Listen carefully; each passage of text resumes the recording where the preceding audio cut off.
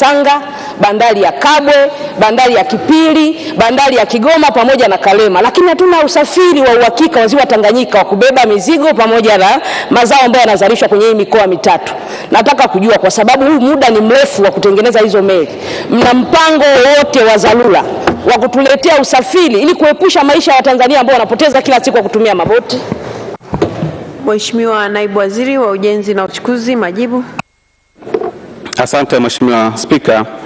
Kwa niaba ya Mheshimiwa Waziri wa Ujenzi na Uchukuzi, napenda kujibu maswali mawili ya nyongeza ya Mheshimiwa Aida Joseph Kanani, mbunge Nkasi Kaskazini, kama ifuatavyo. Kwanza, Mheshimiwa Spika, nimpongeze sana Mheshimiwa mbunge kwa kufuatilia swala la usafiri ndani ya ziwa Tanganyika. Na mimi nimeshuhudia, nimekwenda kule, kuna changamoto kubwa hiyo. Lakini Mheshimiwa Spika, nataka nimhakikishie mbunge na wabunge wote wa mikoa yote mitatu, mikoa ya Rukwa, Katavi pamoja na Kigoma, swala la kukamilika kwanza, kama ambavyo nimesema kwenye swali jibu langu la msingi, tumeshatangaza tenda tarehe 19 ya mwezi huu wa 9. Tunategemea zitafunguliwa tarehe 2 ya mwezi wa 11. Na tayari Mheshimiwa waziri wangu Profesa Mbarawa alishakwenda kule kuonyesha hata sehemu ya kujenga chelezo kwa kampuni ambazo zimeonyesha kwamba zina nia ya kwenda kutengeneza ama kujenga hizi meli mpya 2. Lakini kwa jambo la dharura, swali lako la pili, ni namna gani tunaweza kama serikali tukafanya jambo la dharura kwa ajili ya wananchi wa mikoa hii yote mitatu? La kwanza, tumejipanga katika kukarabati meli zote 2. Kuna meli ya Liemba pamoja na MV Mwongozo, na tenda ya MV Liemba inatangazwa tarehe 26 ya mwezi huu, na tunategemea kwamba itachukua muda wa mwaka mmoja. Lakini kwa MV Mwongozo ambayo inabeba abiria 500 na tani 150, yenyewe itachukua muda wa miezi 6. Kwa ni mategemeo yetu kwamba ifikapo mwakani mwezi wa 10 mwaka 2023 meli hizi za dharura zitakuwa zimeanza kufanya kazi ndani ya ziwa Tanganyika. Mheshimiwa Joseph Mkundi, swali la nyongeza. Sana Mheshimiwa Spika, nitaka kujua ni lini meli ya MV Kalia 6 anza tena safari zake kutoka bandari ya Mwanza kwenda bandari ya Nasio visiwani Ukerewe. Nashukuru. Mheshimiwa Naibu Waziri wa Ujenzi na Uchukuzi, majibu kwa kifupi. Asante Mheshimiwa Spika. Kwa niaba ya Mheshimiwa Waziri wa Ujenzi na Uchukuzi, napenda kujibu swali la nyongeza la Mheshimiwa Mkundi kama ifuatavyo. Ni kweli tuna meli katika ziwa Victoria ambayo ilipata shida katika mifumo yake ya kuongozea meli, na tulishagiza kifaa hicho nje ya nchi, na ndani ya mwezi wa 10 mwanzoni tunategemea hicho kifaa kitakuja, kinaitwa mouse controller. Kwa hiyo mwishoni mwa mwezi wa 10 meli hii itaanza tena kazi zake katika kufanya kazi ndani ya ziwa Victoria. Asante Mheshimiwa Spika. Mheshimiwa Naibu Waziri, asante sana kwa majibu yako kwa maswali ya Mheshimiwa wabunge. Mheshimiwa Ali Juma Makoa, mbunge wa Kondoa, sasa ulize swali lake. Je, kuna mpango wote kubadili mwelekeo wa ujenzi wa barabara ya Tanga kupitia Handeni, Kiberashi, Mrijo, Mondo Bicha hadi kwa Mtoro?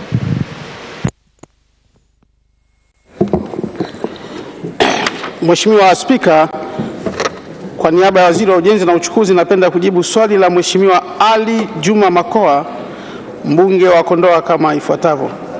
Mheshimiwa Spika, kulingana na taarifa ya upembuzi yakinifu na usanifu wa kina, ujenzi wa barabara inayounganisha mikoa ya Tanga, Manyara, Dodoma na Singida utaanzia Handeni, Kibirashi, Kijungu, Kibaya, Goima, Chemba, Donse, kwa Mtoro hadi Kititimo Singida, ambayo itakuwa na urefu wa kilomita 463.5.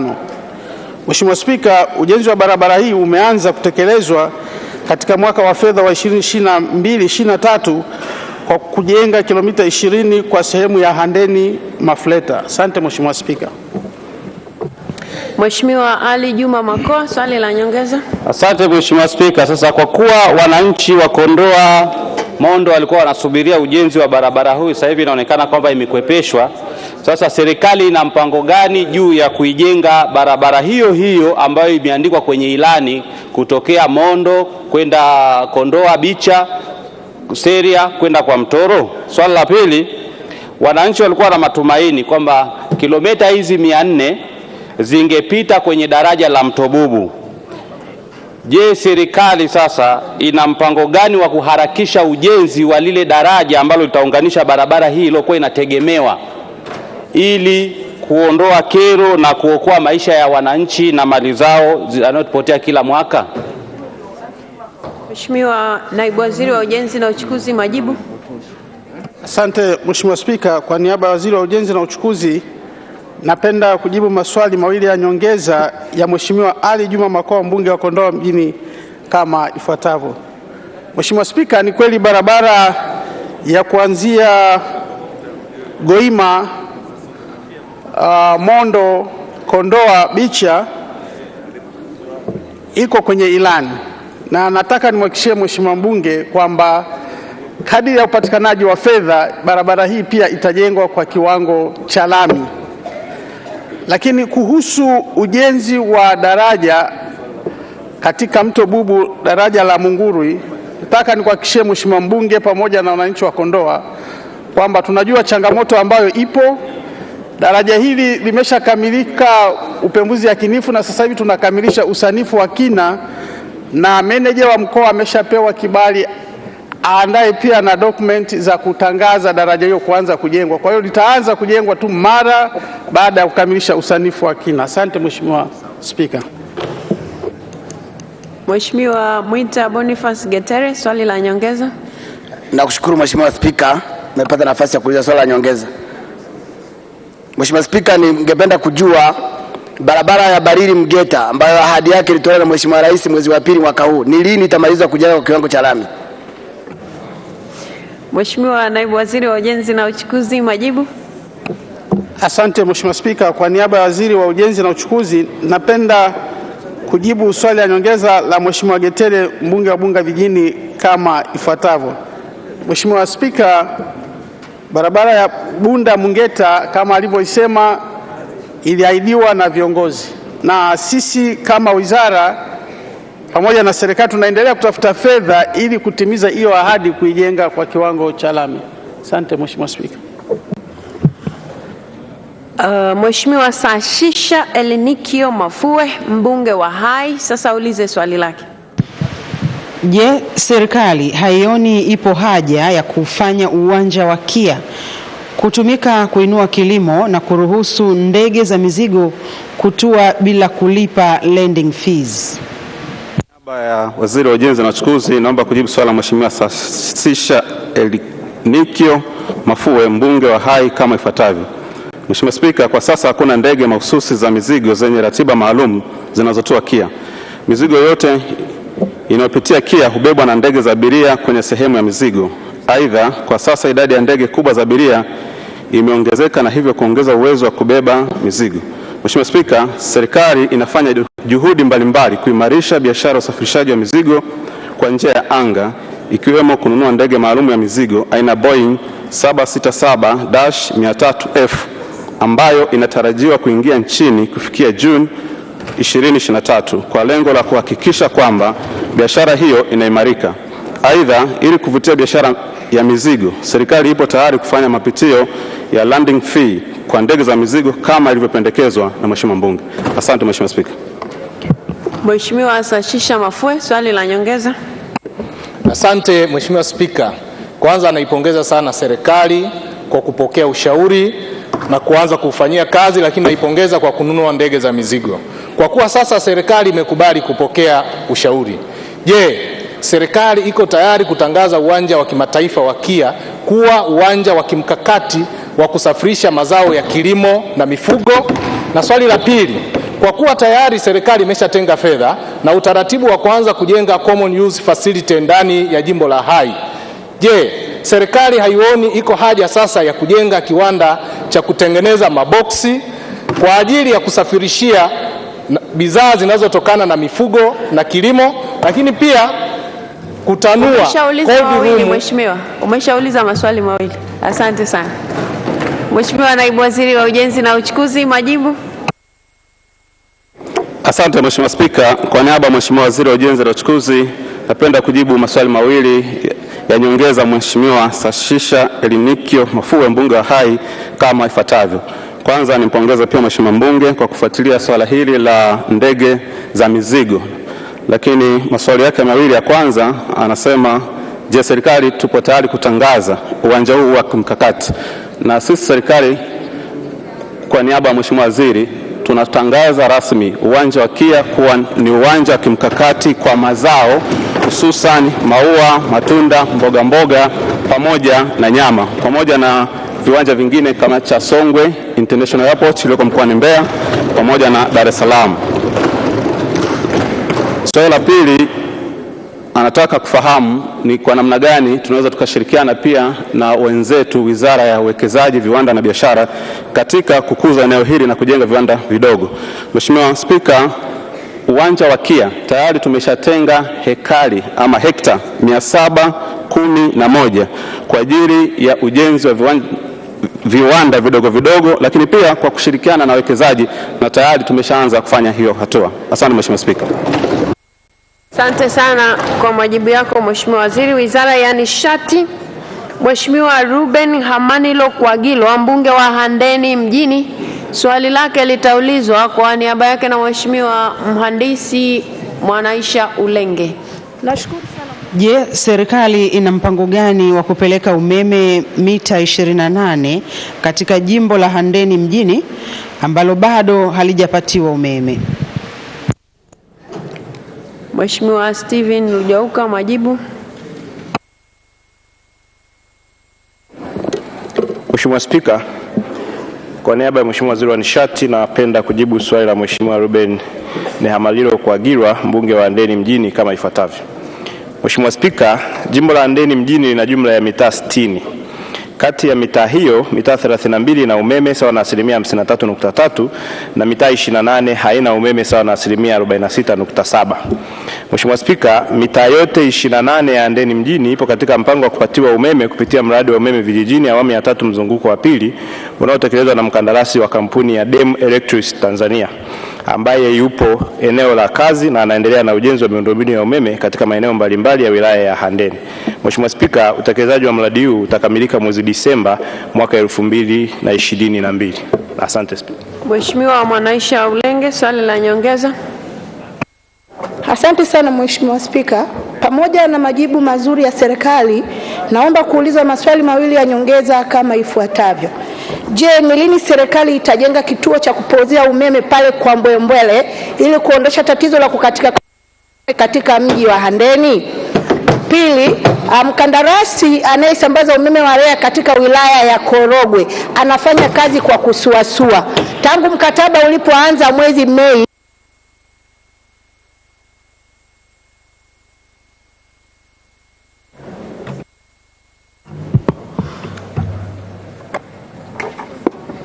Swali la pili, mkandarasi anayesambaza umeme wa REA katika wilaya ya Korogwe anafanya kazi kwa kusuasua. Tangu mwezi Mei alipoanza mkataba, amesimamisha nguzo katika vijiji vitatu tu. Nini kauli ya serikali kuhusiana na mkandarasi huyu anayeitwa Tontoni? Mheshimiwa Naibu Waziri wa Nishati, majibu kwa kifupi.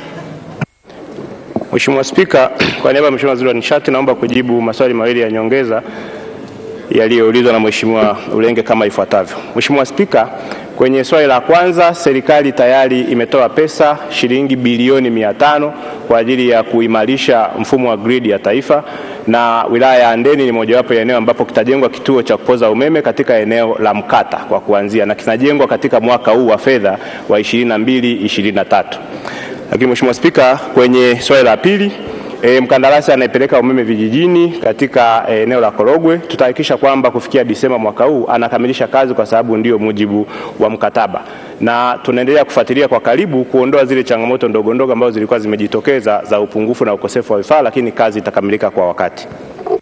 Mheshimiwa Grace Tendega, swali la nyongeza. Asante sana Mheshimiwa Spika. Je, ni lini serikali itapeleka umeme katika vitongoji 42 vilivyobakia katika jimbo la Kalenga mkoani Iringa? Mheshimiwa Naibu Waziri, majibu kwa kifupi. Mheshimiwa Spika, kwa niaba ya Mheshimiwa Waziri naomba kujibu swali la nyongeza ya Mheshimiwa Grace Tendega mbunge wa viti maalum Iringa kama ifuatavyo. Mheshimiwa Spika, serikali inaendelea kupeleka umeme katika vitongoji vyote nchini kwa jinsi upatikanaji wa fedha unavyoendelea. Hatua ambayo tunaendelea nayo sasa ambayo inatakiwa kukamilika ni hatua ya vijiji ambayo itakamilika Disemba mwaka huu, na fedha zinazozidi kupatikana vitongoji vinapelekewa pia umeme. Mheshimiwa Asia Halamga, swali la nyongeza. Asante sana Mheshimiwa Spika kwa kunipa nafasi ya kuuliza swali la nyongeza. Je, ni lini serikali itakamilisha usambazaji wa umeme katika vijiji vya kata ya Kiru na Magara, jimbo la Babati vijijini? Mheshimiwa Naibu Waziri wa Nishati, majibu. Mheshimiwa Spika, kwa niaba ya Mheshimiwa Waziri wa Nishati naomba kujibu swali la nyongeza la Mheshimiwa Asia Halamga kwamba umeme vijijini katika eneo alilolitaja itakamilika mwezi Disemba. Mkandarasi wa Giza ambaye anapeleka umeme katika wilaya ya Manyara, katika mkoa wa Manyara, anaendelea na kazi na tutaendelea kusukumana naye ili akamilishe kazi kwa wakati. Mheshimiwa Michael Mwakamo, swali la nyongeza. Mkandarasi anayepeleka umeme Kibaha vijijini kwenye kijiji cha Kimalamisare, tulikubaliana afike saiti kwa maelezo yake mwezi wa 6 na mpaka sasa hajafika. Nini kauli ya serikali kwa mkandarasi huyu ili akamalizie kazi? Mheshimiwa Naibu Waziri wa Nishati, majibu. Mheshimiwa Spika, kwa niaba ya Mheshimiwa Waziri wa Nishati naomba kujibu swali la nyongeza la Mheshimiwa Mike kama ifuatavyo. Mheshimiwa Spika, wakandarasi wote wa REA wako katika maeneo yao ya kazi mbalimbali. Unakuta mkandarasi mmoja katika mkoa mmoja labda na wilaya 4 au 5 na tulipunguza kazi. Mheshimiwa Spika, naomba nieleze kwamba baada ya hapa nitalifuatilia jambo hili kujua kwa nini mkandarasi huyu hajafika, na kama amefika maeneo mengine basi ni lini atafika katika eneo la Mheshimiwa mbunge alilouliza. Mheshimiwa Sofia Mwakagenda, swali la nyongeza. Asante Mheshimiwa Spika kwa kunipa nafasi ya kuuliza swali la nyongeza. Katika kitongoji cha Ngana kina kaya 600 katika wilaya ya Rungwe, lakini waliowekea umeme wa REA ni kaya 32 peke yake. Serikali haioni kwamba interval ni kubwa sana, na ni lini mtaweza kupeleka umeme eneo lile? Mheshimiwa Naibu Waziri wa Nishati, majibu. Mheshimiwa Spika, kwa niaba ya Mheshimiwa Waziri wa Nishati naomba kujibu swali la nyongeza la Mheshimiwa Sofia Mwakagenda kama ifuatavyo. Mheshimiwa Spika, maendeleo ni hatua, na nia ya serikali ni kuhakikisha kila mwananchi mahala popote alipo anafikiwa na umeme. Nimhakikishie Mheshimiwa mbunge kwamba serikali inaendelea kupeleka umeme kwenye maeneo ya vijiji na vitongoji na kila mwananchi atafikiwa kulingana na upatikanaji wa fedha. Mheshimiwa Naibu Waziri, asante sana kwa majibu yako kwa maswali ya Mheshimiwa wabunge. Wizara ya Mali Asili na Utalii, Mheshimiwa Eric James Shigongo, mbunge wa Buchosa, sasa ulize swali lake. Je, ni lini serikali itawamegea eneo wakazi wa kisiwa cha Maisome kutoka msitu wa hifadhi ya Maisome? Swali hili limeelekezwa Wizara ya Maliasili na Utalii. Serikali. Mheshimiwa Naibu Waziri wa Maliasili na Utalii, Mheshimiwa Mary Masanja, majibu.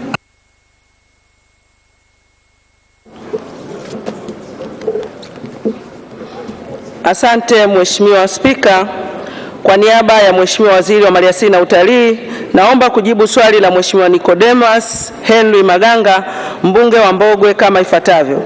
Mheshimiwa Spika, askari wa uhifadhi wanatekeleza majukumu yao kwa kuzingatia sheria, kanuni, miongozo na maelekezo ya viongozi mbalimbali ikiwemo ya waheshimiwa wabunge pamoja na kuzingatia haki za binadamu. Endapo kuna uvunjaji wa sheria, kanuni na miongozo iliyopo, wizara haitosita kuwachukulia hatua watumishi wake wanaohusika na uvunjaji huo wa sheria. Mheshimiwa Spika, kumekuwepo na wimbi la uvunaji wa mazao ya misitu, ukataji na uchomaji wa mkaa bila kufuata sheria, kanuni na taratibu zinazosimamia biashara hii. Hali hii imesababisha kutoweka kwa kasi kwa maeneo ya misitu na hatimaye kujitokeza kwa athari za mabadiliko ya tabia nchi. Hivyo inapotokea mwananchi anasafirisha mazao ya misitu, yani mkaa, bila kufuata utaratibu, mazao hayo hutaifishwa na serikali. Nitoe rai kwa wananchi wanaojishughulisha na biashara hii kufuata sheria, kanuni na taratibu husika. Mheshimiwa Nicholas Maganga, swali la nyongeza. Asante Mheshimiwa Spika. Kwanza nashukuru kwa majibu ya serikali, lakini naomba niulize maswali mawili ya nyongeza Mheshimiwa Spika. Katika mawaziri wale wa 8 walikuja mkoani Geita kule Mbogwe kuna changamoto ya migogoro ya watu wenye uhifadhi. Kuna kijiji kimoja cha Sango majuzi kimewekewa vigingi katikati ambapo kilishapata GN toka mwaka 76. Je, waziri, msimamo huu ukoje? Maana wananchi mpaka sasa hivi wana hofu kulingana na kigingi kilichowekwa. Swali la pili, Mheshimiwa Waziri, umesema kumekuwa na wimbi la ukataji wa mkaa, lakini kuna taratibu za kisheria hawa wananchi huwa wanazifuata, ila kuna hawa askari migambo ambao pengine hawana mafunzo vizuri wa kusimamia hizi sheria. Kumekuwa na mgongano pale wanapofanya hizi operation, wanawakamata wananchi ambapo wana vibali tayari, lakini wanaonekana kuwaumiza na kuwatendea haki. Ni nini kauli yako Mheshimiwa Waziri, ili kusudi wananchi hao pale wanapofuata sheria zote wafanye shughuli zao kwa... Mheshimiwa Naibu Waziri, majibu. Asante Mheshimiwa Spika, kwa niaba ya Waziri wa Maliasili na Utalii naomba kujibu maswali mawili ya nyongeza ya Mheshimiwa Nicholas Maganga, mbunge wa Mbogwe kama ifuatavyo. Mheshimiwa Spika, ni kweli katika maeneo ya Mbogwe baadhi ya vijiji vimeingizwa kwenye kamati ya mawaziri 8 na hivi ninavyoongea tayari mikoa 13 imeshakwisha tembelewa, na maelekezo ya serikali ni kwamba tunafanya tathmini na wataalamu wako katika mikoa hiyo 13 wanafanya hizi tathmini, lakini pia kuona sasa namna ya maeneo ambayo yamehalalishwa kumegwa yamegwe kwa ajili ya kuachiwa wananchi. Kwa hiyo nimtoe wasiwasi Mheshimiwa mbunge kwamba kwa kuwa maeneo haya yako ndani ya tathmini ambayo inasimamiwa na kamati ya mawaziri 8 wa kisekta, tutaendelea kutoa maelekezo kwamba wananchi wasibugudhiwe wakati tunasubiri majibu ya tathmini hiyo. Kwa hiyo vigingi visiwafanye wananchi wasifanye shughuli zao za kila siku, na hawa wahifadhi tunawaelekeza wasilete vurugu yoyote mpaka pale ambapo tathmini ya mawaziri 8 itakapokamilisha kazi zake. Mheshimiwa, swala lingine hilo lilikuwa ni la kwanza. Haya, majibu kwa kifupi swali la pili. Mheshimiwa Spika, kauli ya serikali kwa hawa wananchi ambao wanakutana na changamoto ya kukabiliana na askari pamoja na wananchi, niendelee tu kutoa rai kwa wananchi kwamba tuendelee kufuata sheria, taratibu na kanuni zinazosimamia uvunaji wa mazao ya misitu. Mheshimiwa Spika, tumekuwa na changamoto, tunatoa vibali tukiamini kwamba vibali hivi vitatumika ipasavyo, lakini tumekuwa na changamoto ya uanzishwaji wa usafirishaji mazao ya misitu kwa kutumia pikipiki. Pikipiki inapita inaenda inavuna mti ambao haujaruhusiwa na wanapita njia zao za uchochoro, wakikamatwa wanasema wameonewa. Tuwaombe wafate utaratibu na vibali vitolewe kwa usahihi, ndivyo hawatakutana na changamoto ya kukamatwa na mazao haya ya misitu. Mheshimiwa Conchester Ramlaza, swali la nyongeza. Asante Mheshimiwa Spika kwa kunipa nafasi niulize swali dogo tu la nyongeza. Mheshimiwa Spika, licha ya kupewa vibali na sheria ilivyo, lakini hao askari wakiwakamata watu hasa wenye mabaisikeli wanaobeba mkaa wanaharibu hata vyombo vyao vya usafiri. Je, serikali inataka kutuambia kwamba sheria inaelekeza hivyo? Mheshimiwa Naibu Waziri wa Maliasili na Utalii, majibu. Asante Mheshimiwa Spika. Mheshimiwa Spika, naomba kujibu swali la nyongeza la Mheshimiwa mbunge kama ifuatavyo. Mheshimiwa Spika, askari wa mazao ya misitu wanapokuwa wanasimamia kwenye mageti, tuna changamoto kubwa sana ya usimamizi wa mazao haya. Ndani yake tuna askari wanaotoka kwenye halmashauri na kuna askari wanaotoka kwenye wizara yetu ya Maliasili na Utalii. Kwa hiyo kuna mkanganyiko hapa katikati ambao unajitokeza wakitaja maliasili. Hata kama angekuwa ni mgambo, basi lawama inarudi wizara ya Maliasili. Lakini niendelee kuwaomba wananchi, kwa kuwa tuna vyombo vya dola vipo, pale ambapo unatendewa vivyo sivyo, ripoti na taratibu za kisheria ziweze kuchukuliwa haraka. Asante sana. Mheshimiwa Emmanuel Adamson Mwakasaka, mbunge wa Tabora mjini, sasa ulize swali lake. Je, ni lini vibali vya uwindaji vitatolewa? 23 lipatiwe majibu na serikali. Mheshimiwa Naibu Waziri wa Maliasili na Utalii, majibu. Asante Mheshimiwa Spika, kwa niaba ya Waziri wa Maliasili na Utalii, naomba kujibu swali la Mheshimiwa Emmanuel Adamson Mwakasaka, mbunge wa Tabora mjini kama ifuatavyo. Mheshimiwa Spika, uwindaji wa wanyamapori umegawanyika katika makundi mawili ambao ni uwindaji wa kitalii na uwindaji wa wenyeji wageni wakazi. Uwindaji wa kitalii ambao unalenga kupata nyara kwa ajili ya watalii unasimamiwa kwa kuzingatia kanuni za uwindaji wa kitalii. Aidha, uwindaji wa wenyeji na wageni wakazi hufanyika kwa ajili ya kitoweo na unasimamiwa kwa kuzingatia kanuni za uwindaji wa wenyeji na wageni wakazi. Mheshimiwa Spika, vibali vya uwindaji wa kitalii vinaendelea kutolewa kwa mujibu wa kanuni husika, ambapo hadi sasa jumla ya minada 7 imefanyika na wadau wamepewa vibali vyao. Kwa upande wa uwindaji wa wenyeji na wageni wakazi, vibali hivyo vitaanza kutolewa mara baada ya mapitio ya kanuni za uwindaji wa wenyeji na wageni wakazi kukamilika.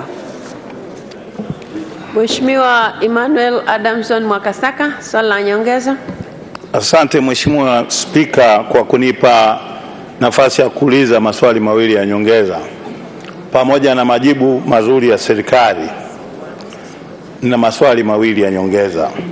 Wafanyabiashara wengi hao ambao walikuwa wanategemewa kuuza nyama pori walishajenga mabucha kwa ajili ya kuuza nyama pori kama ambavyo serikali ilikuwa imehamasisha, na mpaka sasa hivi vibali havijatolewa kwa muda mrefu, na hasa hawa wawindaji wa kawaida ambao wanalipa na leseni. Je, serikali na mpango gani kuhakikisha hawa wafanyabiashara wa nyama ya pori wanapata hivyo vibali ili waweze kufungua mabucha yale ambayo wameisha yajenga? Swali la pili, hata pale nyama hiyo inapokuwa imepatikana kwa hao wachache ambao wanauza, bei yake inakuwa ni ghali sana, na wananchi wengi wa kawaida wangependa kupata kula hii nyama ya porini. Je, serikali na mpango gani wa kuweka mazingira mazuri kwa ajili ya kufanya nyama ya pori nayo iwe na bei ya kawaida ambayo kila mmoja anaweza kununua? Mheshimiwa Naibu Waziri wa Maliasili na Utalii, majibu. Asante Mheshimiwa Spika, kwa niaba ya Waziri wa Maliasili na Utalii, naomba kujibu maswali mawili ya nyongeza ya Mheshimiwa Emmanuel Mwakasaka, mbunge wa Tabora mjini kama ifuatavyo. Mheshimiwa Spika, naomba tu ni watoe wasiwasi wa Tanzania na pia Mheshimiwa mbunge kwamba vibali hivi vitatolewa baada ya mapitio ya kanuni kukamilika.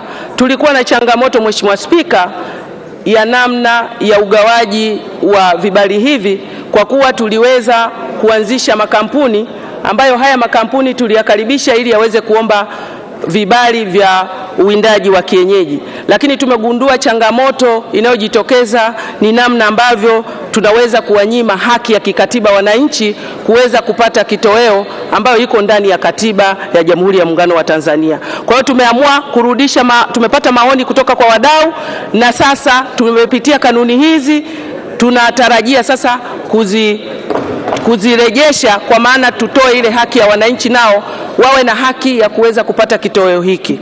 Swala lingine la kuhusu bei ya wanyamapori, Mheshimiwa Spika, swala hili baada ya kuwa tumepitia kanuni hizi na wananchi kuruhusiwa nao kuwinda uwindaji wa kienyeji, basi tunatarajia bei ya wanyamapori ya nyama ya wanyamapori kushuka kuliko ilivyo sasa, ambapo tulikuwa tumependekeza makampuni pekee yaweze kuingia katika biashara hii. Asante Mheshimiwa Spika. Mheshimiwa George Kakunda, swali la nyongeza kwa kifupi. Nakushukuru sana Mheshimiwa George Kakunda, subiri kidogo.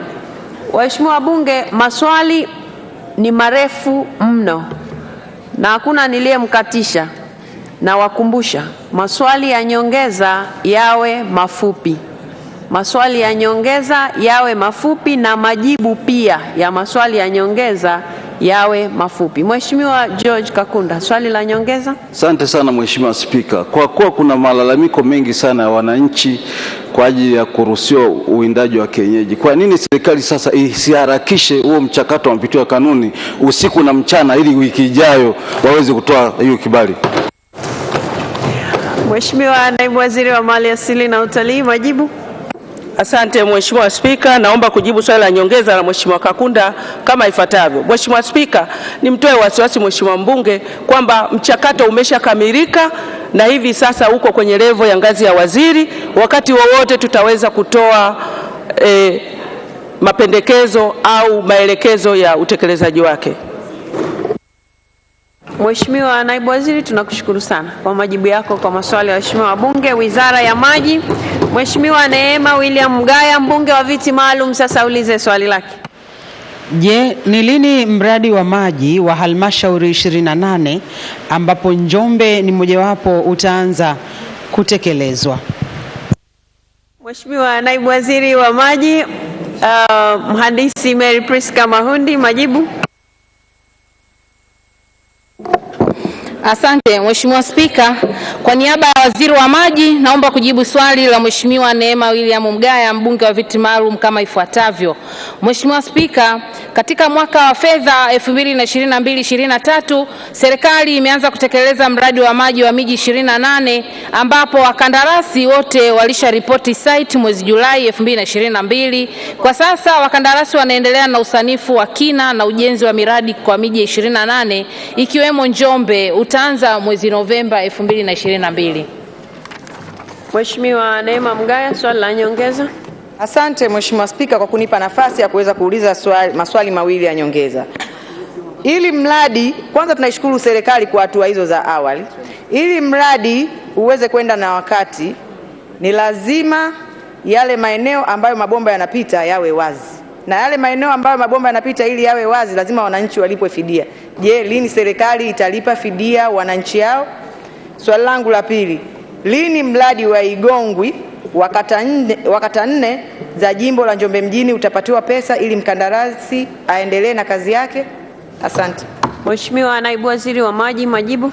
Asante Mheshimiwa Spika, kwa niaba ya Waziri wa Maji naomba kujibu maswali mawili ya nyongeza Mheshimiwa Neema Mgaya kama ifuatavyo. Awali ya yote Mheshimiwa Spika, nipende kumpongeza Mheshimiwa Neema kwa ufuatiliaji. Swala la fidia tunaelekea kulipa kadiri mradi unavyoendelea kujengwa na kila kitu kitakuwa kinakwenda kwa pamoja, lakini vile vile swala la mradi wa Igongwe kwenye kata 4 fedha zitaendelea kwenda kadiri tunavyozipata na fedha ambazo zinafuata msimu ujao. Huu mradi pia tupo katika mpango nao. Mheshimiwa Eid Kasim Eid, swali la nyongeza. Asante sana Mheshimiwa Spika. Mheshimiwa Spika, mradi wa maji wa Izuga ni mradi wa muda mrefu. Na kwa kuwa fedha iliyobaki ili mradi ukamilike ni milioni 76 tu. Na kwa kuwa mkandarasi yuko tayari walau apewe milioni 15 ili mradi ule ukamilike. Sasa upo tayari baada ya bunge hili mimi na wewe tuongozane paka wizarani kuhakikisha kwamba mkandarasi analipwa walau hiyo milioni 15 wananchi wapate maji? Mheshimiwa Naibu Waziri wa Maji, majibu. Asante Mheshimiwa Spika, kwa niaba ya Waziri wa Maji naomba kujibu swali la Mheshimiwa mbunge kama ifuatavyo. Mheshimiwa Spika, mkandarasi atalipwa na mimi niko tayari kwenda nawe site. Mheshimiwa Suma Ikenda, swali la nyongeza. Asante Mheshimiwa Spika kwa kunipa swali la nyongeza. Ninaipongeza serikali kwa kupata mkandarasi wa maji kwa ajili ya mradi wa Kiwila ambao utalisha wananchi wote wa mkoa wa Mbeya. Sasa je, ni lini serikali itatoa fedha ili mkandarasi aanze kufanya kazi mara moja? Mheshimiwa Naibu Waziri wa Maji, majibu kwa swali hilo muhimu. Asante Mheshimiwa Spika, kwa niaba ya Waziri wa Maji naomba kujibu swali muhimu lililoulizwa na Mheshimiwa mbunge viti maalum mkoa wa Mbeya. Awali ya yote nipende kumpongeza Mheshimiwa Suma kwa ufuatiliaji mzuri wa mradi huu muhimu, mradi ambao utakwenda kuleta manufaa kwa Mbeya jiji lakini vile vile kwa wilaya jirani. Lini fedha inakwenda kupelekwa? Tayari kazi zimeshaanza.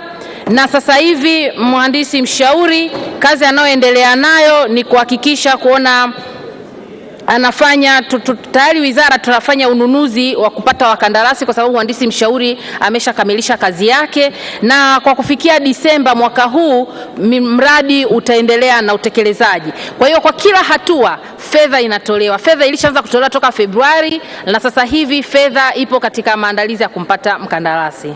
Mheshimiwa Shamsia Mtanda, swali la nyongeza. Na kushukuru Mheshimiwa Spika kwa kunipatia nafasi ili nami niweze kuuliza swali dogo la nyongeza. Je, ni lini serikali itakamilisha mradi wa maji uliopo kata ya Mango Pacha 4 ili kumtua ndoo kichwani wa mama hawa ambao kwa muda mrefu tokea tumepata uhuru hawajawahi kabisa kufurahia huduma hii ya maji safi na salama? Mheshimiwa Naibu Waziri wa Maji, majibu. Asante Mheshimiwa Spika, kwa niaba ya Waziri wa Maji naomba kujibu swali la nyongeza la Mheshimiwa Shamsia mbunge kama ifuatavyo. Mradi itaendelea kuletwa fedha. Mheshimiwa mbunge, nikupongeze, umeshafuatilia sana huu mradi, fedha inakuja na mimi na wewe tutakwenda site kuhakikisha kazi inakamilika. Lengo ni kuona mwanamama anatua ndoo kichwani na ni dhamira safi ya Mheshimiwa Rais ambayo anayo kwa muda mrefu. Mheshimiwa Hussein Amar, swali la nyongeza. Asante Mheshimiwa. Kwa kuwa serikali ilitenga pesa kwa ajili ya ujenzi wa chujio la maji wilayani Nyang'hwale kwenye bajeti ya 22-23 milioni 220, je, serikali itatoa lini pesa hiyo na ujenzi uanze mara moja? Mheshimiwa Naibu Waziri wa Maji, majibu. Asante Mheshimiwa Spika, kwa niaba ya Waziri wa Maji naomba kujibu swali la Mheshimiwa Hussein Ahmad mbunge wa Nyang'hwale kama ifuatavyo. Mheshimiwa Spika, Mheshimiwa Hussein nimpongeze kwa sababu tulishafuatilia awali, mradi sasa umefikia hatua nzuri, na swala la chujio hizi milioni 200 zitaletwa kwa wakati. Mgao ujao pia tutapunguza hii fedha angalau milioni 100 ili kazi ziendelee kufanyika. Mheshimiwa Christopher Ole Sendeka, swali la nyongeza. Mheshimiwa Spika, nakushukuru kwa kunipa nafasi ya kuuliza swali la nyongeza. Kwa kuwa utekelezaji wa agizo la Rais la kupeleka maji katika kata 4 za Mererani, Ndiamtu na Isinya, Ishambarai na Oljoro namba 5 umeanza katika kata 2 za Mererani na Ndiamtu, je, ni lini sasa wizara itatekeleza agizo hilo la Rais katika kata zilizosalia kupitia mradi ule kabambe wa bilioni 400 wa jiji la Arusha? Mheshimiwa Naibu Waziri wa Maji, majibu. Asante Mheshimiwa Spika, kwa niaba ya Waziri wa Maji naomba kujibu swali la Mheshimiwa Christopher Ole Sendeka kama ifuatavyo. Mheshimiwa Spika, maagizo ya Mheshimiwa Rais kinachofuata ni utekelezaji. Ndio maana katika kata 4 tayari 2 zimeshaanza kutekelezwa, na kata hizi 2 pia lazima tuje tuzitekeleze ndani ya muda ambao Mheshimiwa Rais ametuagiza. Mheshimiwa Joseph Zacharias Kamonga, swali la nyongeza. Nashukuru sana Mheshimiwa Spika kwa kunipa nafasi niweze kuuliza swali la nyongeza. Ningependa kufahamu ni lini serikali itapeleka maji kijiji cha Kipingu na Kiogo ili kunusuru akina mama wanaoliwa sana na mamba? Mheshimiwa Naibu Waziri wa Maji, majibu. Asante Mheshimiwa Spika, kwa niaba ya Waziri wa Maji naomba kujibu swali la nyongeza la Mheshimiwa Kamonga kama ifuatavyo. Serikali tayari tuna utaratibu wa kwenda kuhakikisha maeneo ya Kiogo na maeneo yote kando kando ya ziwa yanapata huduma ya maji safi salama bombani ili kunusuru wananchi ambao wanaliwa na mamba, na tayari nimeshaagiza meneja wa mkoa wa Njombe na ameshaniahidi ndani ya muda mfupi atahakikisha eneo ambalo mradi ulikuwa haujafika unakwenda kukamilika. Mheshimiwa Mohamed Moni, swali la nyongeza. Asante sana Mheshimiwa Spika kwa kuniona, maana nimesimama muda mrefu sana. Mheshimiwa Spika, katika halmashauri ya wilaya ya Chemba mwaka wa fedha uliopita tulikuwa na miradi 3 mikubwa: mradi wa Machiga, mradi wa Chandama na mradi wa visima 13. Lakini mpaka leo, uliza swali lako Mheshimiwa Moni. Mpaka leo wakandarasi wote hawapo site. Naomba kujua kauli ya serikali juu ya wakandarasi hawa. Asante. Mheshimiwa Naibu Waziri wa Maji, majibu. Asante Mheshimiwa Spika, kwa niaba ya Waziri wa Maji naomba kujibu swali la nyongeza la Mheshimiwa Moni mbunge wa Chemba kama ifuatavyo. Mheshimiwa Spika, Mheshimiwa Moni, tumekuwa tukifanya kazi kwa pamoja na umefika wizarani mara nyingi na kupongeza kwenye hilo, na miradi hii mikubwa naamini ulishaongea na Mheshimiwa Waziri, umeshaongea na Mheshimiwa Katibu Mkuu, tunakuja kutekeleza na wakandarasi watafuata namna ambavyo mikataba yao wamesaini. Mheshimiwa Naibu Waziri, tunakushukuru sana kwa majibu yako kwa maswali ya waheshimiwa wabunge. Wizara ya Kilimo, Mheshimiwa Deus Clement Sangu mbunge wa Kwela, sasa ulize swali lake. Je, ni upi mpango wa kujenga skimu ya umwagiliaji kata ya Kaoze, Kipeta na Kilangawana kwa kutumia mto Momba Kwela? Mheshimiwa Spika, kwa niaba ya Waziri wa Kilimo, napenda kujibu swali la Mheshimiwa Deus Clement Sangu, mbunge wa Kwela kama ifuatavyo. Mheshimiwa Spika, katika mwaka wa fedha 2022-2023, serikali kupitia halmashauri ya wilaya Sumbawanga vijijini kwa kushirikiana na Tume ya Taifa ya Umwagiliaji imepanga kupima mabonde ya umwagiliaji yaliyopo katika kata ya Kaoze, Kipeta na Kilangana ili kubaini eneo halisi linalofaa kwa kilimo cha umwagiliaji, lakini pia ulawa wa ardhi, kiasi cha maji kwa ajili ya umwagiliaji na aina ya miundombinu inayohitajika. Upimaji huo utahusisha hekta 16,000 katika kata ya Kaoze, hekta 5,000 katika bonde la kata ya Kipeta na hekta 7,000 katika bonde la Maleza kata ya Kilangwana. Kukamilika kwa upimaji huo kutawezesha maeneo hayo kuingizwa kwenye mpango wa uendelezaji wa miundombinu ya umwagiliaji kwa kipindi cha mwaka 2023-2024 na kuendelea. Mheshimiwa Deus Sangu, swali la nyongeza. Nakushukuru sana Mheshimiwa Spika. Pamoja na majibu yenye matumaini kutoka serikalini, naomba niulize maswali madogo mawili ya nyongeza. Utambuzi wa bonde la Mititi na Ilembo ndani ya jimbo la Kwela kwa ajili ya kuanzisha skimu umefanyika muda mrefu. Sasa nataka kujua ni lini sasa serikali mtaleta fedha kwa ajili ya usanifu kuanzisha skimu hizo.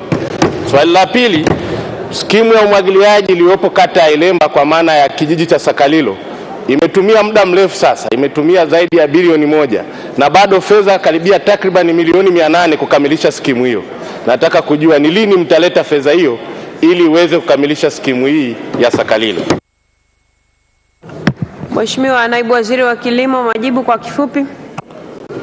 Mheshimiwa Spika, kwa niaba ya Waziri wa Kilimo napenda kujibu maswali mawili ya nyongeza ya Mheshimiwa Deus Clement Sangu, mbunge wa Kwela kama ifuatavyo, na nitaomba niajibu kwa pamoja. Mheshimiwa Spika, nataka nimhakikishie Mheshimiwa mbunge kwamba mipango hii tumeiweka katika mwaka wa fedha 2023-2024 na imekuwa ni kilio cha Mheshimiwa mbunge. Ahadi yetu ni kwamba tutafanya utekelezaji katika mwaka wa fedha na kuendelea.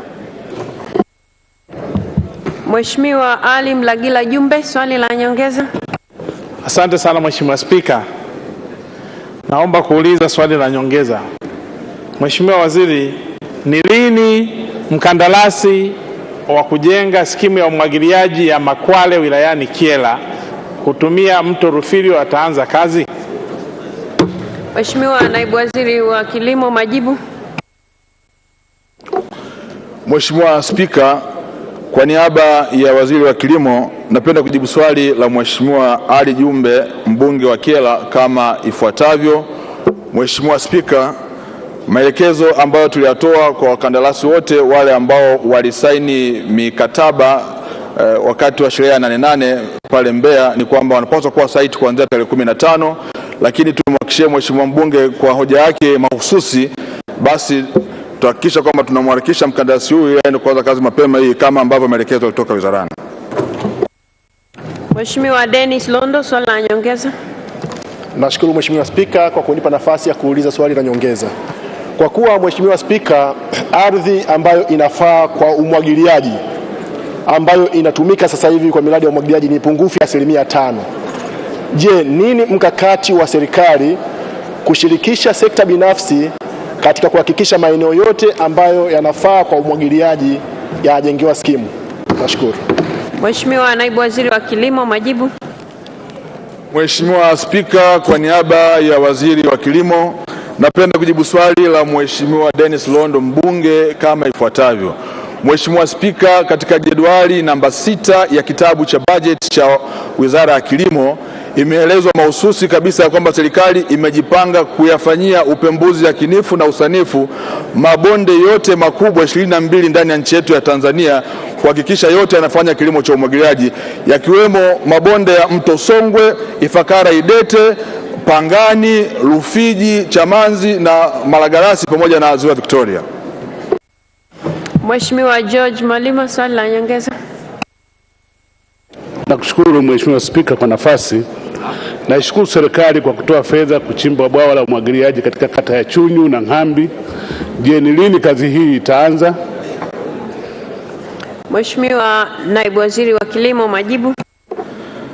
Mheshimiwa Spika, kwa niaba ya Waziri wa Kilimo napenda kujibu swali la Mheshimiwa George Malima, mbunge wa Mpwapwa, kama ifuatavyo. Mheshimiwa Spika, mkandarasi anayejenga mradi wa skimu ya umwagiliaji ya Msagali hivi sasa yuko site, ameanza mobilization na ni kati ya wale kandarasi 21 ambao walisaini mikataba pale Nane Mbeya, na tunategemea muda wote aanze kazi hiyo.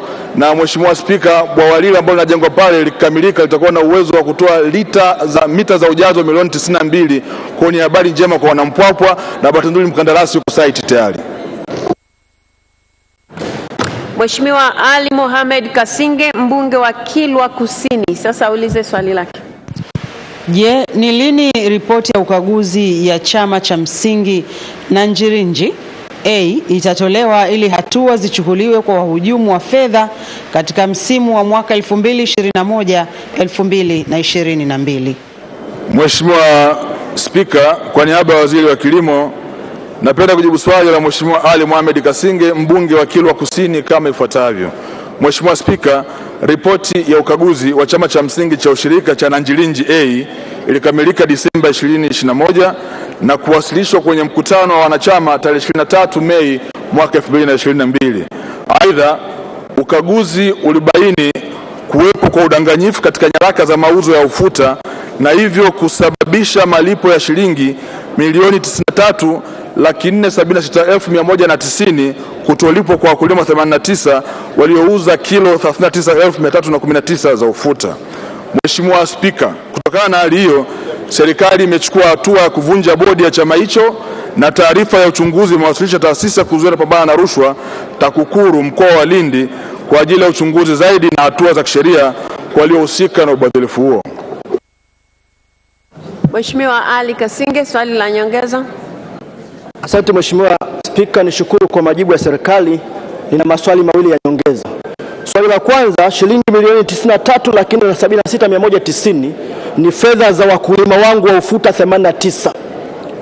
Je, serikali ina mpango gani wa kuhakikisha kwamba fedha hizi zinakwenda kulipwa kwa wakulima hawa?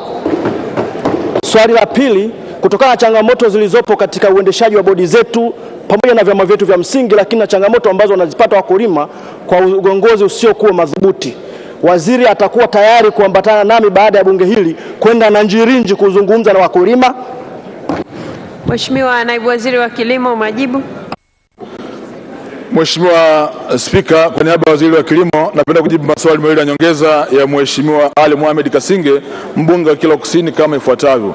Mheshimiwa Spika, la kwanza la kuhusu malipo kwa wakulima, na mwelekeza mkurugenzi mkuu wa Tume ya Ushirika Tanzania kuhakikisha anafuatilia na mwisho wa siku wakulima hawa waweze kulipwa madai yao haya. La pili la kuhusu kuongozana naye, Mheshimiwa Spika, Mheshimiwa mbunge, kwa hiyo kwamba niko tayari baada ya vikao hivi vya bunge tuongozana mimi naye pamoja kwenda Kilwa kwa ajili ya kuhakikisha kwamba mambo yanakwenda vizuri. Mheshimiwa Naibu Waziri, tunakushukuru sana kwa majibu yako kwa maswali ya Mheshimiwa wabunge. Wizara ya Mambo ya Ndani ya Nchi, Mheshimiwa Ramadhan Suleiman Ramadhan, mbunge wa Chake Chake, sasa ulize swali lake. Je, ni lini serikali itajenga kituo kipya cha polisi katika wilaya ya Chake Chake? Swali hili limeelekezwa Wizara ya Mambo ya Ndani ya Nchi. Majibu. Mheshimiwa Spika, kwa niaba ya Waziri wa Mambo ya Ndani ya Nchi, napenda kujibu swali la Mheshimiwa Ramadhan Suleiman Ramadhani, mbunge wa Chake Chake, kama ifuatavyo. Mheshimiwa Spika, serikali kupitia Jeshi la Polisi lina eneo kwa ajili ya ujenzi wa kituo cha polisi katika shehia ya vitongoji lenye ukubwa wa mita za mraba 1496. Mpango wa serikali ni kutenga fedha katika bajeti ya mwaka ujao 2023-2024 ili ujenzi uanze. Nashukuru Mheshimiwa Spika. Mheshimiwa Ramadhan Suleiman Ramadhan, swali la nyongeza.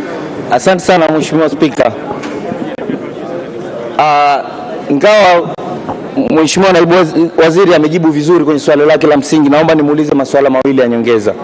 Swali la kwanza ni kwamba wakati tunasubiri fedha zitengwe kwenye bajeti ya mwaka 23-24 kwa ajili ya ujenzi wa kituo kikubwa, je, serikali haioni haja ya kujenga vituo vidogo vya polisi, yani police post, kwenye maeneo tofauti ya mji wa Chake Chake? Na la pili, Je, Mheshimiwa Naibu Waziri yuko tayari kufuatana na mimi tuende kwenye eneo la Chake Chake akaone jiografia na kama ujenzi wa kituo cha vitongoji ndio ingekuwa suluhisho la wananchi kufuata huduma za kipolisi? Mheshimiwa Naibu Waziri wa Mambo ya Ndani ya Nchi, majibu. Mheshimiwa Spika, kwa niaba ya Waziri wa Mambo ya Ndani ya Nchi naomba kujibu maswali mawili ya nyongeza ya Mheshimiwa Suleiman Ramadhani kama ifuatavyo. Moja, ni kweli kwamba pale ambapo pana umuhimu serikali inaweza ikasaidiana na wananchi kujenga police post, kwa maana vituo vidogo vya polisi panapohitajika, lakini kwa sababu kituo cha Chake Chake kwa sasa kimechakaa, kinahitajika kujenga kituo kipya, kipaumbele tumeweka kwenye kujenga kituo kipya katika mwaka wa fedha ujao. Naomba Mungu akubaliane na sisi tulitekeleze hilo kwanza.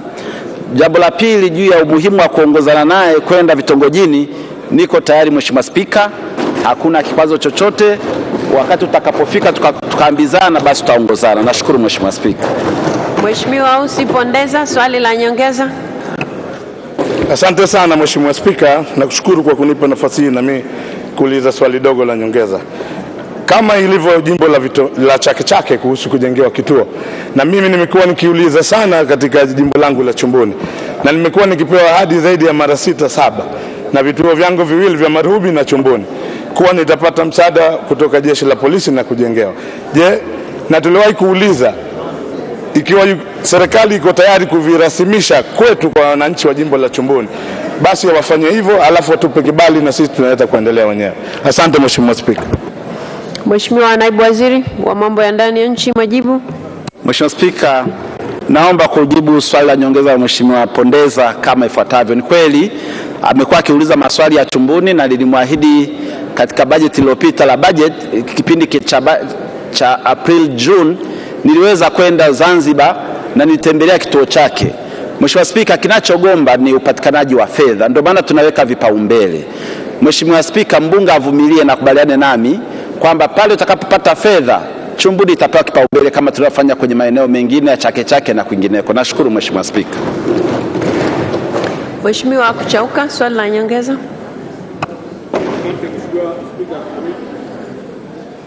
Asante Mheshimiwa Spika, na mimi kunipa nafasi ya kuuliza swali la nyongeza. Wilaya ya Liwale ina umri wa miaka 47 sasa. Hajawahi kuwa na jengo la kituo cha polisi, ukiachia lile jengo ambalo wamepanga lilikuwa la benki.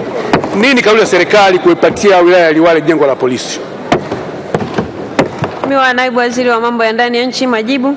Mheshimiwa Spika, kwa niaba ya Waziri wa Mambo ya Ndani ya Nchi naomba kujibu swali la nyongeza la Mheshimiwa mbunge wa Liwale kama ifuatavyo. Mheshimiwa Spika, tunafahamu wilaya Kongwe hizi zimekuwa na vituo lakini chakavu sana. Sasa kwa bahati mbaya Liwale hawajawahi kuwa nacho. Nimwahidi Mheshimiwa Spika, katika bajeti ijayo tutaweka kipaumbele ili wilaya yako ianze michakato ya kujenga kituo chake cha polisi kama zilivyo wilaya nyingine za Tanzania bara. Nashukuru Mheshimiwa Spika. Mheshimiwa Halifa, swali la nyongeza. Asante sana Mheshimiwa Spika, na mimi nimuuliza swala moja dogo la nyongeza Mheshimiwa Naibu Waziri. Mheshimiwa Spika, kituo cha Wete ndio makao makuu ya polisi mkoa wa Kaskazini Pemba. Kituo kimechakaa, hakina hadhi. Ni lini serikali itakikarabati kituo kile? Asante Mheshimiwa. Mheshimiwa Naibu Waziri wa Mambo ya Ndani ya Nchi, majibu. Mheshimiwa Spika, napenda kujibu swali la nyongeza Mheshimiwa mbunge wa Wete kama ifuatavyo. Nafahamu na yeye anafahamu Mheshimiwa mbunge kwamba vituo vingi vilivyojengwa siku nyingi vimechakaa sana, na kama atafuatilia tumeanza kukarabati vituo vya polisi vikianzia makao makuu pale Zanzibar na makazi yao. Tutaendelea kufanya hivyo maeneo ya Pemba kutegemea upatikanaji wa fedha. Mheshimiwa Spika, tumeshakubaliana na mbunge kwamba awamu ijayo nitatembelea Pemba na eneo la Wete ni eneo nitakalolipa kipaumbele katika ziara yangu. Nashukuru Mheshimiwa Spika. Mheshimiwa Omar, swali la nyongeza. Asante Mheshimiwa Spika, swali langu lilikuwa linaelekea na Mheshimiwa Halifa. Mheshimiwa Mohamed Isa, swali la nyongeza. Asante sana Mheshimiwa Spika, naomba kuuliza swali dogo la nyongeza. Mheshimiwa Spika, katika bunge lililopita la bajeti, Wizara ya Mambo ya Ndani niliahidiwa kituo cha Konde kutengenezwa kwa thamani ya shilingi milioni 41.5 na bajeti tayari tumeshapitisha. Je, ni lini wakandarasi watafika kwenye kituo cha Konde na kuanza utengenezaji? Asante sana. Mheshimiwa Naibu Waziri wa Mambo ya Ndani ya Nchi, majibu. Mheshimiwa Spika, kwa niaba ya Waziri wa Mambo ya Ndani ya Nchi naomba kumjibu Mheshimiwa mbunge wa Konde swali lake la nyongeza kama ifuatavyo. Mheshimiwa Spika, madam budget imepitishwa na ipo na anachosubiri ni ukandarasi, tutawasiliana na kamishna wa polisi Zanzibar ili mipango ya kumpa mkandarasi, kwa sababu tunatumia force account, aweze kuelekezwa injinia wa polisi Zanzibar ili ukarabati wa jengo hilo uweze kuanza. Nashukuru Mheshimiwa Spika. Mheshimiwa Naibu Waziri, tunakushukuru kwa majibu yako kwa maswali ya Mheshimiwa wabunge. Wizara ya Katiba na Sheria, Mheshimiwa Neema Gerald Mwandabila, mbunge wa viti maalum, sasa ulize swali lake. Je, ni nini mkakati wa mahakama kutoa hukumu ya pande mbili, hasa mtuhumiwa anaposhinda kesi, kuepuka kufungua kesi mpya kulipwa fidia? Waziri wa Katiba na Sheria, Mheshimiwa Pinda, majibu. Asante Mheshimiwa Spika, kwa niaba ya Waziri wa Katiba na Sheria naomba kujibu swala la Mheshimiwa Neema Mwandabila, mbunge wa viti maalum kama ifuatavyo. Mheshimiwa Spika, kwa mujibu wa kanuni na taratibu za madai ya fidia, kuachiwa huru kwa mshtakiwa katika shtaka la jinai hakumpi haki ya moja kwa moja ya kulipwa fidia.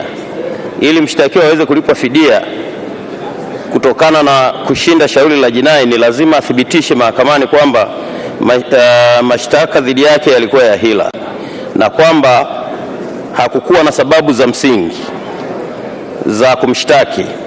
Kuachiwa pekee kwa mshtakiwa katika shtaka la jinai hakumaanishi mashtaka dhidi yake yalikuwa ya hila na waliomshtaki hawakuwa na sababu ya kuamini alitenda kosa. Mheshimiwa Spika, kifungu cha 345 kifungu kidogo cha pili cha sheria ya mwenendo wa makosa ya jinai kinaipa mamlaka mahakama kutoa amri ya mtuhumiwa aliyeshinda shauri lake la jinai kulipwa gharama za shauri iwapo shauri hilo liliendeshwa na mwendesha mashtaka wa kujitegemea, yani private prosecutor. Mheshimiwa Neema Mwandabila, swali la nyongeza. Asante Mheshimiwa Spika. Mheshimiwa Spika, kwa mchakato uliopo unapoteza haki ya watu wengi kwa kuto kupata haki zao kwa wakati, lakini wakati mwingine kwa watu wengine kushindwa kurudi mahakamani kwa hofu na uoga. Je, ni lini serikali itakuja na sheria ambayo inatoa haki kwa wakati huo wa hukumu? Lakini pia kuna swali namba 2, kumekuwa na utaratibu wa watu kufunguliwa kesi, baadaye kesi hizo zinafutwa, anafunguliwa kesi nyingine mbadala. Je, ni vigezo gani vinatumika kumbadilishia mtu kesi kutoka ile kesi ya awali kuja kesi ya pili? Asante Mheshimiwa Spika. Mheshimiwa Naibu Waziri wa Katiba na Sheria, majibu. Asante Mheshimiwa Spika, kwa niaba ya Waziri wa Katiba na Sheria nipende kujibu maswali mawili ya nyongeza ya Mheshimiwa Neema kama ifuatavyo. Swala la kufanya marekebisho madogo ya sheria kwenye eneo hili tunalichukua na tunakwenda kulifanyia mchakato ili tuone kama kuna sababu zozote za kufanya hivyo, na bunge lako tukufu litajulishwa. Mheshimiwa Spika, kuhusu mabadiliko ya kesi wakati umeshtakiwa kwa kosa hili na baadaye unapelekwa kwenye kosa jingine, hilo linategemea sana mwenendo wa upelelezi ambao unaweza kubaini uhusiano wa tukio lile na tukio jingine ambalo linakupeleka kwenye mashtaka mapya. Asante. Mheshimiwa Naibu Waziri, asante sana kwa majibu yako kwa maswali ya Mheshimiwa wabunge. Wizara ya Fedha na Mipango, Mheshimiwa Luhaga Joelson Mpina, mbunge wa Kisesa, sasa ulize swali lake. Je, ni kwa nini kesi 1097 za kodi zenye thamani ya shilingi trilioni 360 na dola za Marekani milioni 181.4 hazijaamliwa hadi sasa?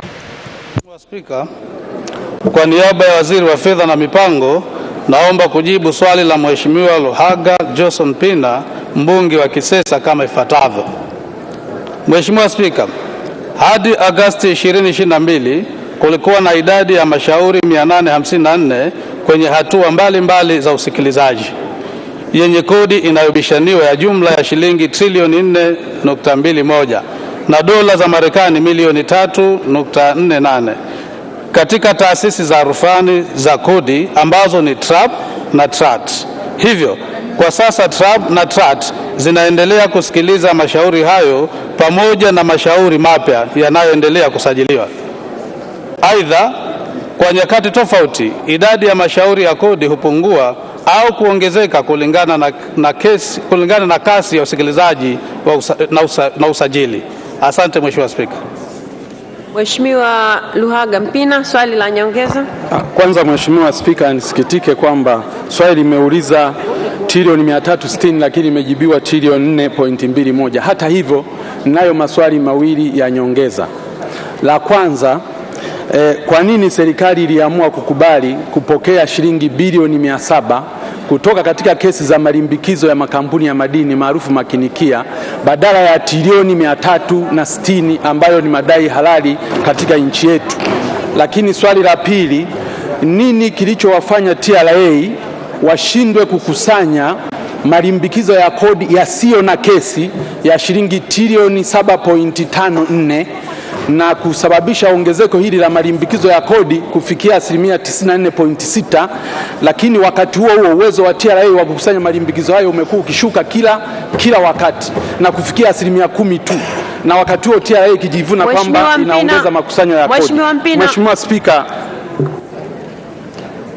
kwanza nipate ufafanuzi. Swali linazungumzia kesi 1097 trilioni 360 na hizo dola za Kimarekani milioni 181.4.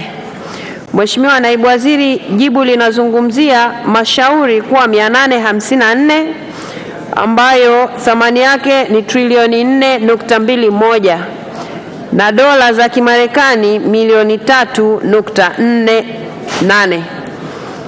Haya ndio mashauri yaliyopo ambayo serikali inayajua, ambayo ni tofauti na ya mbunge, au mmechagua kati ya yale ambayo yapo mmeamua kuyajibia haya ambayo mmeleta majibu? Nataka kuelewa kwanza hapo.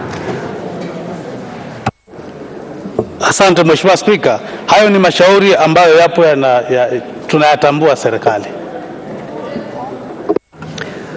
Mheshimiwa Waziri, naona umesimama. Mheshimiwa Waziri wa Fedha na Mipango, ufafanuzi hiyo sehemu ya kwanza, alafu nimpe fursa ya kujibu yale maswali mawili. Mheshimiwa Spika, kwenye swala la msingi lile la trilioni 360, moja, serikali haijapokea kimya, haijakubali tu kupokea fedha hizo kwa maana ya kuacha trilioni 360, isipokuwa kilichofanyika, Mheshimiwa Spika, utakumbuka serikali ilipeleka complaint against makampuni hayo ya madini, na baada ya complaint zile kupelekwa. Ngoja Mheshimiwa, twende kwa mtiririko mzuri. Ninachotaka kuelewa, swali la Mheshimiwa Mpina linazungumzia kesi 1097. Jibu linazungumzia kesi 854. Na thamani ambayo Mheshimiwa Mpina anazungumzia ni trilioni 360. Serikali inasema ni trilioni 421.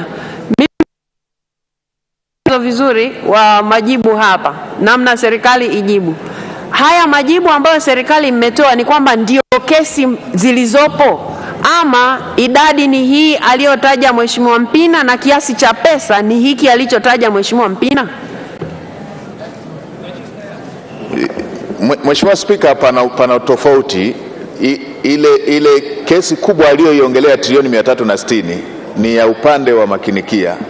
Hii ya mashauri ambayo yanaenda kwenye trilioni 4 ni ya mashauri ya kesi zingine ambazo ziko trabu na trati, ambazo ndo serikali inaendelea kuyafanyia kazi moja baada ya nyingine.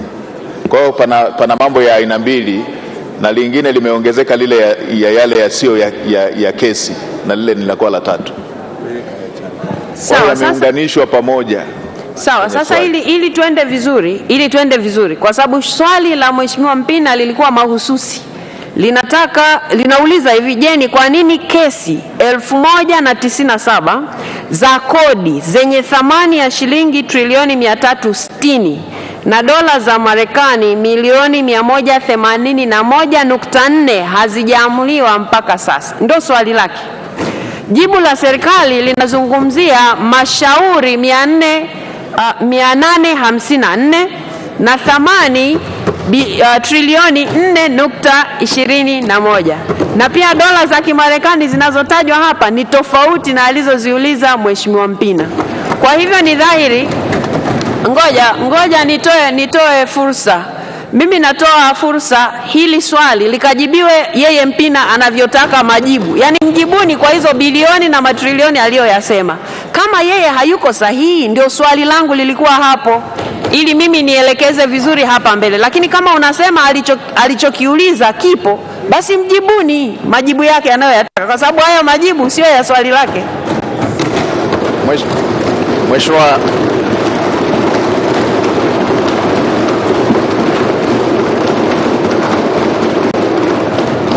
Mheshimiwa Bunge, hebu Mheshimiwa Waziri labda sasa atakuwa ameelewa tofauti. Mheshimiwa Spika, trilioni 360 haziko kwenye trabu na trat.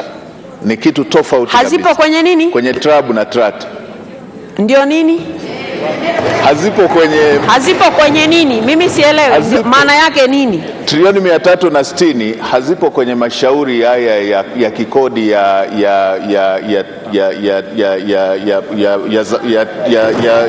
trabu na trat.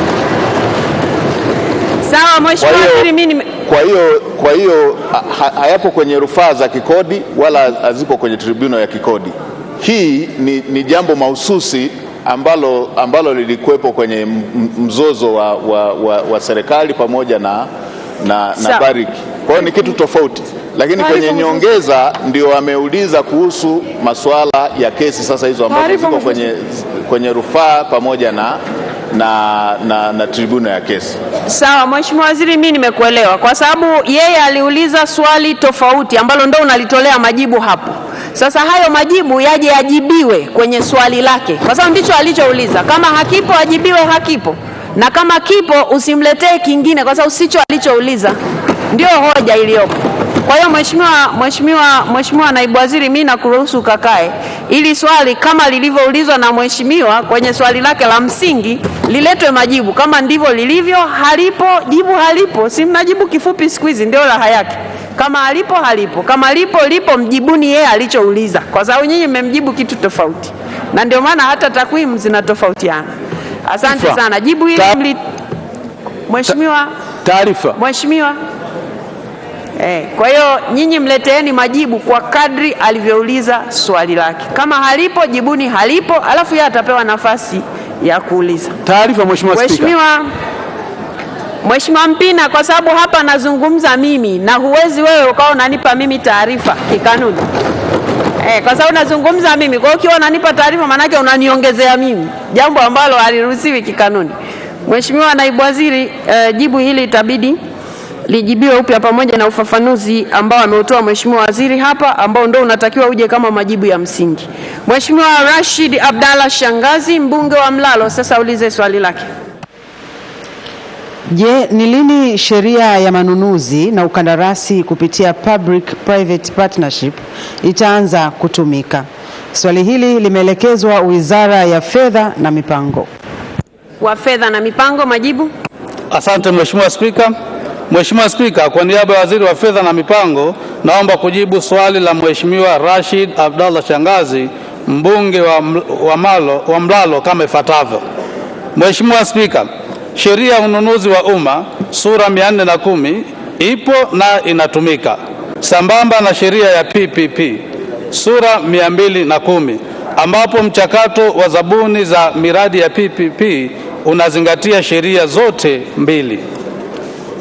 Pamoja na sheria hizo kutumika kama rejea wakati wa ununuzi wa miradi ya ubia, serikali inaendelea na utaratibu wa kupokea maoni na mapendekezo kutoka kwa wadau ili kurekebisha vifungu vyenye changamoto katika utekelezaji wake. ni matarajio yetu kwamba marekebisho ya sheria zote mbili yatakamilika katika mwaka 2022-2023. Asante Mheshimiwa Spika. Asante sana Mheshimiwa Rashid Shangazi, swali la nyongeza. Asante Mheshimiwa Spika, pamoja na majibu ya serikali na maswali madogo mawili ya nyongeza. Kwa kuwa kwa mujibu wa sheria hii ya PPPP, kwa maana ya sheria sura namba 210, kiwango cha mtaji kwa wazawa ni dola milioni 20. Je, serikali haioni kwamba kiwango hiki ni sehemu ya kikwazo cha utekelezaji wa sheria hii?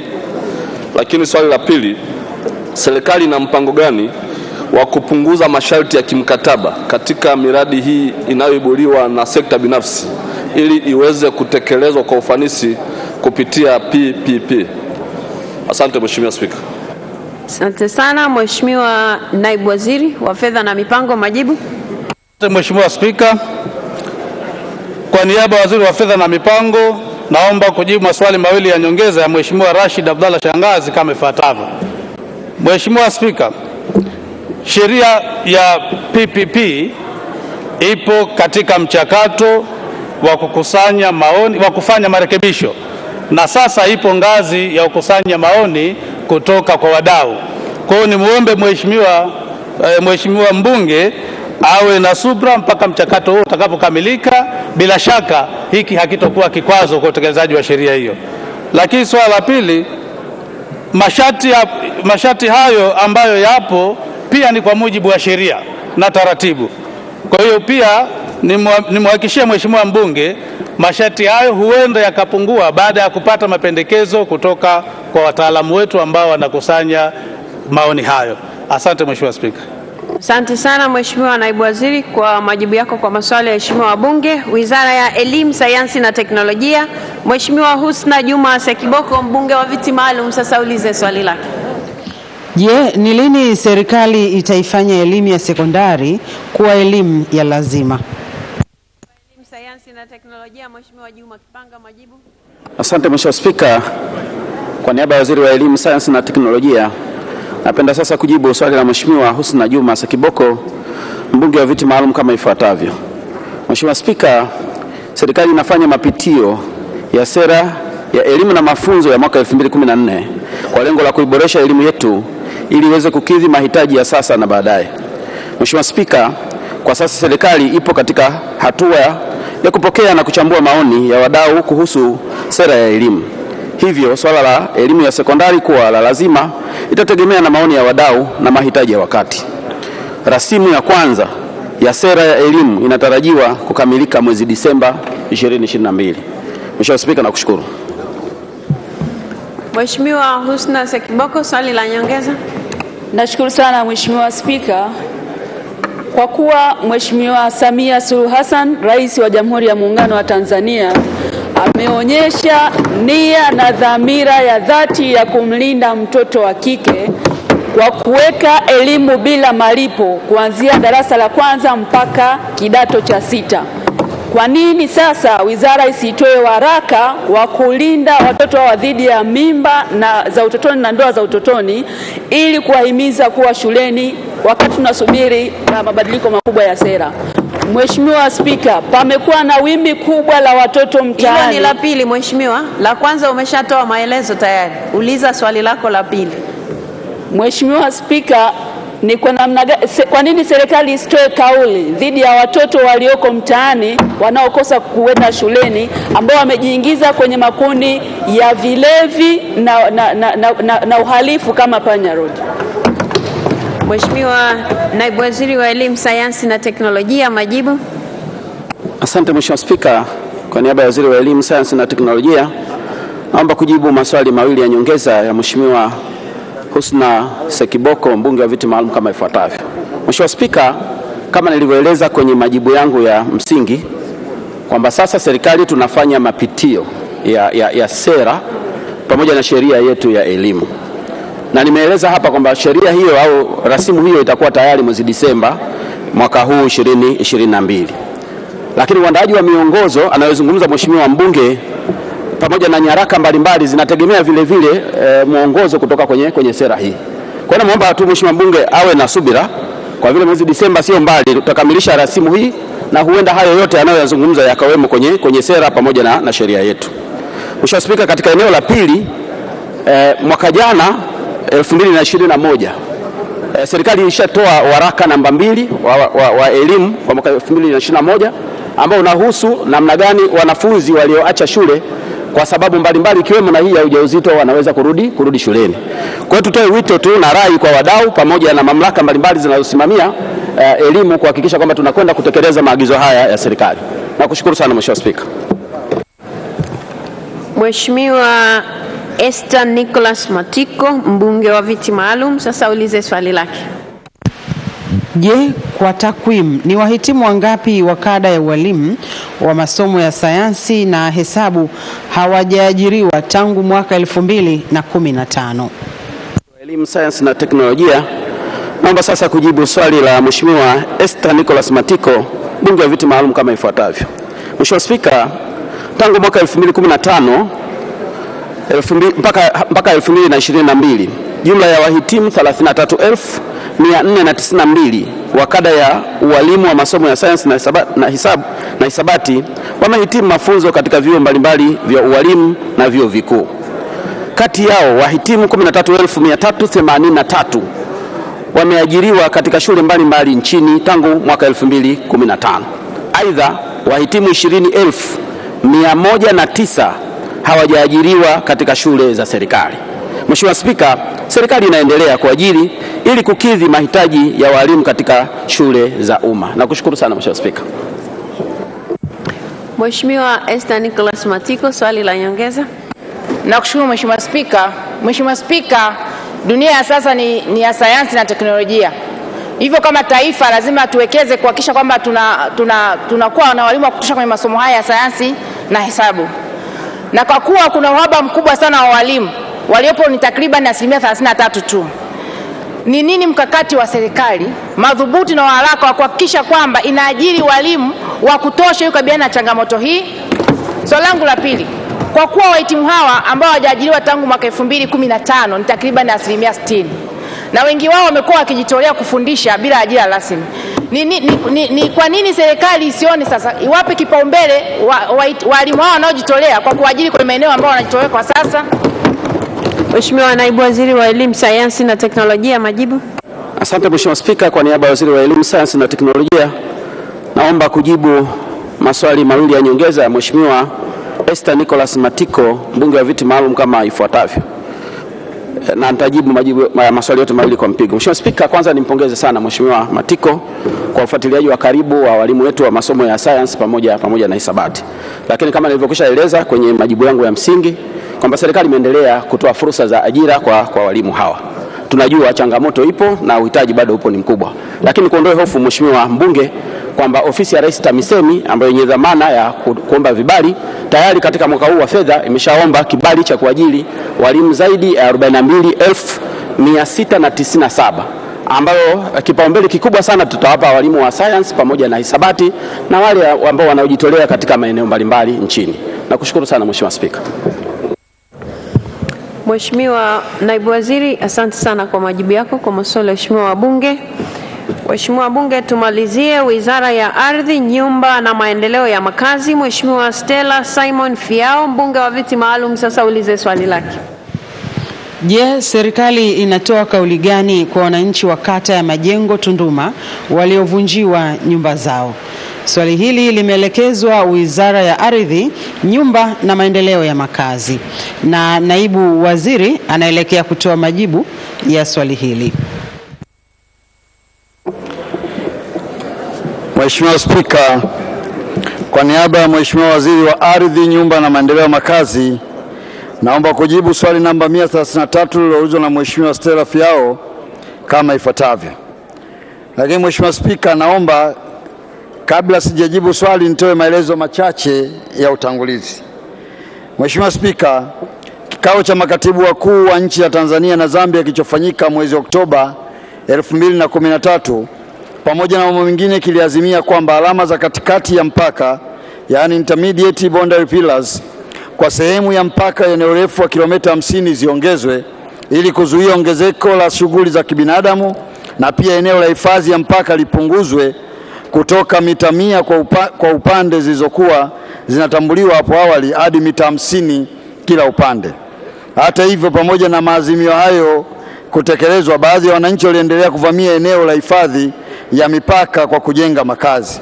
Mheshimiwa Spika, mwaka 2017 serikali ilitoa tamko la kuvunja nyumba zote zilizojengwa katika eneo la hifadhi ya mpaka, suala ambalo lilipingwa na wananchi 134 kwa kufungua shauri namba 195 la mwaka 2017 Mahakama Kuu Mbeya.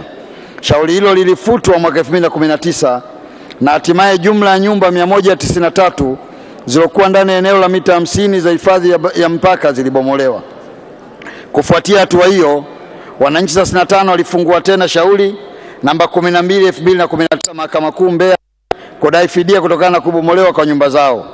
Baada ya mazungumzo nje ya mahakama, yaani mediation, yenye lengo la kuwapatia viwanja mbadala wananchi hao kushindikana, shauri hilo lilipangwa kuendelea kusikilizwa tarehe 5 mwezi Oktoba mwaka 2022. Mheshimiwa Spika, serikali inatambua shauri hilo na kauli yetu ni kwamba tusubiri mwongozo au maamuzi ya mahakama ili tujue hatua zinazofuatia. Mheshimiwa Stella Fiao, swali la nyongeza. Nashukuru Mheshimiwa Spika kwa kunipa nafasi ili niweze kuuliza maswali mawili ya nyongeza. Pamoja na majibu ya naibu waziri, lakini naomba niulize maswali mawili ya nyongeza.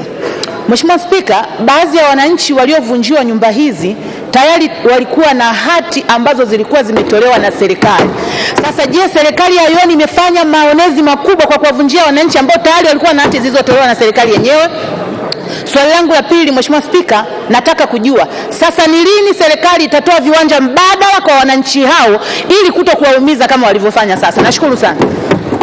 Mheshimiwa Naibu Waziri wa Ardhi, Nyumba na Maendeleo ya Makazi, majibu.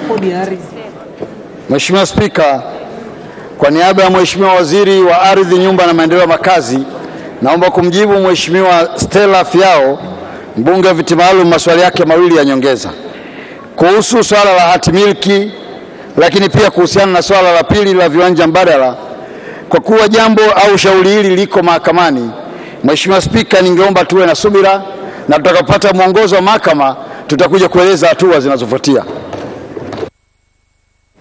Mheshimiwa Naibu Waziri, asante sana kwa majibu yako kwa maswali ya waheshimiwa wabunge. Mwongozo wa Spika.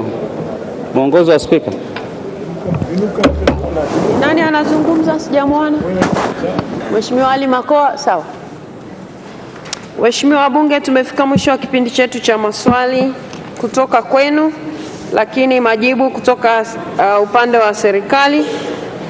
Nilete matangazo nilionayo hapa mbele alafu tuendelee na ratiba. Tunao wageni ambao wametembelea bungeni asubuhi hii. Tutaanza na wageni walioko jukwaa la Spika.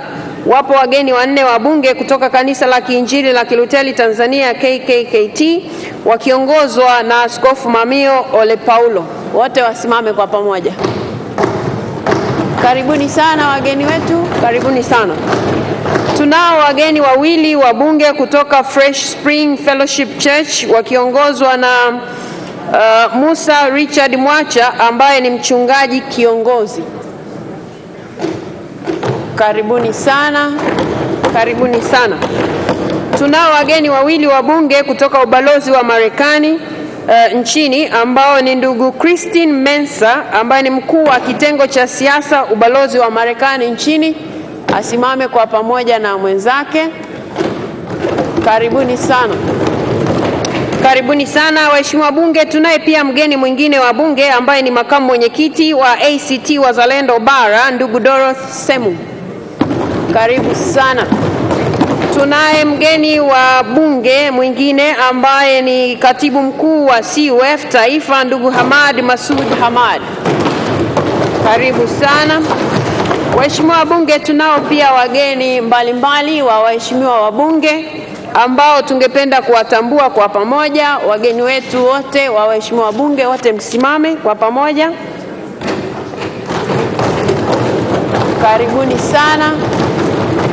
Karibuni sana wageni wetu. Nadhani nimepata nafasi ya kujifunza mawili matatu kutoka kwenye bunge lenu. Karibuni sana, mnaweza kuketi. Karibuni sana.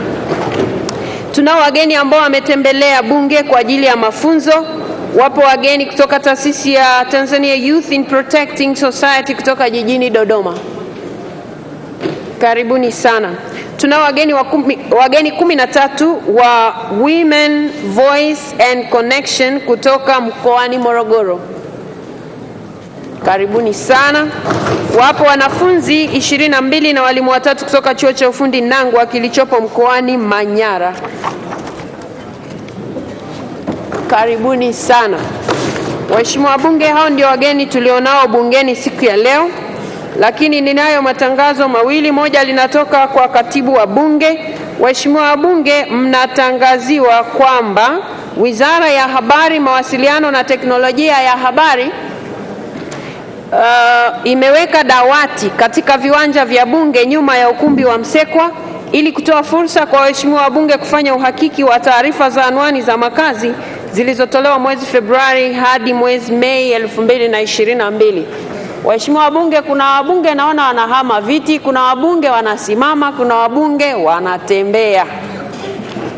Waheshimiwa wabunge, mko mnaotembea, mko mnaozungumza na mko mnaohama viti.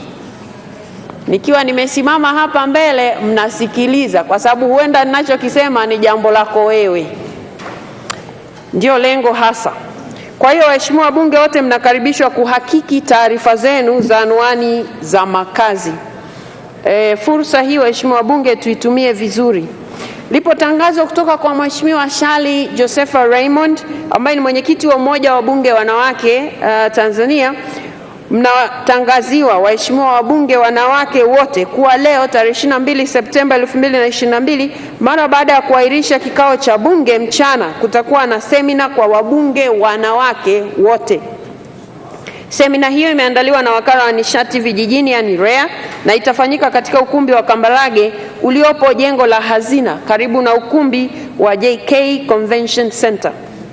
Waheshimiwa wabunge, mnaombwa kuhudhuria semina hii muhimu ili muweze kuwatendea haki watu ambao mnawawakilisha hapa ndani. Waheshimiwa wabunge, baada ya matangazo hayo ya wageni tutaendelea na ratiba iliyo mbele yetu, na hapa alisimama Mheshimiwa Ali Makoa akiomba mwongozo. Kwa hivyo kabla hatujaendelea nitamsikiliza ni jambo gani ambalo limefanyika mapema leo hapa ambalo anataka kujua kama linaruhusiwa au haliruhusiwi. Mheshimiwa Ali Makoa. Asante Mheshimiwa Spika, nimesimama kwa kanuni ya 76. Mheshimiwa Spika, wakati swali langu namba 118 likijibiwa na Mheshimiwa Waziri, nilitaka kujua kama serikali ina mpango wa kubadilisha mwelekeo wa barabara ambayo imetajwa kwenye mpango wa maendeleo wa serikali wa miaka 5 na pia vile imeelekezwa na ilani ya Chama cha Mapinduzi. Sasa kwa majibu ya Mheshimiwa Waziri inaonekana kabisa wamekwenda tofauti na ilani inavyosema na mpango wa serikali. Wamechepusha barabara kule ambapo wananchi hawakutegemea kwamba itaenda kule. Sasa Mheshimiwa Spika, ninataka kujua mwongozo wako kwamba kama jambo hili la serikali kuamua kufanya mambo tofauti na mwongozo wa serikali, mpango wa serikali wa miaka 5 na ilani ya CCM. Asante Mheshimiwa Spika.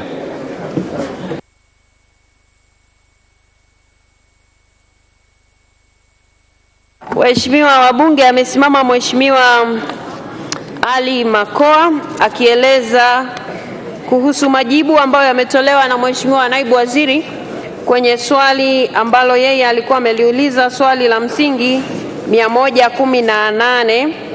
Halafu anasema aliuliza maswali mengine ya nyongeza ambayo yalikuwa yanataka kujua kama serikali imebadili mwelekeo wa ujenzi wa barabara, na anasema kwa majibu yaliyotolewa yameashiria kwamba mabadiliko yamefanyika kwenye mwelekeo wa barabara hii. Na yeye anasema anataka kujua sasa kikanuni kama jambo hili je linaruhusiwa au haliruhusiwi, na ameeleza kwa kirefu kwamba sehemu ambayo anataka kujua kama inaruhusiwa au hairuhusiwi kwanza ni kubadili mpango wa miaka 5. Yaani kwamba katika ule mpango wa miaka 5 barabara mwelekeo ni mwingine, na sasa majibu yanaashiria kwamba mwelekeo ni mwingine. Sasa ukiacha mpango wa serikali, pia ameeleza kwamba ilani ya Chama cha Mapinduzi ambayo ndio inaiongoza serikali na yenyewe ina mwelekeo kama ule wa mpango wa miaka mitano, na pia anaeleza kwamba inaenda tofauti na mategemeo ya wananchi. Waheshimiwa Bunge, mwisho kabisa ameuliza kama jambo hili linaruhusiwa kufanywa na serikali. Waheshimiwa Bunge, ilani ni ya Chama cha Mapinduzi, kwa hiyo maswali mengine tunaweza kuulizana huko kwenye chama, lakini yale ambayo ameuliza mheshimiwa mbunge hapa, ametaka kujua kama serikali inao uwezo wa kubadili mwelekeo wa barabara. Jibu ni kwamba ndio, serikali inao uwezo wa kubadili mwelekeo wa barabara. Kwa hiyo kama kuna jambo la ziada la hapo sasa ni la mheshimiwa mbunge na watu wako kule, mtazame namna ambavyo serikali ina sababu gani za kubadili mwelekeo, kwa sababu sisi hatufanyi kila kitu, na ndio maana serikali ikileta hapa inafanya marekebisho hapa na pale, na ndio maana mipango yetu tunaiweka kwa ajili ya kutuongoza, lakini si kwamba ni msaafu kwamba lazima iwe hivyo. Serikali huwa inaangalia mambo mengi, na ndio maana inaweza kasema inajenga barabara hii kwa kiwango cha lami, alafu haikujenga lami ikatumia zege kwa sababu inaona mazingira yale pengine hata lami haitafaa. Sasa tukiweka mazingira ambayo serikali itakuwa haiwezi kufanya kubadili hata nukta, inaweza ikawa mtihani. Kwa hiyo kwa maana ya mwongozo, kwa namna majibu yalivyotoka, ndio serikali inaruhusiwa kufanya hayo mabadiliko ya mwelekeo. Sababu itakuwa nazo. Sasa kama ziliulizwa sababu, nafikiri naibu waziri angeeleza hapa sababu kwa nini wamebadili mwelekeo. Lakini kwa maana ya mwongozo wa kiti, kama inaruhusiwa au hairuhusiwi, ndio inaruhusiwa serikali kubadili mwelekeo wa barabara.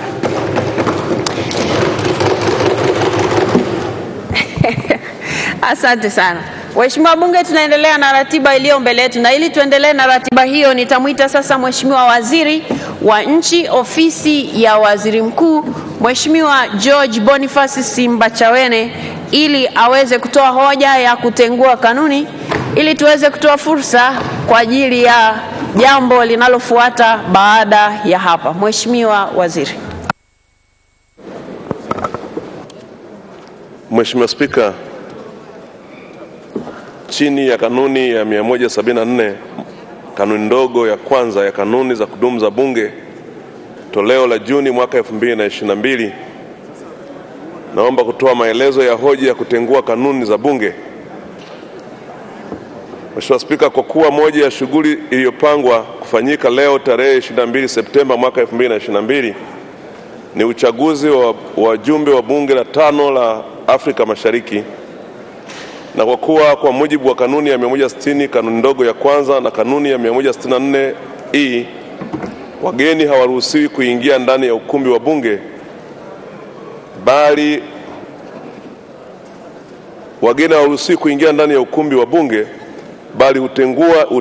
hutengewa sehemu maalum ya kukaa.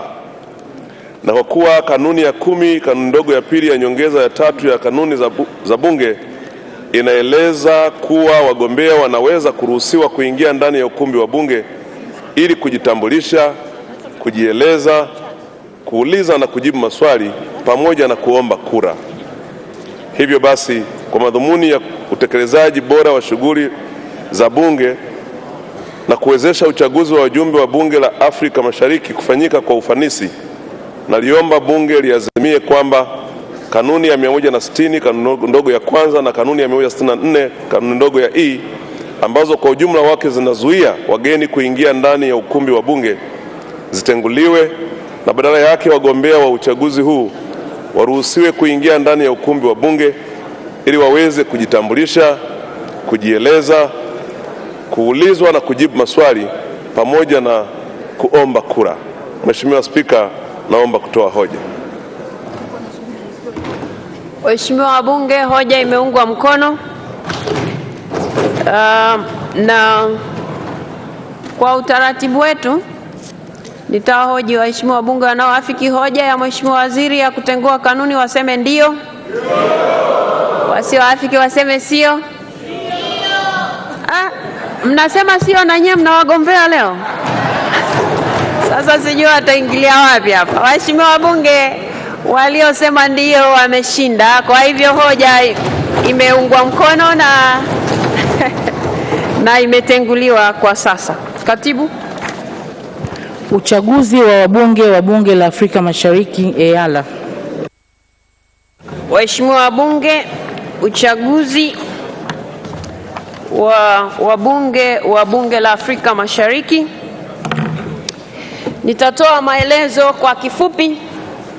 Waheshimiwa wabunge, nimesimama, kwa hivyo tukae na tusikilize maelekezo. Waheshimiwa wabunge, nimesimama, kwa hivyo tukae ili tusikilize maelekezo. Waheshimiwa wabunge, uchaguzi wa wabunge wa Bunge la Afrika Mashariki unafanyika kwa mujibu wa masharti ya ibara ya 50 fasili ya kwanza na ya pili ya mkataba wa kuanzisha Jumuiya ya Afrika Mashariki wa mwaka 1999. Sheria ya uchaguzi ya Bunge la Afrika Mashariki na kanuni za kudumu za bunge za mwaka 2020. Ibara ya 50 ya mkataba wa kuanzisha Jumuiya ya Afrika Mashariki imelipa bunge mamlaka ya kupiga kura kuwachagua wabunge 9 watakaoiwakilisha Jamhuri ya Muungano wa Tanzania katika Bunge la Afrika Mashariki. Kwa ajili ya kutekeleza jukumu hilo, nyongeza ya 3 ya kanuni za kudumu za bunge za mwaka 2020 imeweka kanuni ambazo zinaeleza kuhusu masharti yanayopaswa kutimizwa na wagombea na pia utaratibu unaotakiwa kufuatwa katika uchaguzi wa wabunge wa Bunge la Afrika Mashariki. Mheshimiwa Zakaria, utafute kiti ukae. Mheshimiwa Juma, naona unatembea na kusubiri ukae.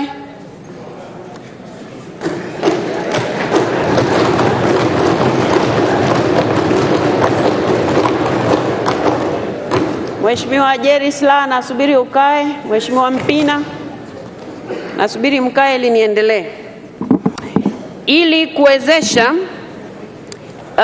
kuwezesha uchaguzi huu kuanza, sasa nitamkaribisha katibu wa bunge ambaye ndiye msimamizi wa uchaguzi huu atoe maelezo kamili kuhusu masharti na utaratibu wa uchaguzi, kisha baadaye nitatoa ufafanuzi kuhusu idadi ya kura zitakazopigwa kwa kila kundi. Katibu wa bunge, karibu. Nashukuru Mheshimiwa Spika.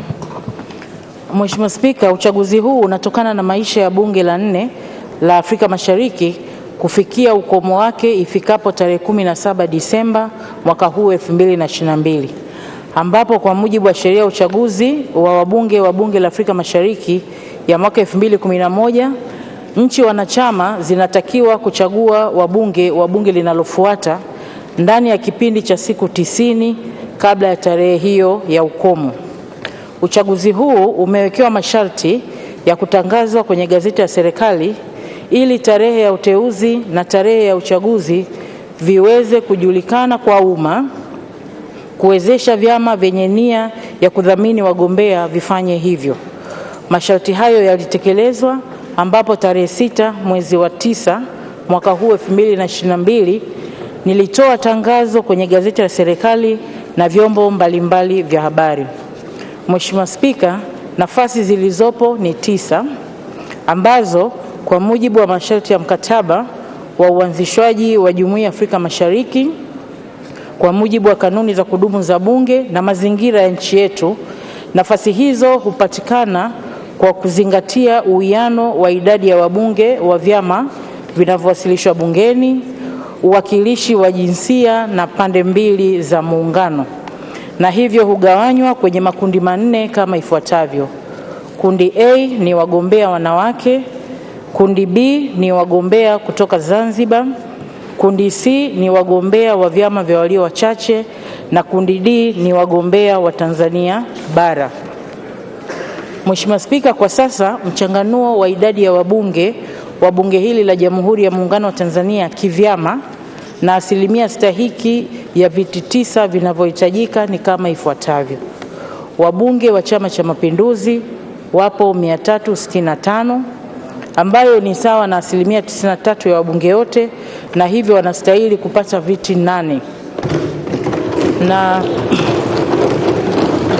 Na wabunge wa vyama vya walio wachache bungeni wapo 27, ambayo ni sawa na 7% ya wabunge wote, na hivyo wanastahili kupata kiti kimoja. Mheshimiwa Spika, kanuni ndogo ya 5 ya nyongeza ya 3 inaelekeza kwamba kila chama cha siasa chenye sifa ya kuweka wagombea kinaweza kuwasilisha majina matatu kwa kila nafasi iliyo wazi. Hadi kufikia saa 10 kamili jioni tarehe 20 Septemba, ambayo ndio ilikuwa siku ya uteuzi, nilikuwa nimepokea jumla ya majina 21 ya wagombea kutoka vyama vya ACT Wazalendo, mgombea mmoja, Chama cha Mapinduzi wagombea 8, na Chama cha Wananchi CUF wagombea 12. Hata hivyo, mgombea mmoja wa CUF aliwasilisha taarifa ya kujitoa, na hivyo tumebaki na wagombea 20. Mheshimiwa Spika, baada ya uchambuzi uliozingatia nafasi ya viti vilivyopo, sifa za wagombea waliopendekezwa na vyama na matakwa mengine ya kisheria na kanuni, tarehe 20 Septemba, ambayo ndio ilikuwa siku ya uteuzi, niliwateua na kuidhinisha wagombea 20 kwenye makundi 4 ya uchaguzi kama ifuatavyo. Kundi A, wagombea wanawake wapo 6. Anaitwa wa kwanza ndugu Angela Charles Kiziga wa Chama cha Mapinduzi. Wa pili ni ndugu Nadra Juma Mohamed wa CCM pia. Watatu ni ndugu Shogo Richard Mlozi pia wa Chama cha Mapinduzi. Wa 4 ni ndugu Sonia Jumaa Magogo wa Chama cha Wananchi CUF. Wa 5 ni ndugu Queen Juliet Lugembe wa CUF, na wa 6 ni ndugu Zainab Ham Abdu pia wa CUF. Kundi B, wagombea kutoka Zanzibar wako 5. Wa kwanza ni Dr. Abdullah Hasnu Makame wa Chama cha Mapinduzi. Wa pili ni ndugu Machano Ali Machano wa Chama cha Mapinduzi. Wa tatu ni ndugu Anderson Ndambo wa CUF. Wa 4 ni ndugu Husna Muhammad Abdalla wa CUF, na wa 5 ni Engineer Muhammad Habibu Mnyaa wa CUF. Kundi C, wagombea wa vyama vya walio wachache bungeni wako 3. Wa kwanza ni ndugu Ado Shaibu Ado wa ACT Wazalendo. Wa pili ni ndugu Jafar Saidi Mneke wa CUF, na wa 3 ni ndugu Mashaka Halfani Ngole wa CUF.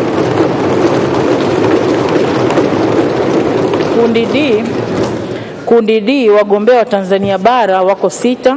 Wa kwanza ni ndugu Ansar Abubakar Kachambwa wa CCM. Wa pili ni ndugu James Kinyasi Milia wa CCM.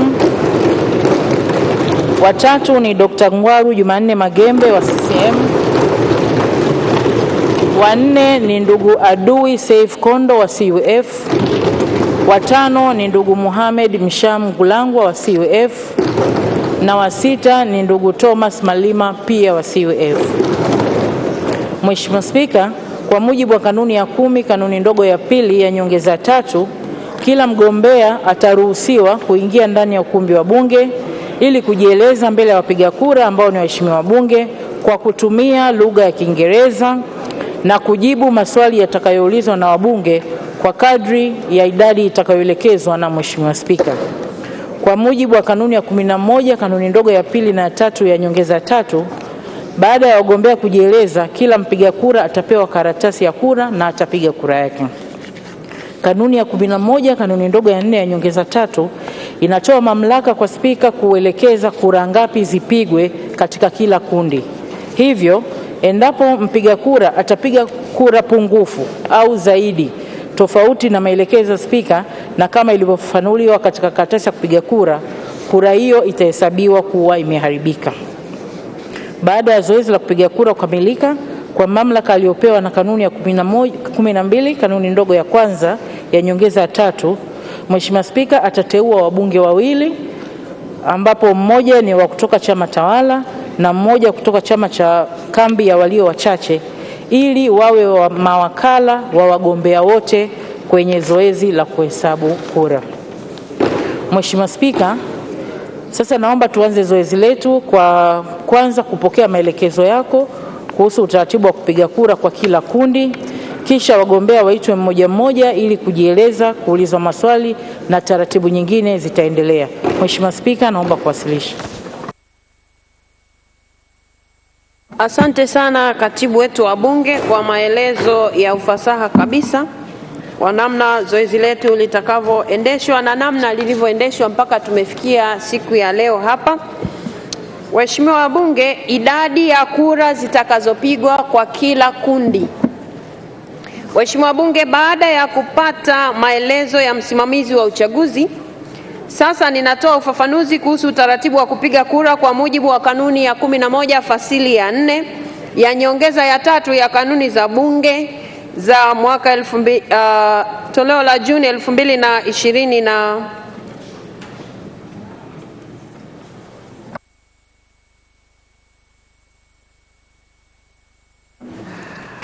nyongeza ya 3 ya kanuni za Bunge za mwaka 2020.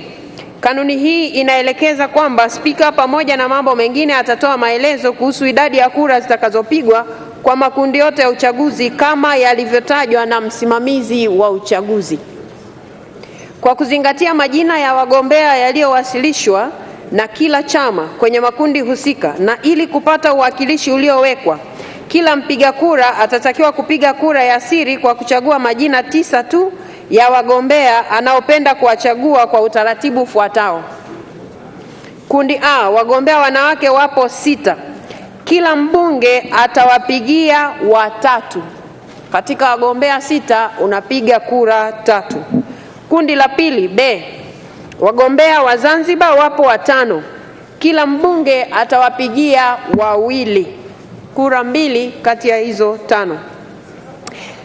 Kundi C, wagombea kutoka vyama vya walio wachache bungeni wapo 3. Kila mbunge atampigia 1 kura. Kwa hiyo utapiga kura 1 kwenye kundi C. Kundi D, wagombea wa Tanzania bara wapo 6. Kila mbunge atapiga kura 3, yani atawapigia wabunge 3 au wagombea 3. Aidha, idadi ya kura zitakazopigwa kwa kila kundi na namna ya kupiga kura hizo zitaoneshwa kwenye karatasi ya kura chini ya kundi husika. Esther Matiko, Mheshimiwa Hawa Bananga, msikilize maelekezo. Mpiga kura ambaye kwa bahati mbaya ataharibu karatasi yake ya kupigia kura wakati zoezi la kupiga kura likiwa linaendelea, anaweza kuirejesha karatasi hiyo iliyoharibika kwa msimamizi wa uchaguzi na kupewa nyingine badala ya hiyo iliyoharibika. Waheshimiwa wabunge, baada ya maelezo haya, sasa tuanze zoezi letu la kuwaita wagombea ili waweze kujieleza na kuomba kura, na waheshimiwa wabunge kupata fursa ya kuwauliza maswali kama yapo ama kama yatakuwepo. Waheshimiwa wabunge, sasa tutaendelea. Katibu. Mheshimiwa ndugu Angela Charles Kiziga.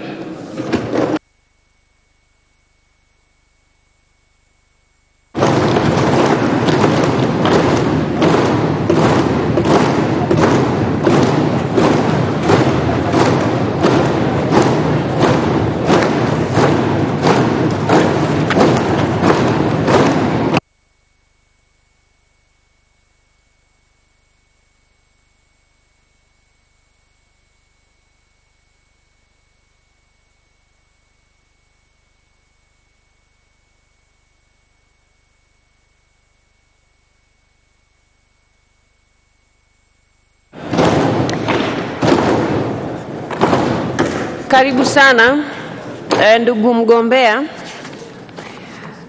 Angela Charles Kiziga. Sasa waheshimiwa wabunge, kwa sababu kanuni zetu zinatutaka tuendeshe zoezi hili kwa Kiingereza, kwa hivyo nitatoa fursa kwa mgombea wetu kujieleza kwa Kiingereza, na ninyi kama mtakuwa na maswali mtapewa fursa ya kuuliza kwa Kiingereza, na huo ndio utakuwa utaratibu. So I will take this opportunity to welcome you to the Parliament of Tanzania. And now you're given an opportunity to talk to the House, because these are the voters for the position that you're vying. Please close to the podium and ask for the votes for 3 minutes. And then members will be given a chance to ask you questions if they will have some. Please. Thank you very much, Honorable Speaker, for giving me this opportunity to stand before you and to stand before this House of Assembly. Madam Speaker, before I proceed, allow me to salute you as the Speaker of this Assembly. Allow me also to salute Honorable Prime Minister, who is the government leader of this Assembly. Allow me also, Honorable Speaker, to salute Honorable Ministers who are present here today and Deputy Ministers who are present here today, but for those who are available. Madam Speaker, allow me also to salute both Honorable members of this Assembly, 366 members from the ruling party Chama cha Mapinduzi, and 19 members from opposition, for those who are present today, Madam Speaker. Allow me also to recognize honorable members from ACT Wazalendo, 4 of them, but for those who are available today, and 3 members from CUF, for those who are present here. Allow me also, Honorable Speaker, to recognize Honorable Attorney General, my brother Felesh, who is also part of this Assembly. Madam Speaker, after that short recognition, allow me to salute you all in the name of Almighty God. Assalamu alaikum. Madam Speaker, allow me also to introduce myself. My name is Angela Charles Kiziga, aged of 49 years, Madam Speaker. I'm an adult, I'm matured, and I'm both matured, Madam Speaker, to stand and represent you to the East Africa Legislative Assembly. But I'm also, Madam Speaker, matured enough in diplomatic matters and also in political matters.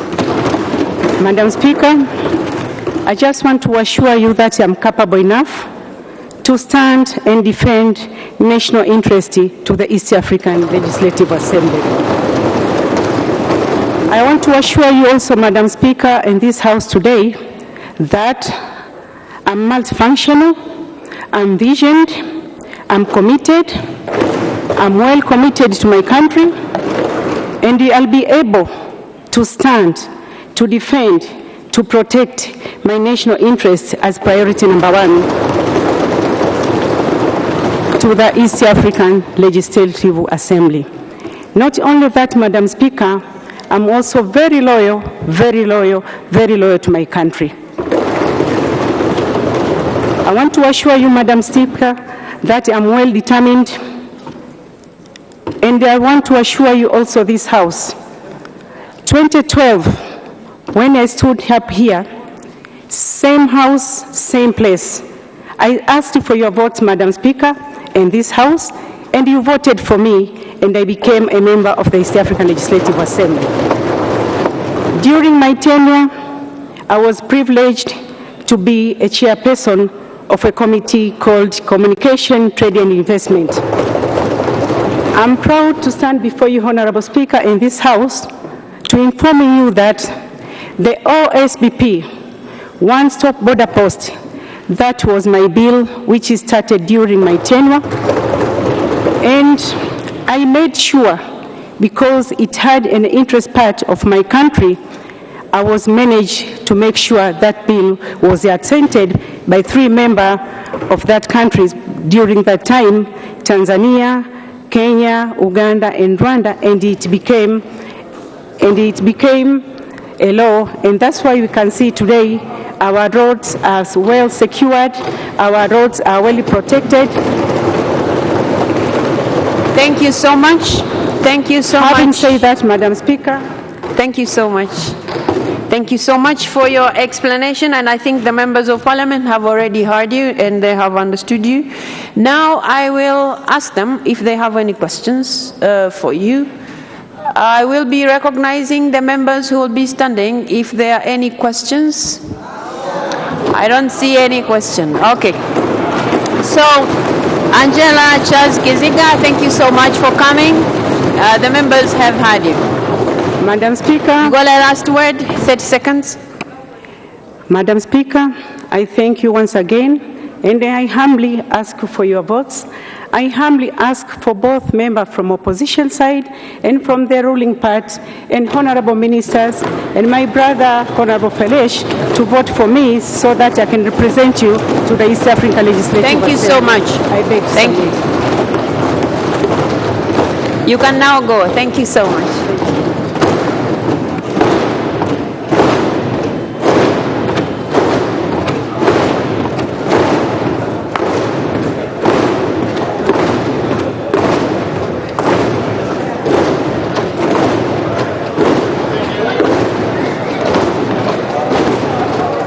Katibu, tuendelee. Ndugu Nadra, anakuja mgombea wa pili kwenye nafasi ile ile ya wanawake. Ndugu Nadra Juma Mohamed.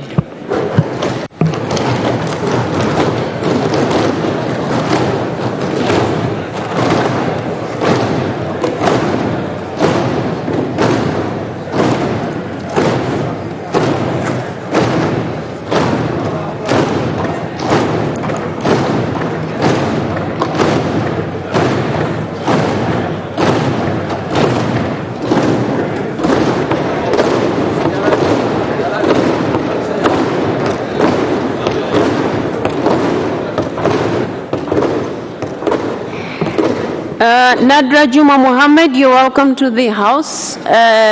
Before you are the voters who are going to listen to you as you ask for your vote.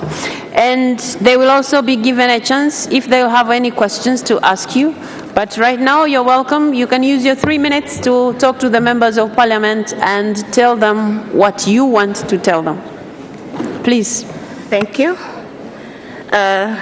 Honorable Speaker, Honorable Prime Minister, Honorable Members of Parliament, na wasalimu kwa jina la Jamhuri ya Muungano wa Tanzania. As introduced before, my name is Nadra Juma Mohamed. I'm a graduate from Mwalimu Nyerere Memorial Academy, where I earned my bachelor degree in Management of Social Development. Honorable Speaker, honorable members of Parliament, I'm standing before you asking for your votes so I can represent my country in East Africa Legislative Assembly. If given the opportunity, my first priority will be to stand for the national interest, as it is something not to be compromised with. Secondly, I will be in a front line to emphasize that peace and harmony is maintained among the member states.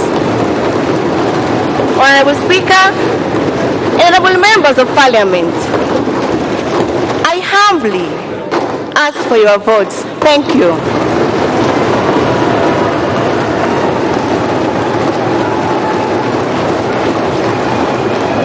All right, the members of Parliament who are the voters have heard you. Now, members of Parliament, please.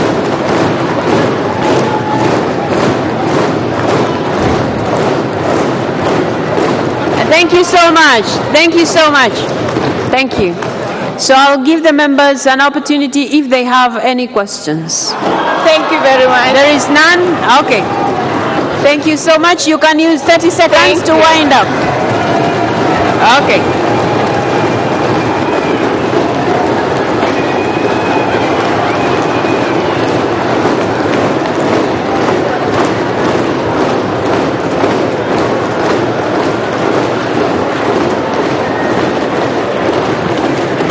Haya, katibu, ita mwingine. Ndugu Shogo Richard Mlozi.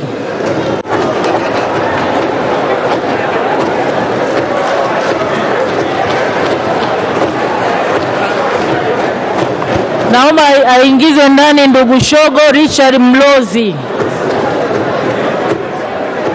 Waheshimiwa wabunge, niwaombe jambo moja. Waheshimiwa wabunge, niwaombe jambo moja. Mgombea akisha toka, tukishamaliza kushangilia tutulie ili mwingine aweze kusikia kuingia ndani. Haya, katibu, mgombea anayefuata. Ndugu Shogo Richard Mlozi.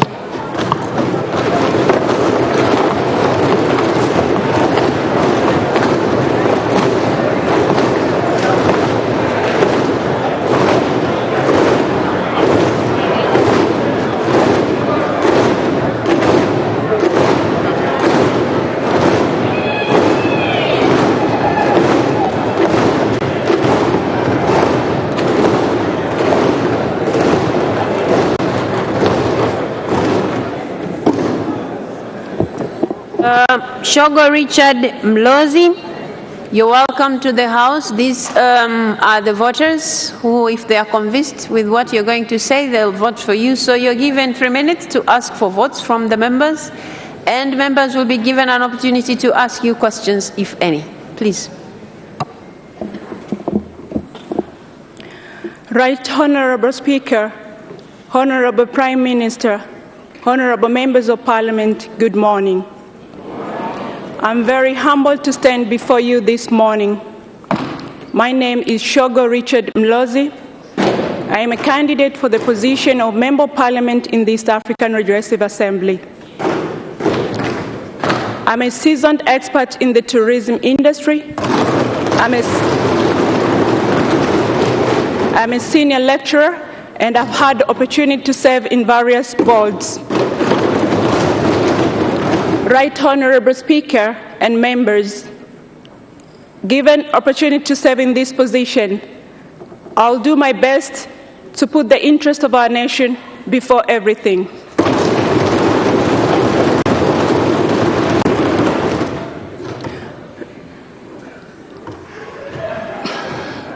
Right Honorable Speaker and members, I'd like to talk to you about a number of areas that I'd like to put my interest in.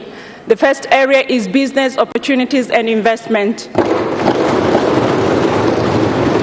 The existence of East African community has posed a very competitive environment for doing business.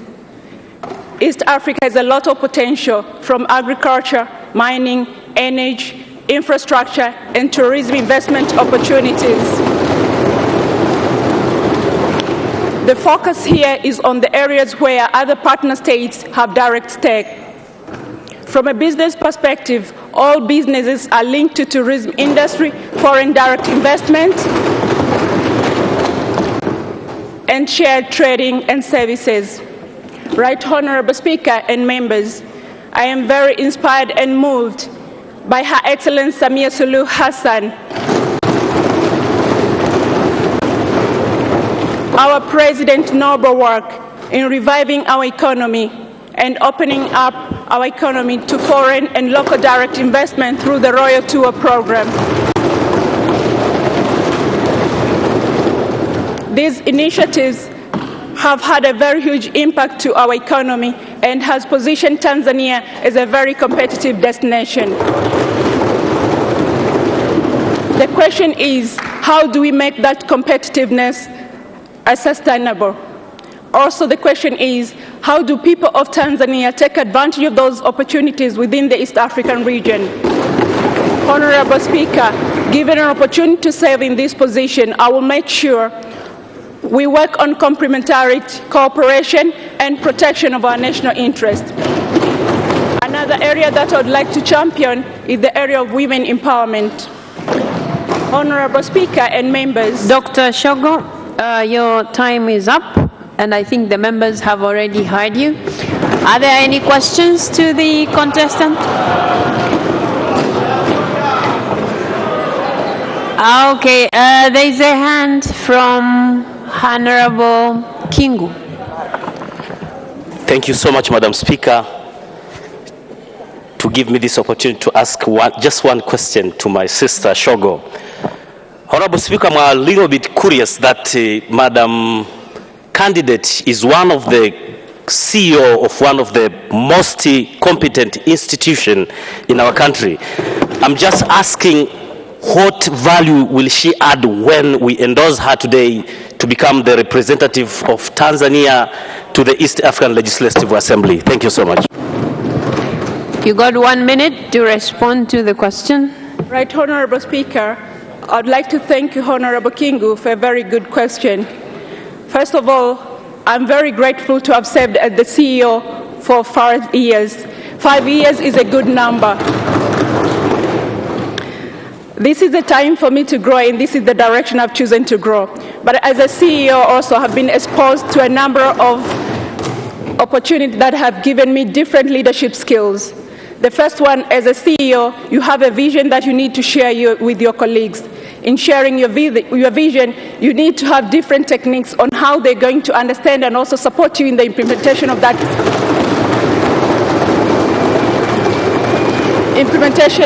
vision. In doing so, you need to have the lobbying skills, the negotiation skills, and networking skills.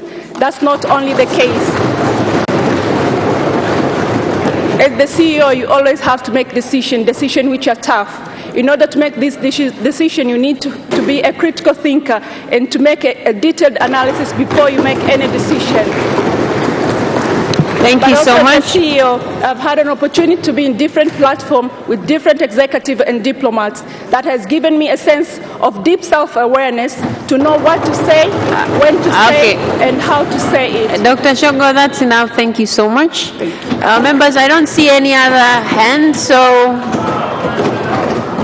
there are no more questions. So thank you so much for the explanation you have given, and I'm sure the members of Parliament have understood. And please vote for me.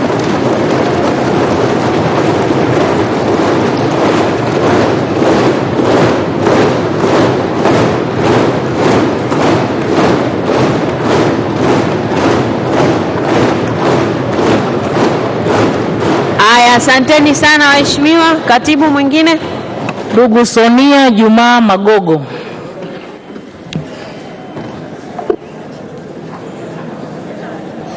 Katibu rudia, sijui kama amesikia. Naomba aletwe ndugu Sonia Juma Magogo.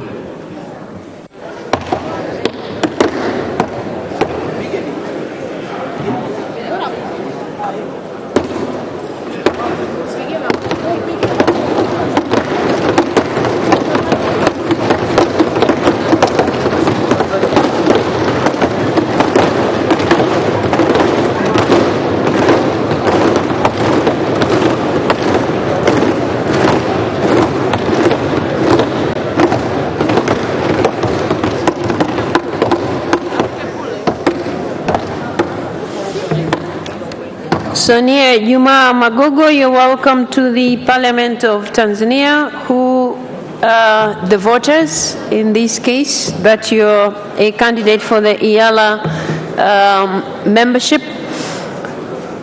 So you will be given 3 minutes to ask for votes from the members, and also the members will have an opportunity to ask you questions should they have any. Please. Thank you, Honorable Speaker. Honorable Deputy Speaker, Honorable Prime Minister, Honorable Members of Parliament, good morning. In front of you is Sonia Juma Magogo, contesting for the post in East Africa Legislative Assembly. Academically, I have a master's degree in business administration from Mzumbe University. I also have postgraduate diploma in management of foreign relations from Center of Foreign Relations, Kurasini. I also have an advanced diploma in business administration and management from CBE. I was a member of Parliament, special seats, from 2015 up to 2020. And currently, I am a Principal Compliance Officer from NSSF. With that short introduction, honorable members of Parliament, I stand in front of you to ask for your vote, to ask for your permission. I am capable and I'm ready to represent my country in that regional integration. I am a trained diplomat. I will bring back positive results to our country. Thank you very much.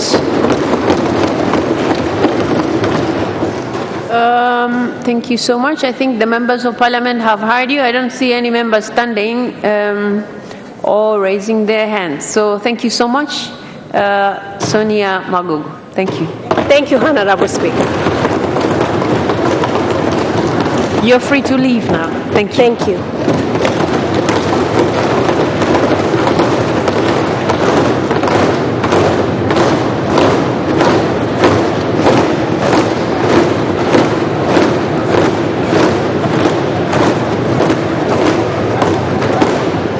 Katibu anayefuata. Ndugu Queen Juliet Lugembe.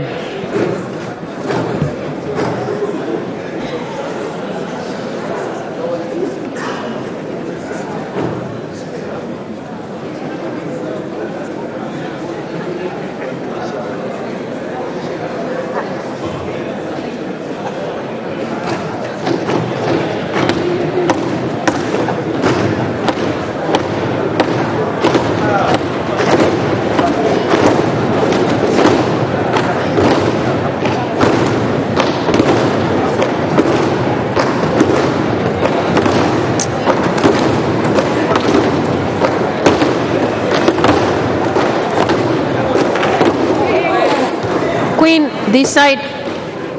Yes, please. Okay. Queen Juliet Lugembe, you're welcome to the House, and before you are the members of Parliament who are likely to vote for you if they are convinced with what you're going to tell them. So you have 3 minutes to convince them to vote for you. Why do you want to become a member of the East Africa Legislative Assembly? Please. Honorable Speaker, Honorable Prime Minister, Honorable Member of the Parliament, greetings of the day. My name is Queen Juliet William Lugembe, a Tanzanian who is ready and willingly to represent the country in East Africa Legislative Assembly. And hopefully my CV is already circulated to you all, and I'm a degree holder of ethics and development studies. Working with the community, it's my ambition that I want to look forward to. Coming to this task is to work together with all the Tanzanian communicate and having one team that can represent the country in East Africa Legislative Assembly. As a Tanzanian with thirsty of progress and development, I would like to represent my country to the East Africa Legislative Assembly as a true member of Tanzania with a spirit to work with the nation and my country, to go together with all what is said for our country and start together as one for the progress of our country. But also my vision is to work in both aspects, economically, politically, socially, and even in cultural integration, so that we can widen and go deep into the same issues, along with to improve the life of our citizen in different aspects, having the peace, securing the freedom of our country, and also work in terms of agriculture and trading in our country to improve in all aspects, and if possible to have a tax exemption of all the cities, the members of the East African Community countries that are in the East Africa Legislative Assembly, to work together and have the same team for the growth of all together, and having that wide and probably to go further for our nation and fight together for all the benefits of our country without caring where we are from or which part that we are coming from, but we are all having to stand as one for the betterness of our country, our future, and the next generation that we are fighting for, to go together and having one team and one force for the development of our country. Thank you. Thank you so much. And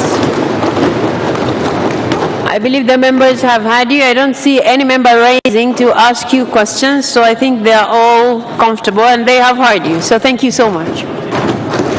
Thank you so much. And lastly, I humbly request for your votes, all the members who are in here together, and you should use me well for the development of our country so that we can reach farther and farther in this unity that we are going to participate all together. Thank you. Thank you so much.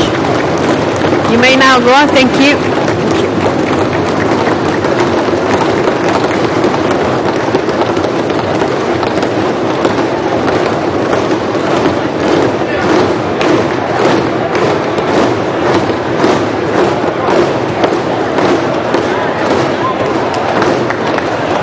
Katibu anayefuata.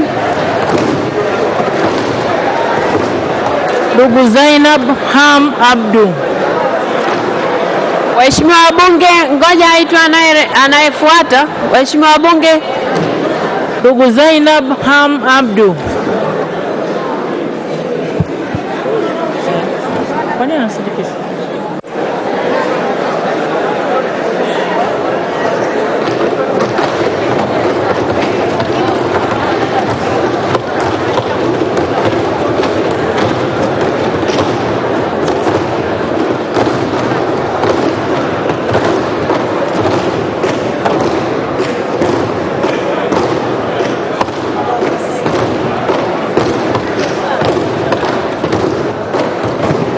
Okay, so Zainab Ham Abdul, you're welcome to the Parliament of Tanzania, and these are the members of Parliament who will be voting for you, should they be convinced with what you're going to say. So you're given 3 minutes to express yourself before them, please. Thank you. Honorable Speaker, Honorable Prime Minister, honorable members of the Parliament, ladies and gentlemen, good morning. In front of you, I'm Zainab Ham Abdul, contesting for the position to become a member of East Africa Legislative Assembly representing our country. Therefore, it is my mission to stand on my feet to serve our country and the East Africa community by representing the EAC views at large, including the following, to mention but a few.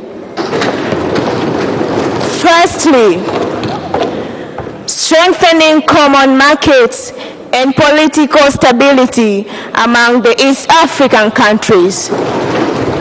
Secondly, stabilization of single customs administration system, for example, harbors, ports, industries. All of these should be put together so that to remove the separation or segregation between one country and another. Although I have 28 years old, a person with disability, yet I believe that I am the right person to fit to this position. Dear honorable members,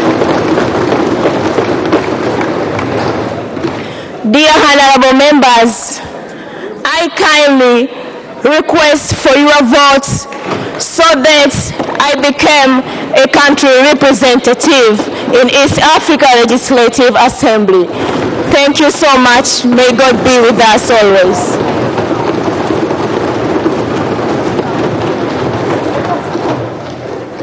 Okay, thank you so much, Zainab Ham Abdul. I don't see any member raising to ask you questions. I believe they have understood you. You got 30 seconds to wind up, and then you may take your leave.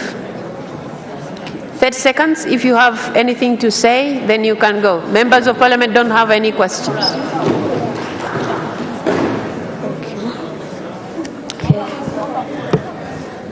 I again requesting humbling for your votes, honorable members. All right, thank you so much. Thank you so much. You may now go. You may take your leave. Thank you. Thank you.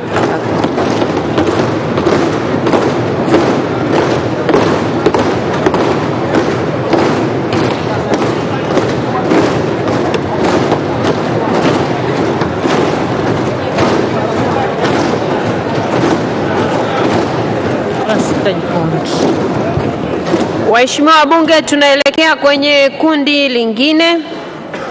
Wagombea 6 wa wanawake wameshamaliza, na kati ya hao 6 utachagua watatu, utapiga kura 3. Tunaelekea sasa kundi B, kundi la wagombea wa Zanzibar. Katibu Dr. Abdullah Hasnu Makame.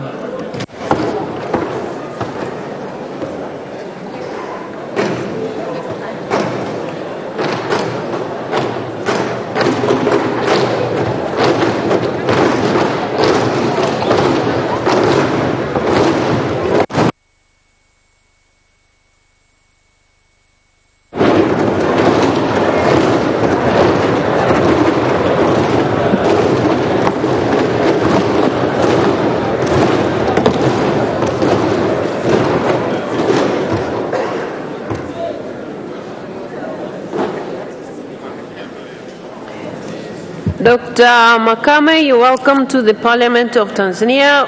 And before you are the voters, in the event they are convinced with what you're going to say, which you have only 3 minutes to express yourself, but yeah, ask for the votes from them, since you have indicated interest in going to represent Tanzania to the East Africa Legislative Assembly. Please. Thank you very much, Right Honorable Speaker, for giving me the opportunity to address this August House and request for my votes. Right Honorable Speaker, I'd like to request your indulgence just for a few seconds to greet the August House in Kiswahili. And the greeting is to greet the honorable members of this August House. Shikamoni, waheshimiwa wabunge. Shikamoni. Mheshimiwa Waziri Mkuu, shikamoo. Thank you very much, Right Honorable Speaker. Having said that, Madam Speaker, I am a member of the East African Legislative Assembly who was very fortunate to be elected by this August House in 2017. So coming here for the second time is an opportunity to me, a privilege which many people did not receive, Madam Speaker. So I'm very thankful to your House. I'm thankful to my party, Chama cha Mapinduzi, for endorsing me with majority votes. Madam Speaker, during my tenure as a member of the East African Legislative Assembly, I served as the chairperson of the Tanzanian chapter for the first 2.5 years, and subsequently I served as which I'm continuing to serve as the chairperson of the Committee on Agriculture, Tourism and Environment and Natural Resources.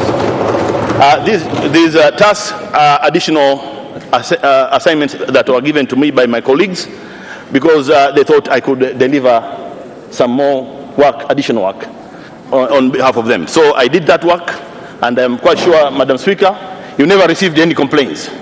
But also, during the tenure in the East African Legislative Assembly, we did some work. We did pass some bills, we did pass some make some resolutions, but more also we have some social activities, maybe in terms of games. And you know that, Madam Speaker, we participate. Thank you so much. They have heard you. They have heard you, and I'm not seeing any member raising up to ask questions. So I believe they have understood you. 30 seconds.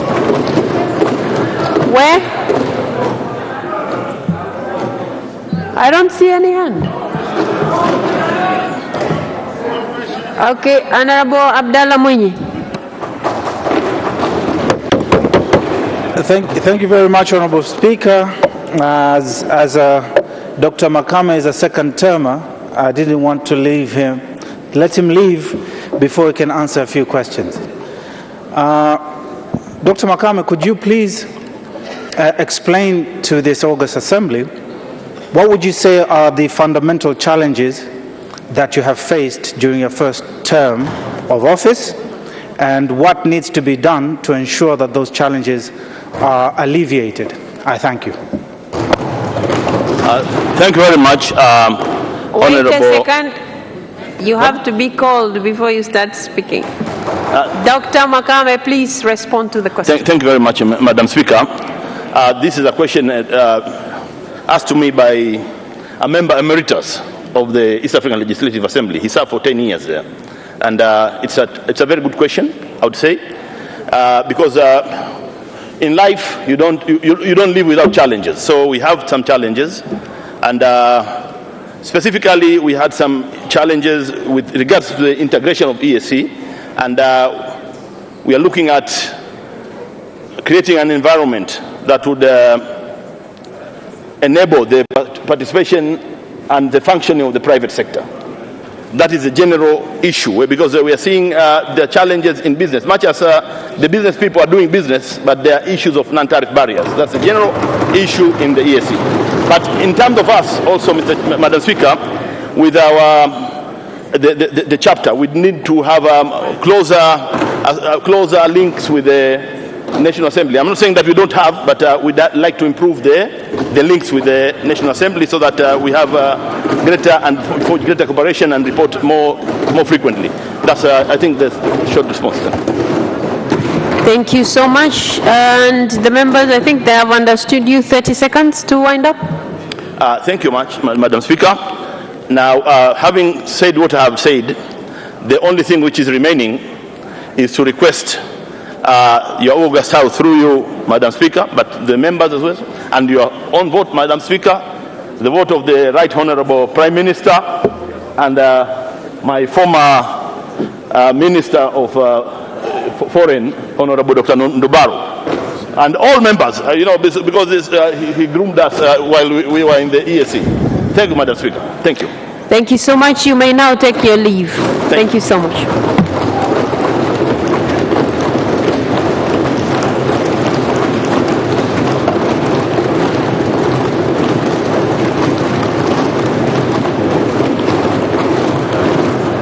Katibu anayefuata. Ndugu Machano Ali Machano.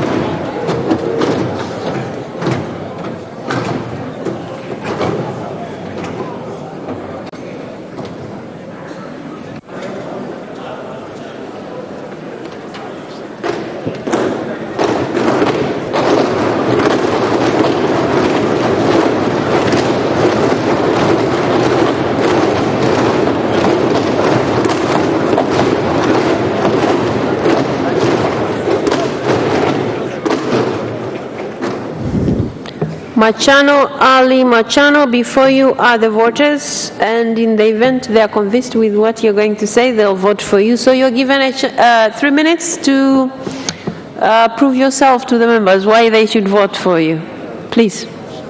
Thank you very much, Honorable Speaker of the Parliament of the United Republic of Tanzania, Your Excellency Dr. Tulia Ackson, Your Honorable Deputy Speaker of the glorious Parliament of the United Republic of Tanzania, Your Excellency Musa Azan Zungu, Honorable Prime Minister of the United Republic of Tanzania, Your Excellency Majaliwa Kassim Majaliwa, Honorable members of the Parliament, ladies and gentlemen, Assalamu alaikum.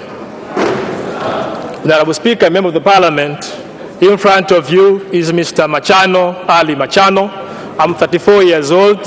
Currently, I'm Legal Officer, Minister of Blue Economy and Fisheries of the Revolutionary Government of Zanzibar. I'm working at Pemba main office. Honorable Speaker, I'm here in front of you because I'm running for the member of East Africa Legislative Assembly. Honorable Speaker, I have made decision to contest this post because I want to represent my country in East Africa Legislative Assembly. In respect to that, I want to air out various opportunities available in our country to the other East African member states.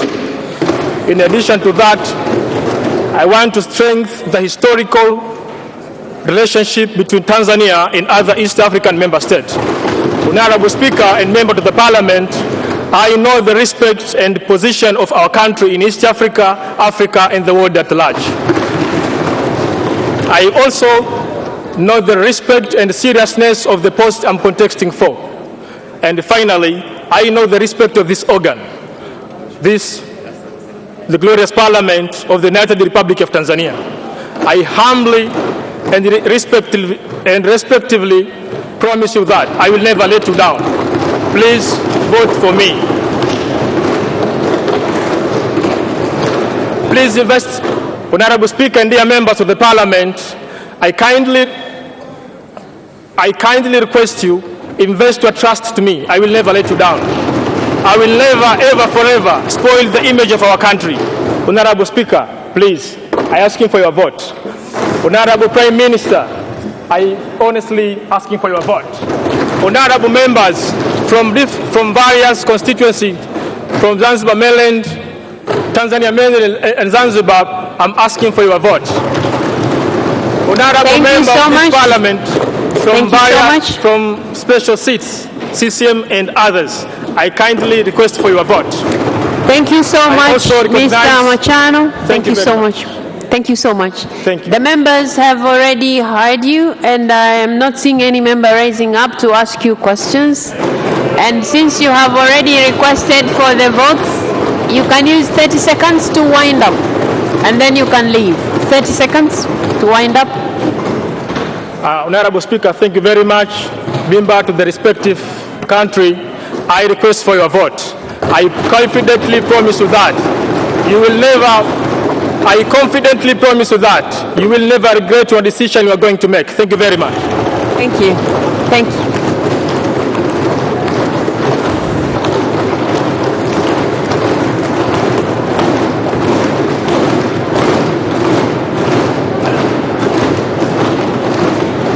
Katibu anayefuata, ndugu Anderson Ndambo.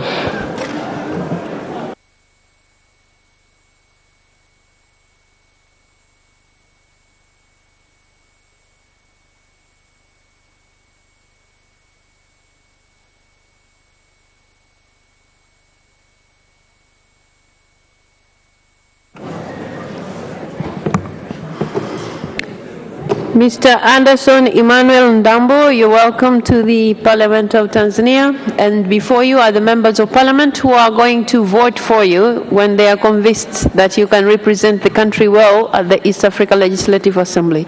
You have got 3 minutes to prove yourself to the members. Please. Thank you, Honorable Madam Speaker. Thank you, Honorable Prime Minister. And thank you, Honorable members of this Parliament. Ladies and gentlemen, good morning. First of all, I would love to express my deep, sincere gratitude for me being part of this election process. As for me, this reflects the ideas of youth empowerment, deepening and widening democracy values in this country. Honorable members, tracing back the history of East African community since 1948 until 2000, when the current East African community was re-established, through its falls and rise, there is one great lesson we got, that economy was the major primary reason for the establishment of East African community, and probably most in the rest of the regional integration around the world. And this is because, members, most countries, especially in Africa, have been struggling to overcome the challenges of small market, lack of technology, scarcity of resources, and probably in the modern world, the new trend of international aid which prefer mostly the regional development project instead of individual state development projects. Meanwhile, members, East African population has been projected by International Monetary Organization to reach to 592 million of people by 2050. That means 25% of the entire African population will be dwelling in East Africa. On the ground, AEC members are struggling while facing the high increased rate of unemployment, which mostly affecting the young people who are projected to reach to 70% by 2025. The above analysis suggests something very concisely, that if we keep and continue thinking as an individual state rather than a regional bloc on addressing issues affecting our people, then we should be prepared for the wars to come. Honorable members, we have issues in politics. Political intra-conflict between member states. Likely, Uganda versus Rwanda, Rwanda versus DRC Congo. We have a very huge gap of democracy standard values in East African members that affect their unification and jeopardizing the dream of East African Federation. And that affect the performance and implementation of protocols on place we have currently in pushing trade cooperation between members. Honorable members, I understand Dambo. I have interest to be part. Thank you so much. Thank you so much. Thank you. The members of parliament have heard you, and I'm not seeing anybody raising to ask you questions. Oh, there's a question just behind you. Honorable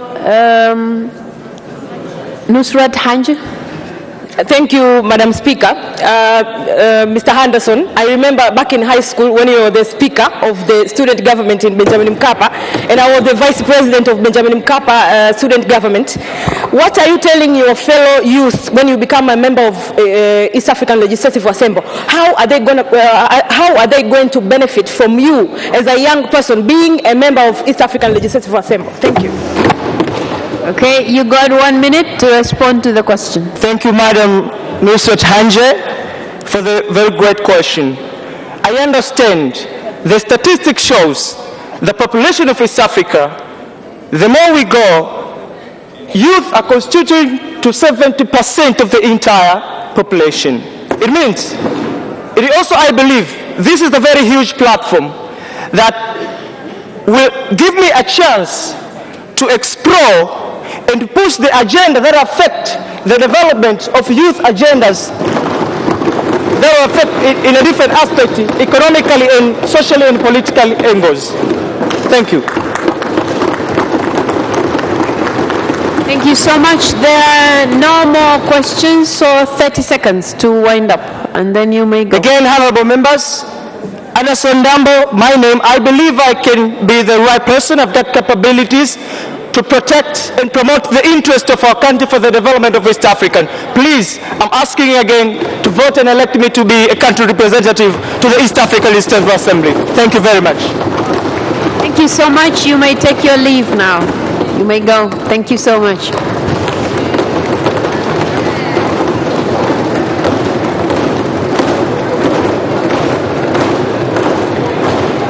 Katibu anayefuata ndugu Husna Mohamed Abdalla. Husna Mohamed Abdalla.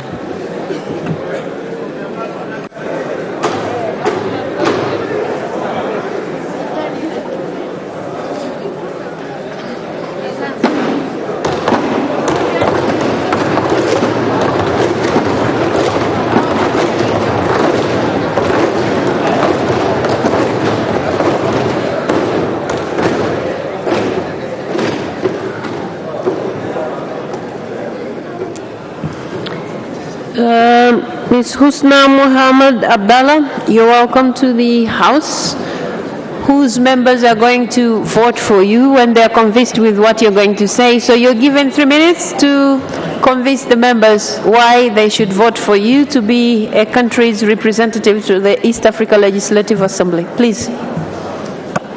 Thank you so much, Honorable Speaker, Honorable Prime Minister, Honorable dear members of Parliament. As I introduced by Madam Speaker, my name is Husna Mohamed Abdalla. I'm 39 years old. I am degree holder of procurement and supply management. I'm standing here as a candidate of East Africa Legislative Assembly. As we know that East Africa Legislative Assembly is the one among the organ of East Africa community which faced by some challenges, and so we have to select the smart person who have the ability to solve that challenges, and I ensure you that I am a smart.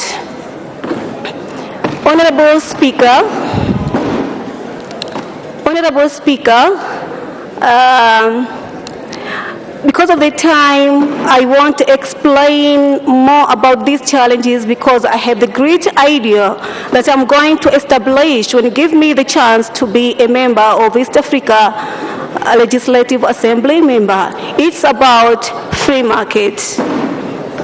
Honorable Speaker, this time, I think time is enough for Africans to send our money abroad unless they are manufacturers. We have to establish our trade center in our zone right now. We have the good location, unlike West Africa. East Africa can receive directly from manufacturers. So we have good location, we have the port, we have the opportunity to control the business within all Central Africa countries and East Africa countries and almost of the countries among a whole Africa continent. Thank you so much, Husna. Thank you. The members of parliament have heard you, and I'm not seeing anybody raising to ask you questions. So you got 30 seconds to wind up, and then you can leave. You're given 30 seconds to wind up, and then you can go. Thank you so much. I'm asking you kindly your vote for Husna Mohamed Abdallah. Thank you. Okay, thank you so much. You may now go. Thank you.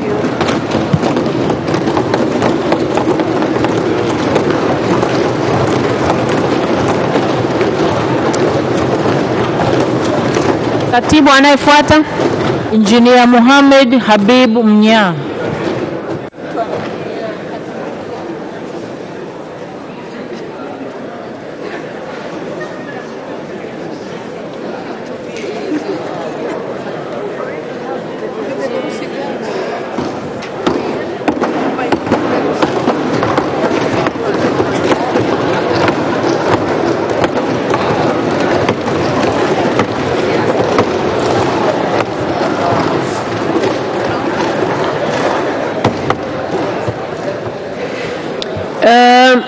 Mohamed Habib Mnya, you're welcome to the Parliament of the United Republic of Tanzania.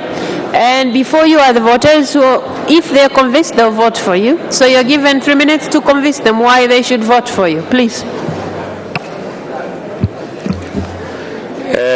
Right Honorable Madam Speaker, Right Honorable Prime Minister, Honorable members of this august House, ladies and gentlemen, good morning.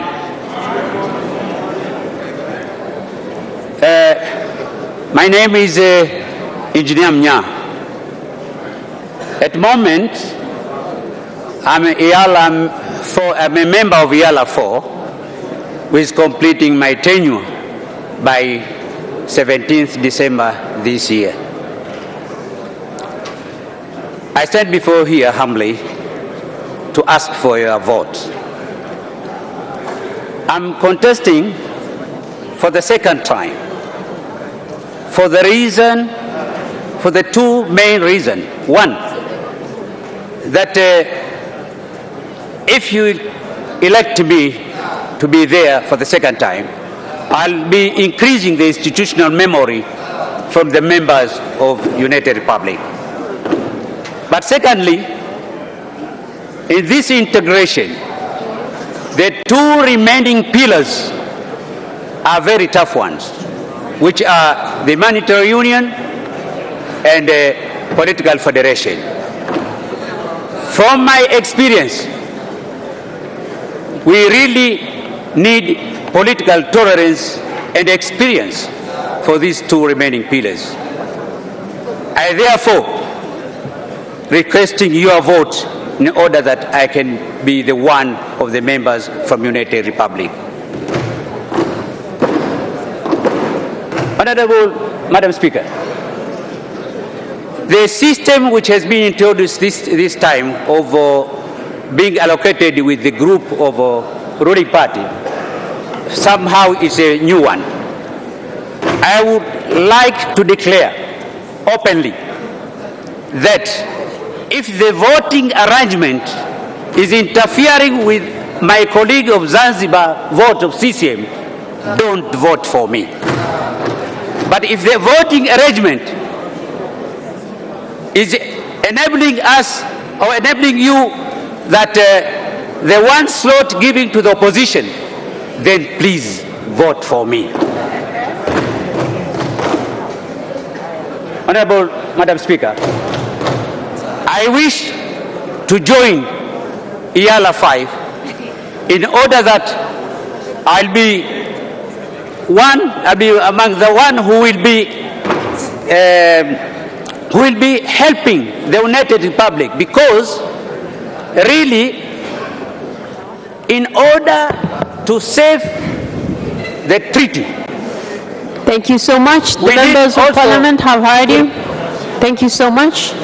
And I'm not seeing any member of Parliament raising up to ask question. Okay, there's one. There are actually two questions. So we will start with Professor Sospita Mhongo. Good morning, Candidate Mnya. You are one of the senior members of Parliament in the community. The world is creeping into recession. How would you use the African community as one of the economic vehicles to take Tanzania out of this untold economic recession? Thank you. Thank you very much, Honorable. Wait a second. You wait until you're called. That's when you start responding. Thank so, Mnya, please respond to the question. Thank you. If I understood very well your question, that in IALA, there is this EPA, we have this tripartite whereby all economic issues are under special discussion in cooperation with all members of partner states. So what we will agree, that will be for the benefit of Tanzania. At the moment, only Rwanda and Kenya have signed, but still there are some problems in order that we can sign all of us, all partner states, and then that we can benefit from EU. Thank you so much. There is a second question from Honorable Emmanuel Mwakasaka. Thank you, Madam Speaker, for giving me this opportunity to ask Honorable Engineer Mohamed Mnya. One of the key elements to convince someone to vote for you is public relations. In this aspect, since you have been elected last time, can you convince any of these public relations concerning how you have achieved in your work, convincing us so that we can give you another chance to present us in EARA? Okay, Mnya, you're given a chance to respond. 1 minute. Yeah, if I understood him very well, the public relations is one of the issues as members of IALA, but also under collaboration of our foreign affairs. So we normally do things in a teamwork. So the whole teamwork of Tanzania, if there is something which is which needs to be done, we normally convince each other, we discuss together, and then we go for what we have agreed upon. Thank you so much. That was the... There's another question from Honorable Joseph Kashek Msukuma.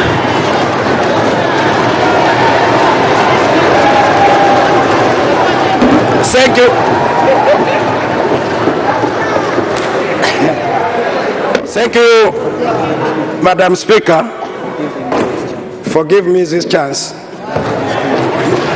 Mr. Mnya, I want to ask you one question. where are you? What did you do?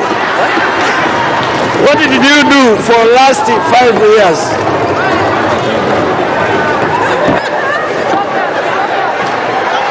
Yeah, I think you have heard his question. Okay, honorable members, please hold on. Mnya, did you hear his question? Did you hear his question? Did you hear his question? No, madam. Okay, members of parliament, please come down. Let's hear Honorable Mskuma. What did you do for last 5 years?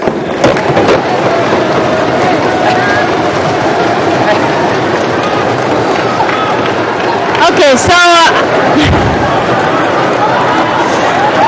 okay, I'll help you. He's asking, what did you do for the past 5 years? That's his question.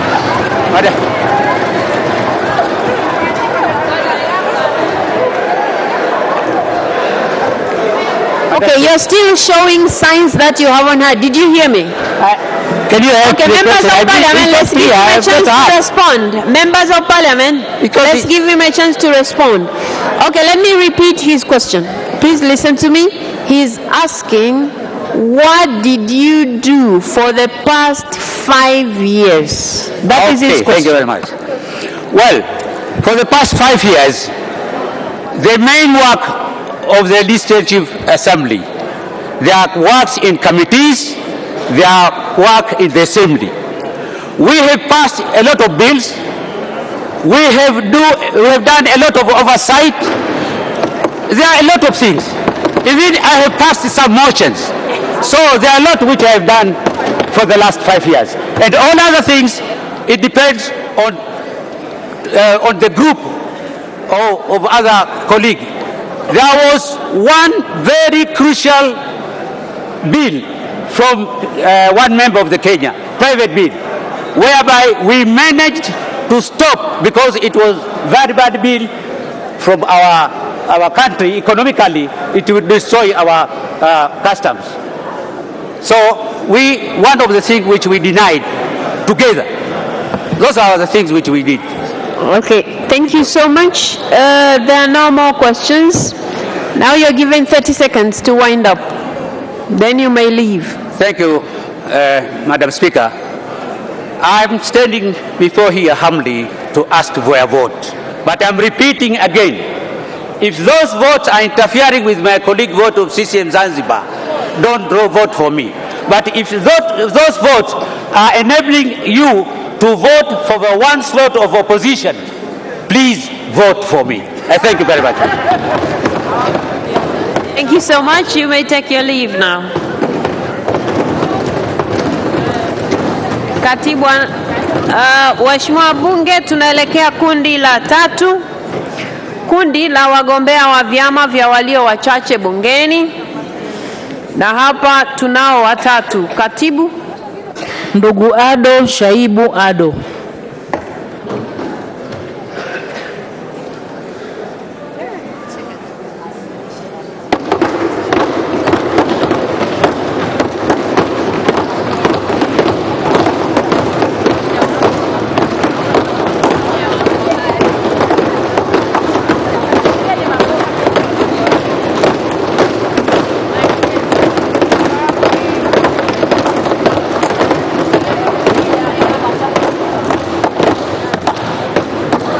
Mr. Ado Shaibu Ado, you're welcome to the Parliament of Tanzania, and before you are the members of Parliament who you are standing there to convince them so that they vote for you to represent the country to the East Africa Legislative Assembly. And in that respect, you're given 3 minutes to do just that. Please. Honorable Speaker and honorable members of the Parliament, I salute you in the name and the spirit of the United Republic of Tanzania. And you know what to respond. As introduced, my name is Ado Shaibu Ado. I am humbly standing before you, honorable members, to kindly request for your votes so that I can represent our beloved country, Tanzania, in the East African Legislative Assembly. Honorable Speaker, honorable members, before I proceed, please allow me to express my pleasure and delight for stepping foot in this honorable parliament, whose Speaker, one of the fine legal minds in Tanzania, Honorable Tulia Ackson Mwansasu, was one of my lecturers at the University of Dar es Salaam a decade ago, where I graduated with a Bachelor of Laws. While at the University of Dar es Salaam, I remember Professor Paramagamba Kabudi, who is also a member to this house, together with Dr. Gaston Kennedy, who is serving us at the United Nations, taught us a new course called the East African Community Law. Its main objective was to prepare Tanzanian lawyers like myself to serve competently in the organs of the East African community, such as the East African Legislative Assembly, the East African Court of Justice, and the Secretariat. It therefore follows Ado Shaibu is academically prepared to serve for the role. Apart from my academic background, Honorable Speaker, Ado Shaibu is a true believer in Pan-Africanism.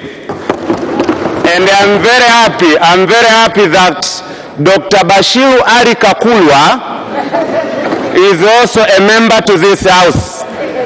He can testify that we worked together, we volunteered together. A decade ago, we volunteered together at the Mwalimu Nyerere Professorial Chair in Pan-African Studies. And we proudly sang, Afrika Moja, Afrika Huru.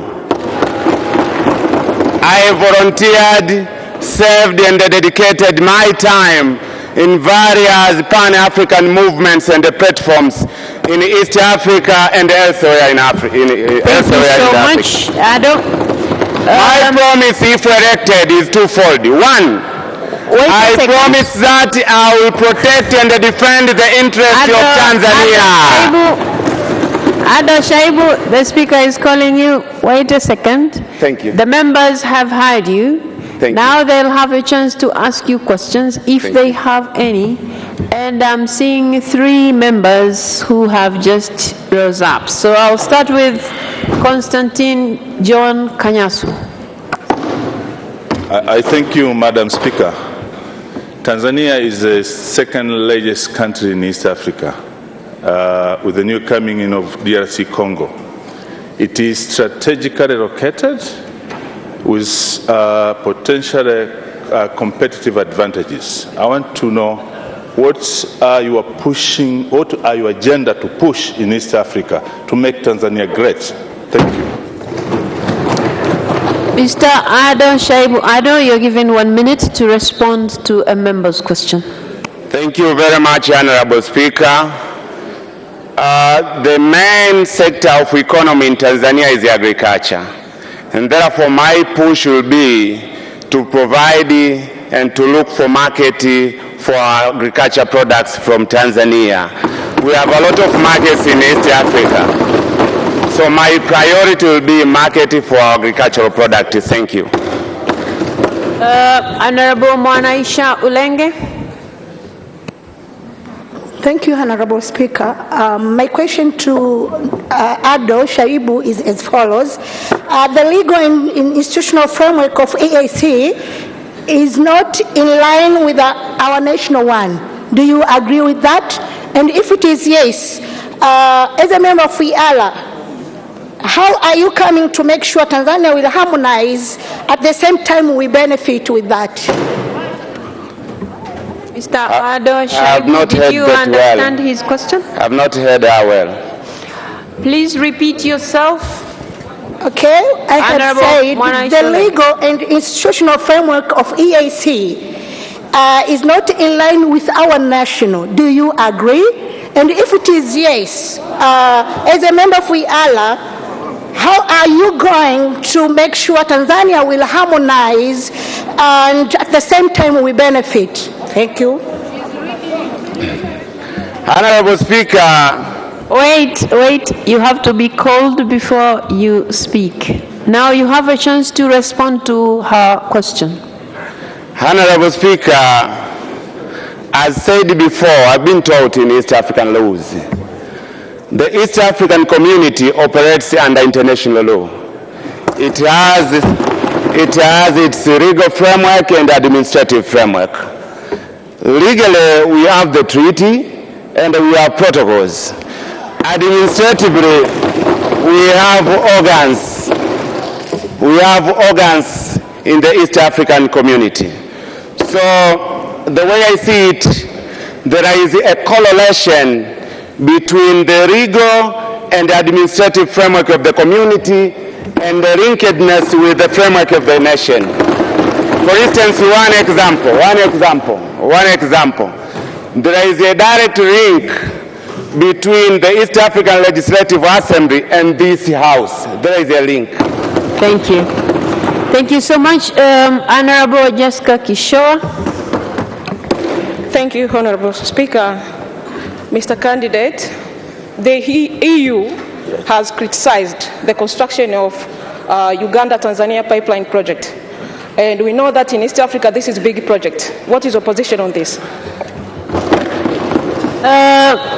I am sorry, members, I'm going to rule that out as a question for the candidate.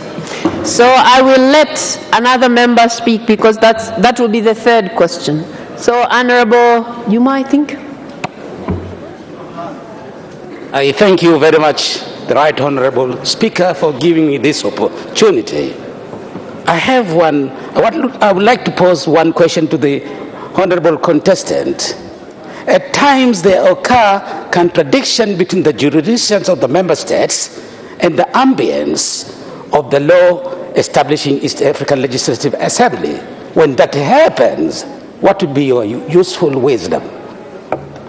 Come again? I don't see you properly. I'm sorry. Okay. Okay. No problem. Just hold on. Can you please repeat yourself? I would like to pose one question to the honorable contestant. Honorable Speaker, at times there occur contradictions between the jurisdictions of the member states and the ambience of the East African Legislative Assembly law. When that happens, and as a seasoned lawyer, what is your wisdom? When that happens, what is your wisdom? Okay, have you understood it? Have you understood his question? I'm not sure if I got the question properly. Okay, wait a second. Since you said I was your teacher, I'm going to explain what he's asking. Yes. He's asking when there are contradictions, and I think because we are used to teaching by examples, if there are contradictions between what this House wants and what the East Africa Legislative Assembly wants, in your wisdom, what are you going to do? Tanzania is a sovereign state. When the interest of Tanzania conflicts with the issues in the East African community, my duty will be to stand and protect for the interest of Tanzania. That will be my wisdom. That's why in my motto, I said it categorically, our country first. Thank you very much. Thank you so much. So, because you have been asked 3 questions already, I'll give you 30 seconds to wind up, then you can go. Thank you. Honorable Speaker, honorable members of the Parliament, I humbly, with profound humility, request for your votes. Thank you very much. Thank you so much, Ado Shaibu. You may now take your leave. Thank you so much.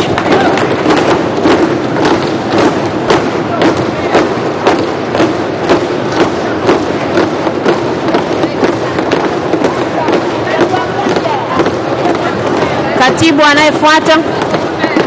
Jafar Saidi Mneke. Anayefuata ni ndugu Jafar Saidi Mneke.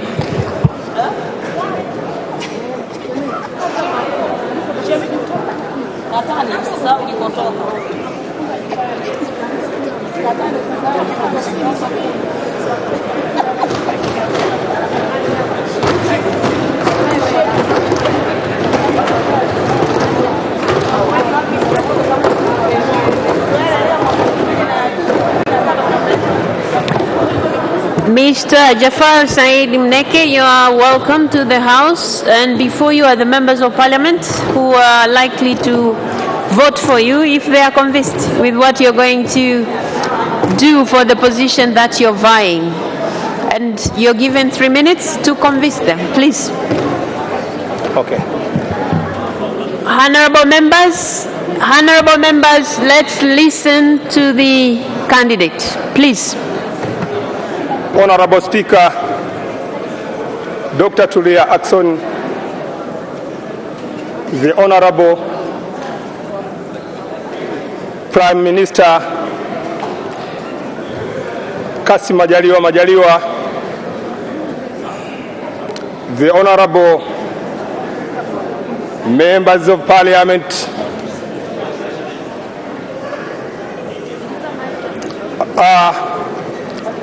my name is Mneke Jafar Saidi, a member and a leader of the Civic United Front Kafu Chama cha Wananchi, a director of Foreign Affairs Policy in the Parliament of the Civic United Front. Also, I am a deputy chairman of a technical committee of the TCD, Tanzania Center for Democracy. Honorable Speaker, please allow me to thank Her Excellency Head of the State, Mama Samia Suluhu Hassan, for her good governance and the wonderful achievement in a very short time of her leadership. Honorable Speaker, also allow me in a precise way to thank Almighty God who gave me this opportunity to be here in front of you today. Without God, I couldn't be here this morning. Honorable Speaker, I'm a candidate of Oyala. I humbly request you to vote for me.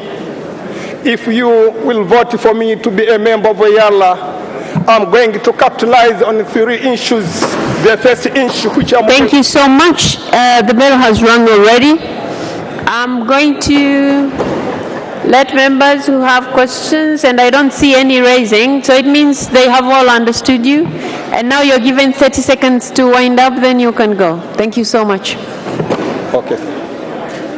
Okay.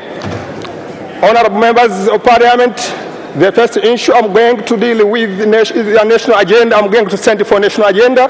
The second one, I'm going to send for cooperation, economic cooperation, the political among the partner states. And the third issue, I'm going to stand for gender mainstreaming. I need to see women participating in economic and political issues. We have an example here. Madam Tulia Ackson, Speaker of this Parliament, is leading well the Parliament. We have example Mama Samia Suluhu Hassan leading our country well. So women can afford and really in a very good manner. Thank you so much, Mr. Jafar Said Mneke. Thank you so much. You may now take your leave. Okay, thanks. Thank you.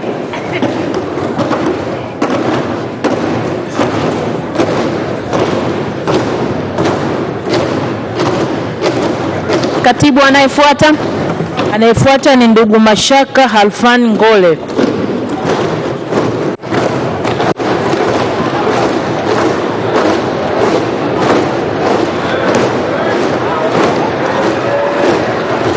Mheshimiwa Mkumbo, unamchanganya mgombea.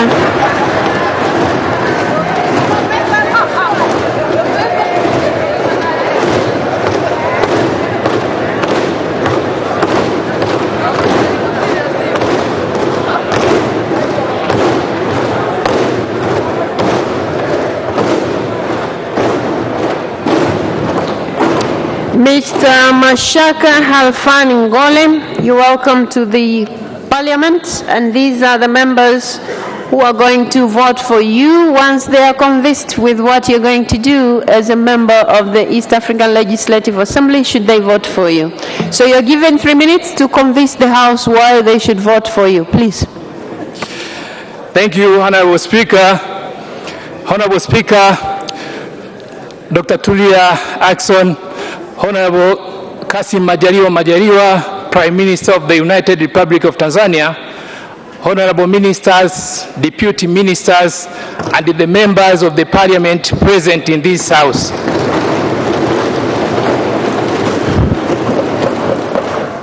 Honorable members of the Parliament, my name is Mashaka Ngole, a holder of a master's degree in business administration from Mzumbe University, a holder of a first degree of law from Zanzibar University, and the holder of a postgraduate diploma in legal practice from the Law School of Tanzania. Honorable members of the Parliament, I am also an advocate of the High Court and the courts below there too, and I've been practicing law for almost 10 years now. And therefore, I am conversant with the lawmaking process, which is a primary obligation of the East African Legislative Assembly. Honorable members of the Parliament, I am standing here before this House contesting for the post of a member of East Africa Legislative Assembly, as I believe to be a competent and a qualified person for that post. Honorable members of the Parliament, I pledge with my commitment that once I am elected a member of the Parliament, I will stand and defend the interests of our country on any matters presented to the East Africa Legislative Assembly. Honorable members of the Parliament, I also pledge to fully participate in the legislation of the laws of the East African Legislative Assembly, which are beneficial to our nation and without compromising to the national interests, to our national interests. Honorable members of the Parliament, lastly but not least, I commend all the efforts and the leadership of our President, Her Excellency Samia Suluhu Hassan, towards the achievement of the first milestone of the East Africa Legislative Assembly, which is the Custom Union. Thank you so much. Thank you so much. The members of Parliament have heard you, and I can see a number of them raising up, but there are more than 3. So we will have Honorable Zainab Katimba, we will have Honorable Olele Kaita, and Honorable Musa Sima. Those will be 3. So Honorable Zainab Katimba. Thank you, Honorable Speaker. I just have one very simple question.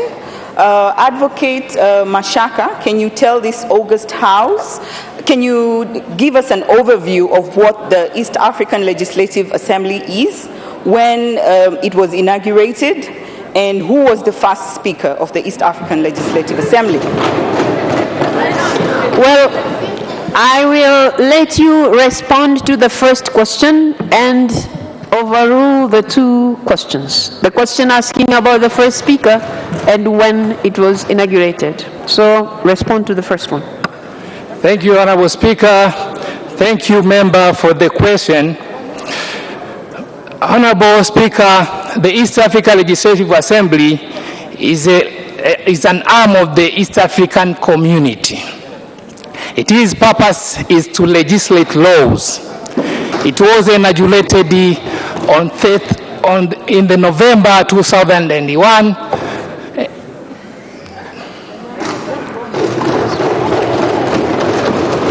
All right. thank you so much. I had mentioned Honorable Olele Kaita. I thank you, Madam Speaker, for the opportunity. My learned friend Mashaka, I'm going to ask you a very legal question. What are the statutory functions of the East Africa Legislative Assembly? I thank you. Mr. Mashaka Ngole. Thank you, Honorable Speaker. The functions of the East Africa Legislative Assembly are in Article 49 of the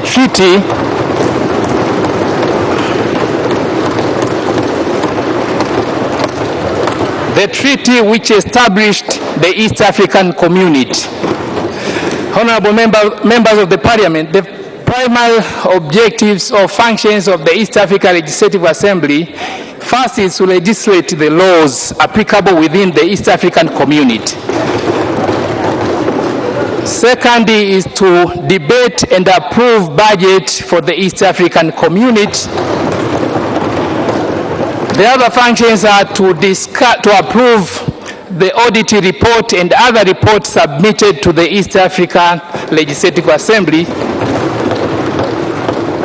and other matters presented before the East Africa Legislative Assembly. Okay, thank you so much. And we also had, I had also mentioned Honorable Musa Sima. Thank you very much, Madam Speaker.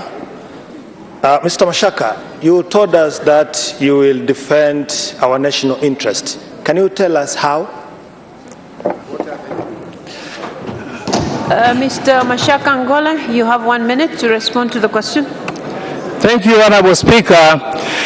In the Parliament, in participating to the Parliament of the East Africa Legislative Assembly, my role is to defend the interests of my country.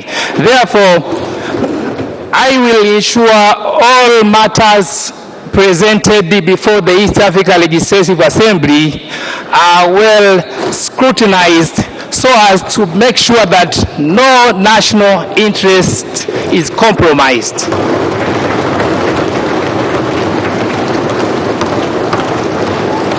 Honorable members, you have already asked 3 questions, so I'm going to give you 30 seconds to wind up and then you can leave. Honorable Speaker, honorable members of the Parliament, I urge you to vote for me. Thank you. Thank you so much. You may now take your leave. Thank you.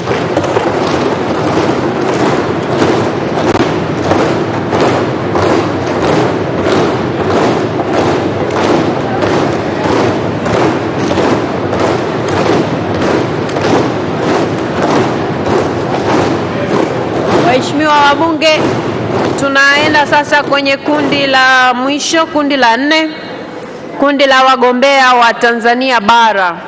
Katibu. Ndugu Ansar Abubakar Kachwambwa.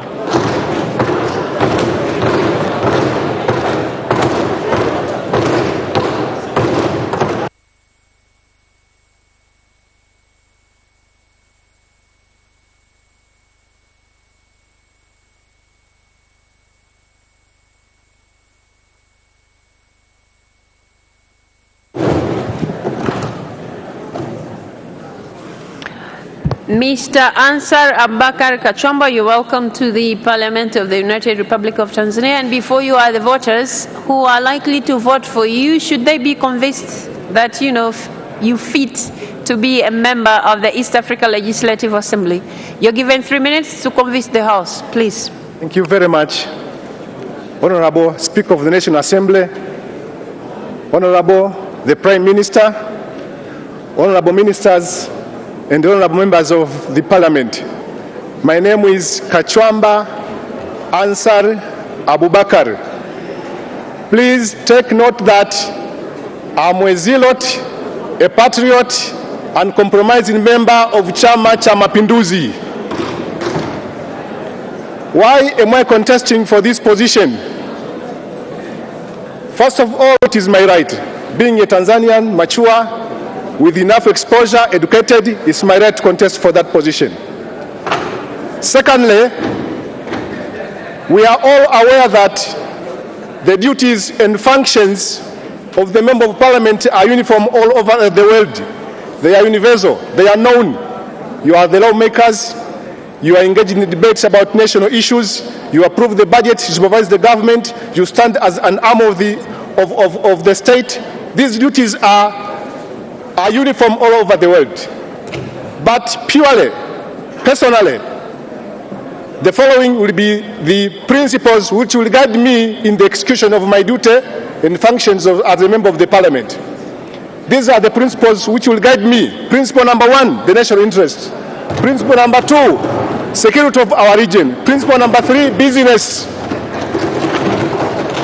I would like to explain briefly on principle number 1, on the national interest. The national interest is a dynamic term. It depends on the circumstance. At one time, it could be a surge of refugees, it could be terrorism or anything. But once the event is defined as the national interest, then my duty starts there. What will be that duty?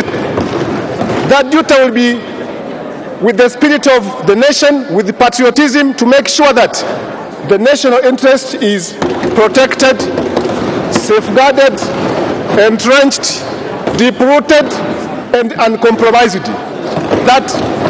And I'll be accountable for that. Thank you, Madam Speaker. Thank you so much. Okay, I'm only seeing one member who would like to ask you a question. Honorable Hadija Taya. Thank you so much, Honorable Speaker. I would like to ask the question to Mr. Kachwamba. What is your witness that can be a benefit to our country? I beg your pardon? I'm asking you, what is your witness that can be a benefit to our country? What is your witness that can be a benefit to your country? Is that witness or weakness? I think if I heard her correctly, she's asking about your weakness. Witness. So, yeah, that's it. Well, okay, you turn this side. She's asking if you have any weakness. That's her question. So you can tell the House if you have any weakness. Enough, I don't have any weakness. Okay, members, that was the only question that a member had risen up to ask. Okay, so you're given 30 seconds to wind up and then you can leave. Naomba kura zenu za ndio. Asanteni sana. You can repeat the same thing in English. Please, I beg for your vote. May God bless you. Thank you so much. You may now leave. Thank you. Thank you so much. And katibu anayefuata. Anayefuata ni ndugu James Kinyasi Millian. Ndugu James Kinyasi Millian.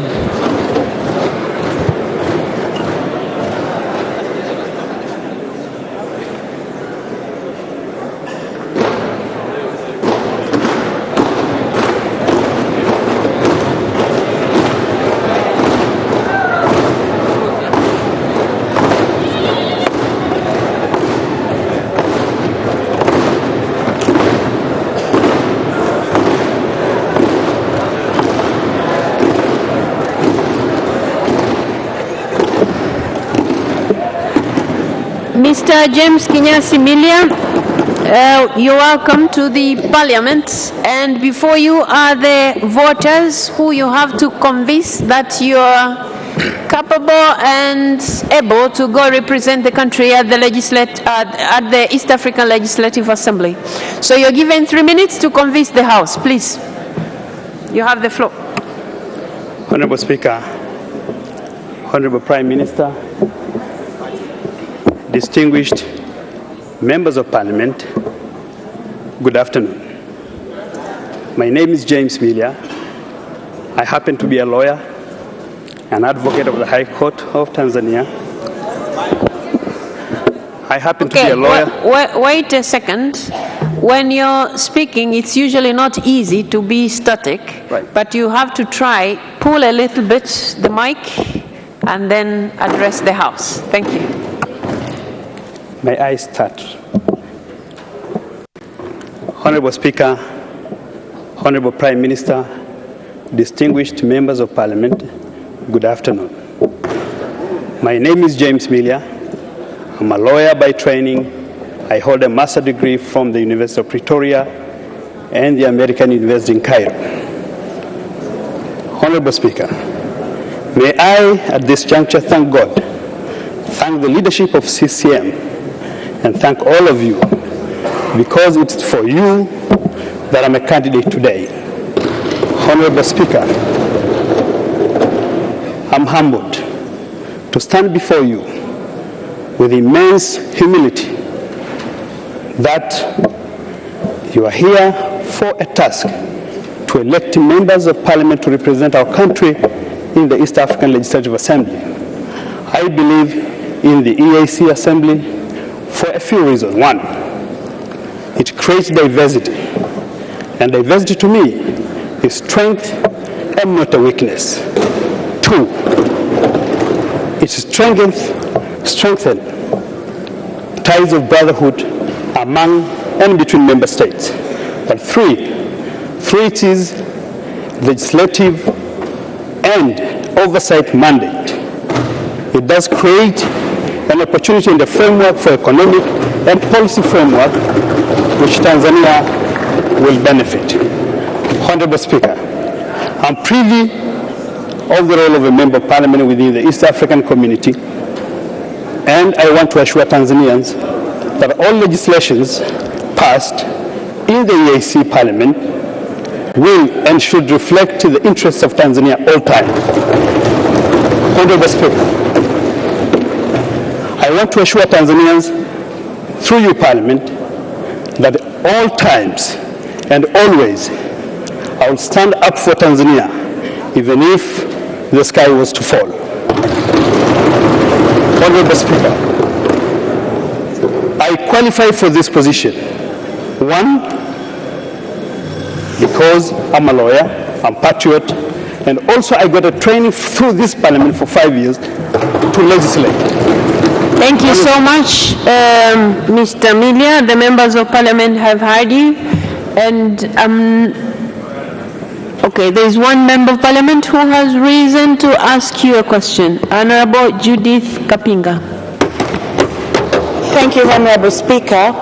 One amongst our interests as a country is to promote Swahili language to be spoken in regional blocks, including East African Community and Southern Africa Development Community and beyond. How are you going to further this interest?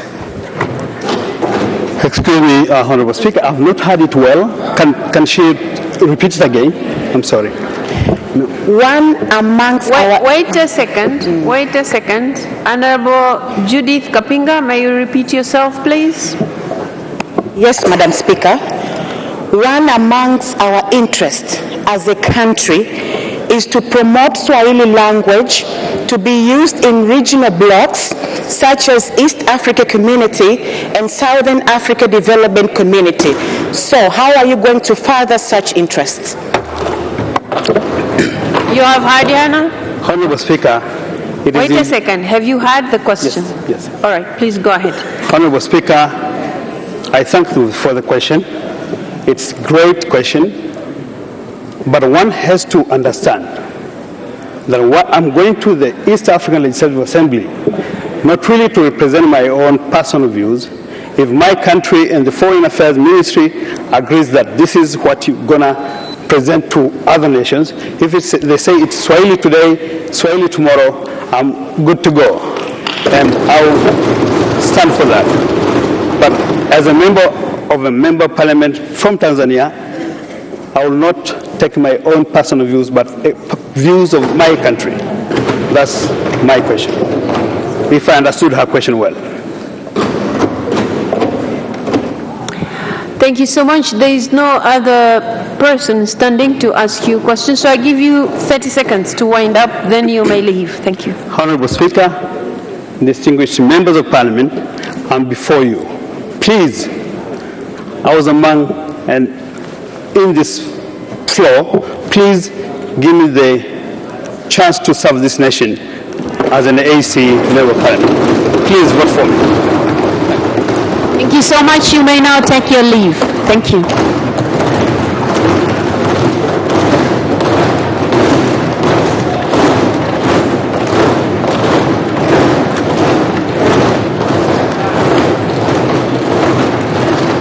Katibu anayefuata.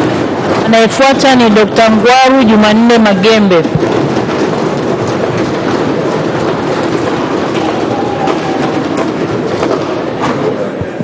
Dr. Ngwaru Jumanne Magembe.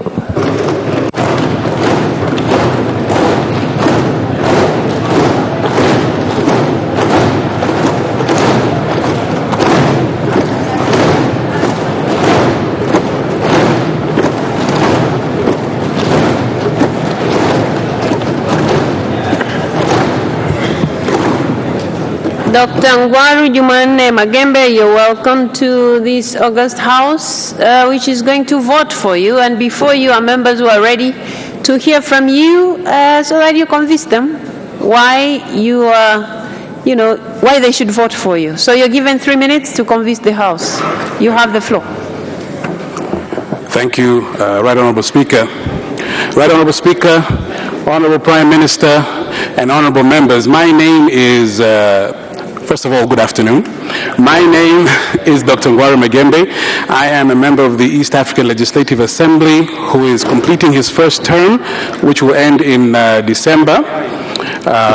Right Honorable Speaker, honorable members, it has been an honor and a privilege beyond any words can possibly convey to represent my country in the East African Legislative Assembly. And I would like to start, Right Honorable Speaker, by thanking this August House from the bottom of my heart, for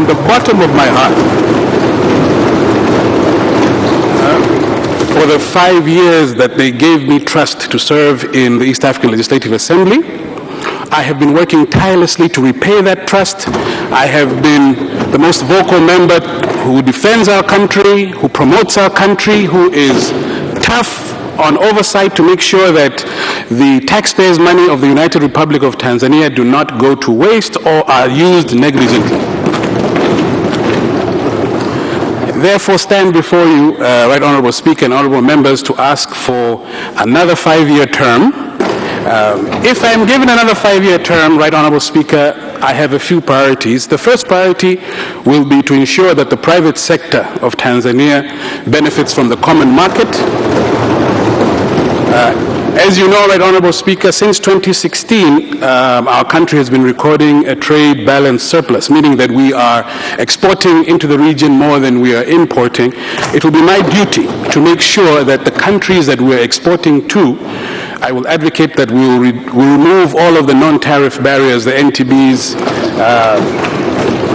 things like unnecessary tax measures, unnecessary product health standards, and so forth. Secondly, I will continue to be tough on the issue of execution of the budget to ensure that the contributions from my country and the other 7 countries to the EAC budget are used judiciously and diligently. Thirdly, Right Honorable Speaker, I would like to promise the honorable members that I will continue to give them feedback, continue to be close to them, because, honorable members, without you, there can be no me. Thank you so much. Thank you so much. There is only one member standing to ask you. Oh, there are 2. So we have Honorable Jerry Sla, followed by Honorable Kigwangala. Thank you, Honorable Speaker, or rather Right Honorable Speaker, for giving me this opportunity to ask one question to Honorable Dr. Ngwaru Jumanne Magembe. I'm quite impressed, not only for your strong and credible presentation you just presented to us, but also for your pronounced academic qualification to a young age. And I'd like to ask you one question. When you are elected to represent us on 2017, East African Community had 5 member states by then. Currently, we are aware that South Sudan and Congo have joined the East African Community, and with the current government investment in infrastructure, be it the standard gauge and the port project, which will increase the haulage of goods in this country, how are you going to cement our footprint as the member of the East African Community on the biggest market of trade in the Congo as the new member of the East African Community? Thank you. Dr. Angwaru, please, you have 1 minute to respond. Thank you, Right Honorable Speaker. That's a very good question. In truth, we are competing with the Northern Corridor from Mombasa through Nairobi, Kampala, and then down towards the Congo. But I would like to tell you, Honorable Jerry Sla, that our Central Corridor has been constructed cheaper. Our SGR railway is cheaper, and we will be very competitive once it's operational. And I don't see how. Thank you.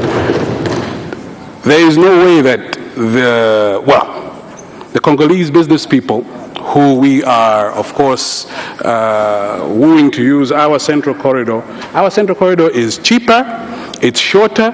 We will be very competitive, Honorable Jerry Sla. I don't want to say too much more in case I step on the toes of the Executive, Honorable Prime Minister, and the Minister of Foreign Affairs. But that's a very good question. Thank you so much.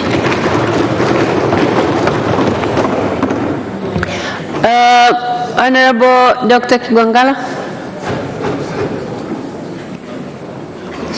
Oh, sorry, I also forgot, because the candidate has only 1 minute to respond, so you have to try and be brief to your questions. Please. Thank you, Right Honorable Speaker. I would like to ask one question to the contestant, Dr. Ngwaru Magembe, and that is, Honorable Ngwaru Magembe, the world today is faced up with three most important challenges, which are environmental degradation, the threat to food security that is posed by environmental degradation, and the third one is the high rate of unemployment amongst the youth. I would like to ask you, if you are elected as a member of IALA, how are you going to foster the IALA as a constituent body of the East African community towards finding solutions of these three most important challenges? And what is your take? Well, only one, please. Only one. He has only 1 minute to respond, and you have already asked environmental issues and youth unemployment. So I don't know which one of the two should he address, because he has only 1 minute. Only one issue. So which one between the two, environmental degradation or unemployment? No, that's just a background. But the question is, what? You have already asked him. Come on, you have already asked him. Okay.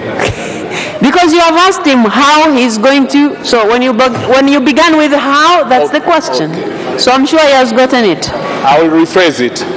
What's your take towards fostering the solutions as an IALA towards solving the challenge of environmental degradation? All right. So, Dr. Ngwaru, you address environmental degradation, and you don't have to look at him because people don't hear you properly. Just look at your mic. Thank you. Thank you, Right Honorable Speaker. That is another very good question. I believe one could write a doctoral thesis just to answer that question. But in short, environmental degradation is a real issue. And if re-elected, this is an area which I'm sure that I could form a bill that would help. Thank you. I could form a bill, and the bill would help to decrease environmental degradation within the 7 partner states. Thank you so much. Those were the 2 members of parliament who had wanted to ask you questions, and you have already responded to them. So I'm giving you 30 seconds to wind up, then you can leave. Thank you. Right, Honourable Speaker, I would first like to start by asking you for your vote, and I'd like to ask for a vote of all of the members of Parliament here. There are votes for yes, yes, yes. Let's send Dr. Ngwaru Magembe back to the East African Legislative Assembly. And I love you all, and God bless you. Thank you so much. Thank you so much. Thank you.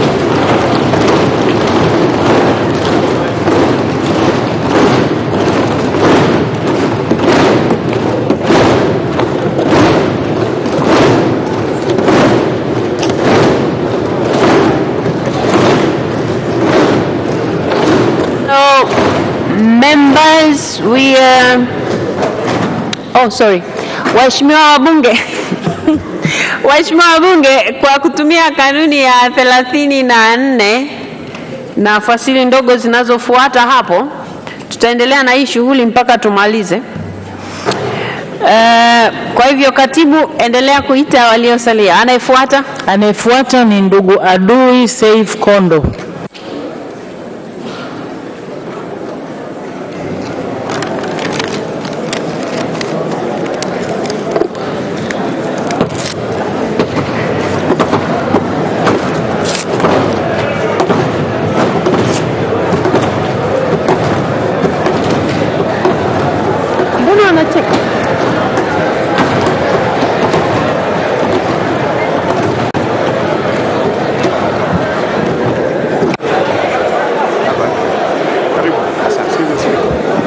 Members, before you is Adui Saif Kondo. Mr. Adui Saif Kondo, these are the members of Parliament who are going to vote for you if they are convinced that you're capable of representing the country, meaning Tanzania, to the East Africa Legislative Assembly.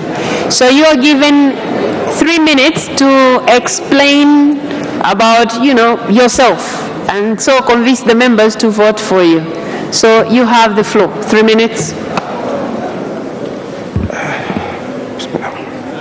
Thank you, Honorable Speaker of this Parliament of the United Republic of Tanzania, Honorable Tulia Ackson, Deputy Speaker, the Prime Minister, distinguished ministers, members of Parliament, ladies and gentlemen, greetings to you all.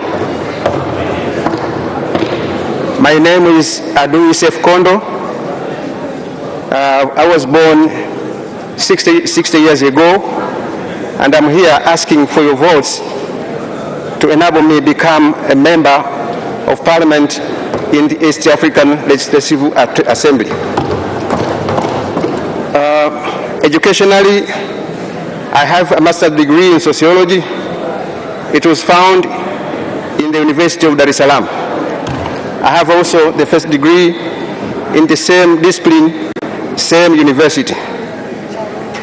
Regarding my work experience, I'm an advocacy officer by nature, because I've been working for the marginalized groups right from the moment when I finished my schooling. I started working with the Dogodogo Center Street Children Trust, and then ended by working in Under the Same Sun. As you are all aware, that from the beginning, from between of the 2000 decade in Tanzania, there happened some bad things to people with albinism in Tanzania. This was way back 2007, when we heard for the first time in Tanzania a person with albinism has been killed in Sengerema. Thereafter, murder and bad activities towards people with albinism was so common. So Under the Same Sun was formed in 2008, and it was formally launched here to do what we call public education on albinism. I was the teacher who went through this country educating the public on albinism. And as you can see, there is safety and security of persons with albinism. So my intention if you allow me to go to the EALA, I want to do the same at the capacity of East Africa, because such practices against persons with albinism and people with disability in general are happening almost in every corner of the continent of Africa. Thank you so much. And there is no member of parliament rising up to ask you a question, so I'll give you 30 seconds to wind up, then you can take your leave, please. I beg your pardon, I didn't hear. I'm saying the members of parliament have understood you and they have no questions. So I am giving you 30 seconds to wind up, then you can go. Thank you. Thank you, Your Excellency Speaker, the High Table, members of parliament, ladies and gentlemen, please vote for me to enable me become a ELA member. And thank you very much. Thank you so much. You may now take your leave. Thank you. Thank you so much. Okay. You can go now. Thank you. Wait a second. Somebody is coming to show you the way out. Okay. Katibu anayefuata ni ndugu Mohamed Msham Gulangwa.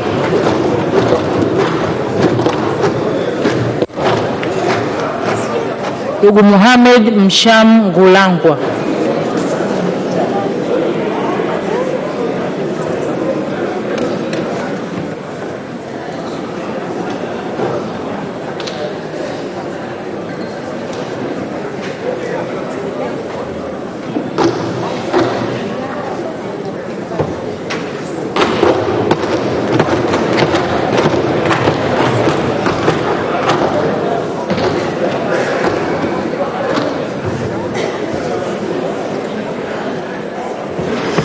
Mr. Mohamed Msham Gulangwa, you're welcome to the House. Before you are the members of parliament who are likely to vote for you when they are convinced about your capabilities of representing the country at the East Africa Legislative Assembly. So you're given 3 minutes to express yourself. Please, you have the floor. Thank you, the Honorable Speaker, the honorable members of the Parliament. Before you is Engineer Mohamed Msham Gulangwa, possessing a master's degree in engineering management from the University of Dar es Salaam, also holding an MBA degree from the Open University of Tanzania, holding a bachelor's degree in civil engineering from the University of Dar es Salaam, and also registered as a professional engineer with the Engineers Registration Board of Tanzania with the registration number PE 3166. Standing before you, I request for your votes to represent the nation in the East African Legislative Assembly. The Honorable Speaker and the members of Parliament, I humbly request for your votes. Okay. There is one member of parliament who has just risen up to ask you one question. Honorable Manai. I should know you are the member of WEALA. What is your two main agenda that will foster economic development, considering of the geographical advantage and the resources that Tanzania have? Okay, yes, Mr. Mohamed Msham Gulangwa, you have 1 minute to respond. The Honorable Speaker, the members of Parliament, being a representative of the nation in the Assembly, I'll be led by the instructions from the nation because I'll be representing the same. So what I'll be doing there, I have passed through the core values of the EAC, and I know that team spirit, accountability, transparency, and professionalism will be leading me. So as a representative, I'll be obtaining the instructions and the directions from the nation. So there was only one member who was interested in asking a question, so I'm giving you, there's somebody else? Honorable Contestants, Charles. Thank you, Madam Speaker, for the chance. I just want to ask one question to Mr. Candidate. As we know, for now, Congo DRC have joined to East African community, and among the national interest is to make sure we reach the Congo market. So, Mr. Candidate, when we give you the chance, what are you going to make sure that our country will reach Congo market compared to another East African countries? As I responded to the first question. Wait a second. Mr. Angulangwa, you have to be called first before you speak, before you address the House. Speaker. So now you have the floor. You have the floor. Yeah, the Honorable Speaker, the Honorable Members of the Parliament. As I said before when I was introducing myself, I have the MBA in from the Open University of Tanzania, and I also have the other capacities as explained earlier. Being a representative, it doesn't mean that I'm going to represent my party there, but I'll be representing the nation. So I'll be doing what the nation will be is directing me, and also the nation will be expecting from me. Thank you so much. Those were the questions from members of parliament. And so now I give you 30 seconds to wind up, and then you can take your leave. The Honorable Speaker, the late President of Tanzania, Mr. Magufuli, used to say that maendeleo hayana chama. I stand before you to request for the votes because it is the competence that is required in the East African community. Kindly vote for me. Thank you so much. You may now take your leave. Thank you.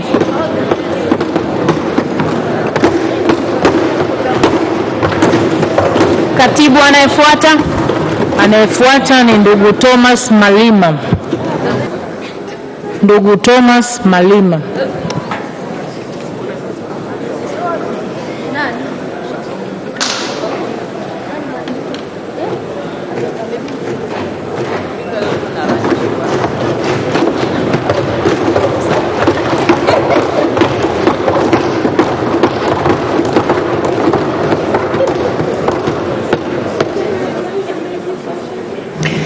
Mr. Thomas Malima, before you are the members of Parliament of Tanzania, and they would like to hear from you why they should elect you to be a country's representative to the East Africa Legislative Assembly.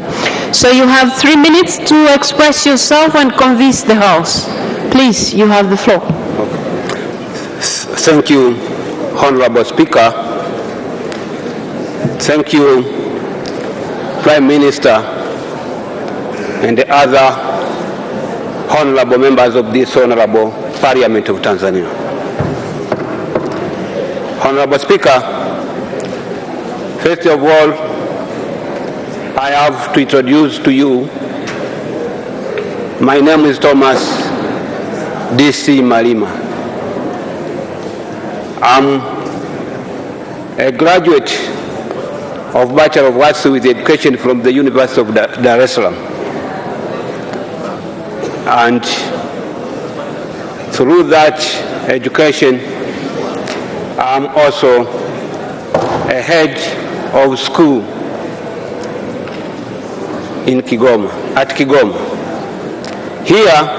I'm here just to vie for the post of representing our nation to the East African Legislative Assembly due to the fact that, first of all, I'm a Tanzanian, I have the right to contest for this, and also I'm capable to contest for this and to represent the nation at the assembly. I know the function of this assembly is just to discuss various agendas and motions which are tabled in the legislative assembly. Also, the assembly is responsible to discuss and approve the budget of all organs of the East African community. And so therefore, as a member of East African Legislative Assembly, if you will elect me to be a member, first of all, I will coordinate and communicate together with other elected members from Tanzania to take the national interest to the Legislative Assembly. Here, we need a person who is loyal to the nation, a person who is cooperative to the government, a person who knows the resources of the nation and how to protect them.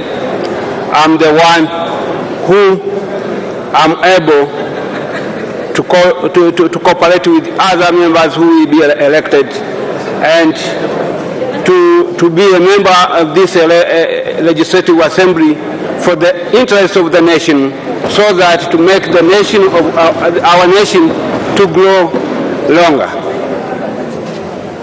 Also, as a member of this legislative assembly, I will make sure that I will take directives from the ministry responsible for East African community affairs, in order to make sure that when we are discussing issues in the parliament, we will discuss according to the national privileges and priorities. Thank you so much. I see no member interested in asking any question. Oh, there's one. Yeah, there's only one. Honorable Alim Chungahela.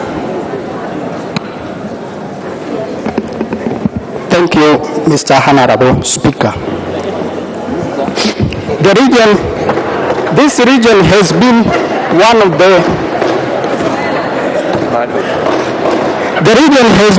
among the dumping place of the market. What are the strategies you have to alleviate the problem? Thank you. There was a noise. I did not understand where. Members of Parliament, he's saying he didn't hear you. Mr. Honorable Alim Chungaila, can you repeat yourself, please? Yeah, what I say is this region is among the dumping place of the foreign market. What is your strategy to alleviate the problem of dumping in this region of East Africa community? Okay. Honorable members, I will rule that out as a question to a candidate, and I see no other member of parliament rising up to ask a question, so I give you 30 seconds to wind up, and then you may take your leave. Thank you, Madam Speaker.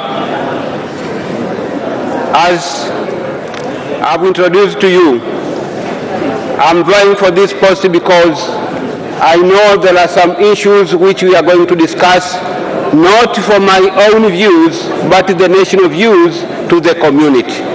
Even the issue of markets, together with other elected members, with the government of Tanzania, will make the strategy to make sure that this will be our strategy to the East African Legislative Assembly. So through that strategy, we'll make sure that our nation benefit from the community, and also the East African community benefits, and will prohibit the dumping commodities from other countries, not from Thank you so much, Mr. Malima. Thank you. Thank you so much. You may now, thank you so much. You may now take your leave. Thank you. Thank you.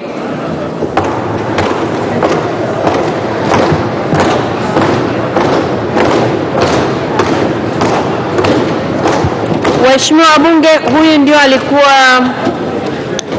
mgombea wa mwisho kuja kujieleza mbele yetu. Sasa tunaelekea kwenye zoezi la kupiga kura. Na kwa hivyo niwaombe wabunge wote walioko nje waingie ndani ili tuhesabiane. Na tukishamaliza hesabu, mbunge aliyeko nje, kwa sababu tunataka kutenda haki, hataruhusiwa kuingia tukishamaliza hesabu, ili tusisumbuke kwenye kuhesabu kura. Wabunge wote walioko nje waingie ndani, zoezi la kuwahesabu linaanza mara moja.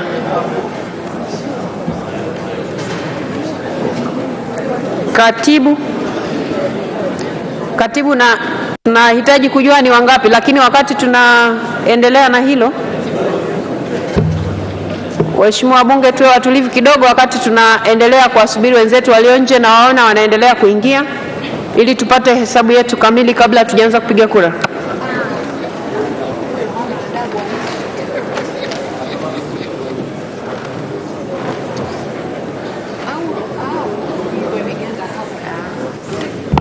Haya, wakati hesabu inaendelea kupigwa hapa,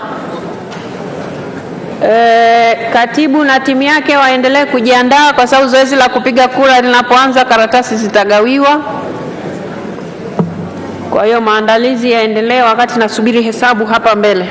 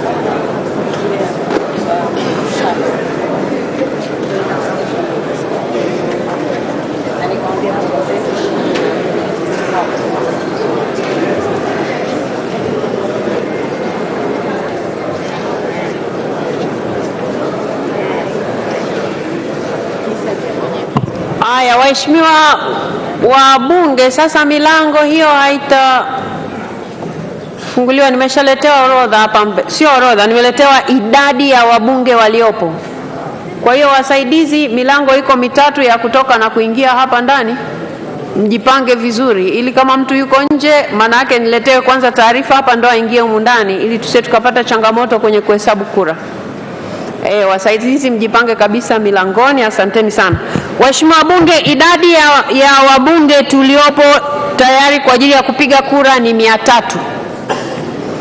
Wabunge tumehesabiwa na tuko 300. Kwa hiyo zoezi la kupiga kura litaanza sasa. Katibu na timu yako, tunahitaji sasa makaratasi yaanze kugawiwa. Tuko wabunge 300. Kama kuna mbunge anaongezeka asiingie kabla sijapewa taarifa hapa mbele.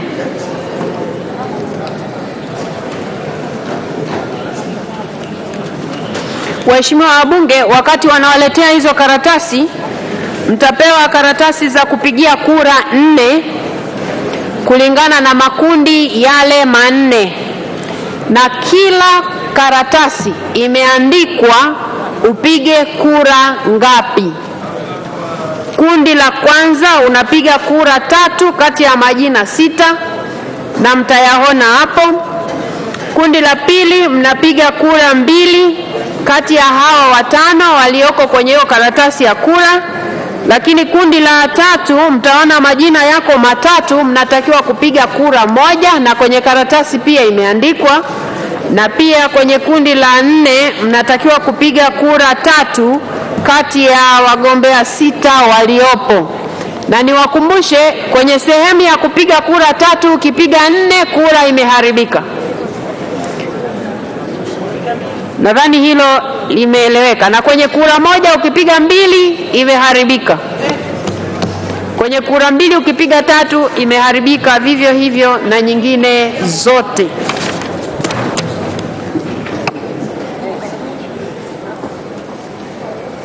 Wasaidizi sasa mtawanyike tayari kwa kugawa kura.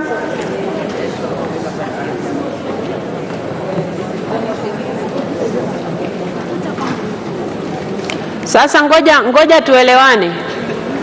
Nyinyi mlioshika karatasi mmeshika za kundi moja moja? Mmeshika karatasi za kundi moja moja au makundi yote? Kundi moja moja. Wewe umeshika makundi mangapi? Kundi moja. Kundi A.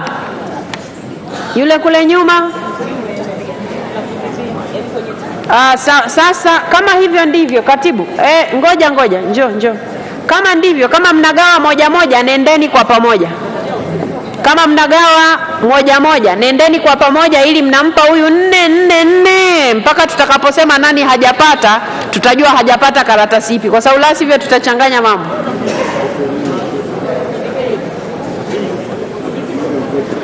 Hebu njoo, usichukue hiyo karatasi yache tu, haina neno.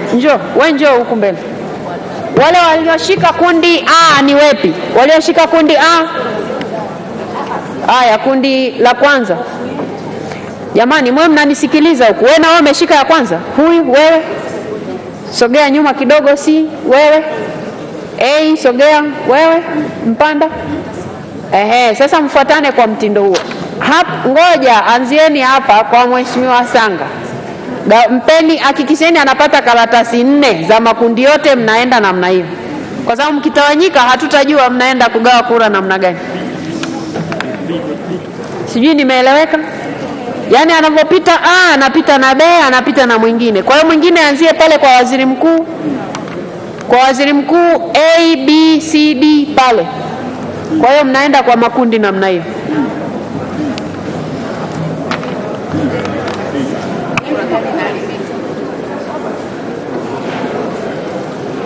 Haya, Mheshimiwa Sanga una karatasi ngapi? 4. Profesa, hapa ameongozana na profesa. Daktari 4. Haya, sawa. Mheshimiwa Spika, kuhusu ufafanuzi kidogo. Ufafanuzi wa jinsi ya kupiga kura. Ufafanuzi, karibu. Mheshimiwa Spika, ulikuwa unatangaza ufafanuzi wa kupiga kura. Nitaka kufahamu. Katika ballot paper imeonyesha kwamba kuna sehemu unapiga watu 3. Umesema mkipiga watu 4 kura imeharibika. Je, katika 3 nikiamua kumpigia mmoja?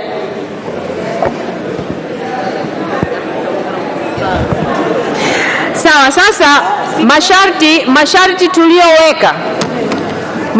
tulioweka kwenye hizi karatasi za kura na masharti aliyokuwa ameyasoma katibu mapema.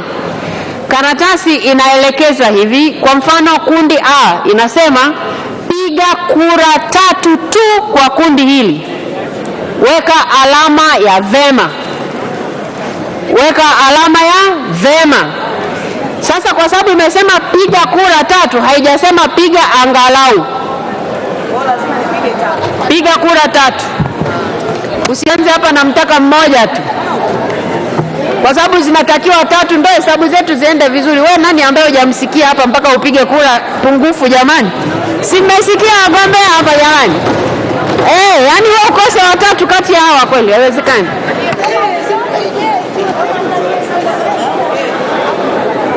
Haya, waheshimiwa wabunge, zoezi la kugawa makaratasi limeshaanza. Na sasa naambiwa wako wabunge nje wanasubiri kuingia. Sasa kama nilivyosema, zoezi letu ni la wazi. Nataka kujua wako wangapi? Upande huu wako wangapi?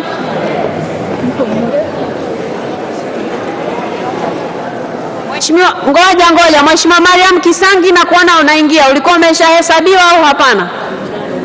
Kwa sababu wewe msaidizi hapo mlangoni ndio unataka kunichanganya. Lazima nipee taarifa. Au ametoka upande huu anahamia huko huko. Asante sana mheshimiwa. Shukrani. Haya, huku Mheshimiwa Mwakagenda anaingia na anatakiwa nipate taarifa kama alishahesabiwa au hapana. Mheshimiwa Mwakagenda, wakati tunahesabu ulikuwepo ama hukuwepo? Kwa hiyo waheshimiwa bunge, ile 300 inakuwa 301. Tumeshasikilizana eh? Mbunge mmoja ameongezeka. Mheshimiwa Kamwele, naona umesimama. Sema na kisemeo. Mheshimiwa Spika, wakati wajumbe wanahesabiwa nilikuwa nje. Mheshimiwa, umepita mlango upi? Maana isije kuwa walikuhesabu alafu hapa nikaongeza idadi, isije ikaleta changamoto. Umepita upande upi? Upande huu. Upande huu? Ndio. Haya, kwa hiyo 302.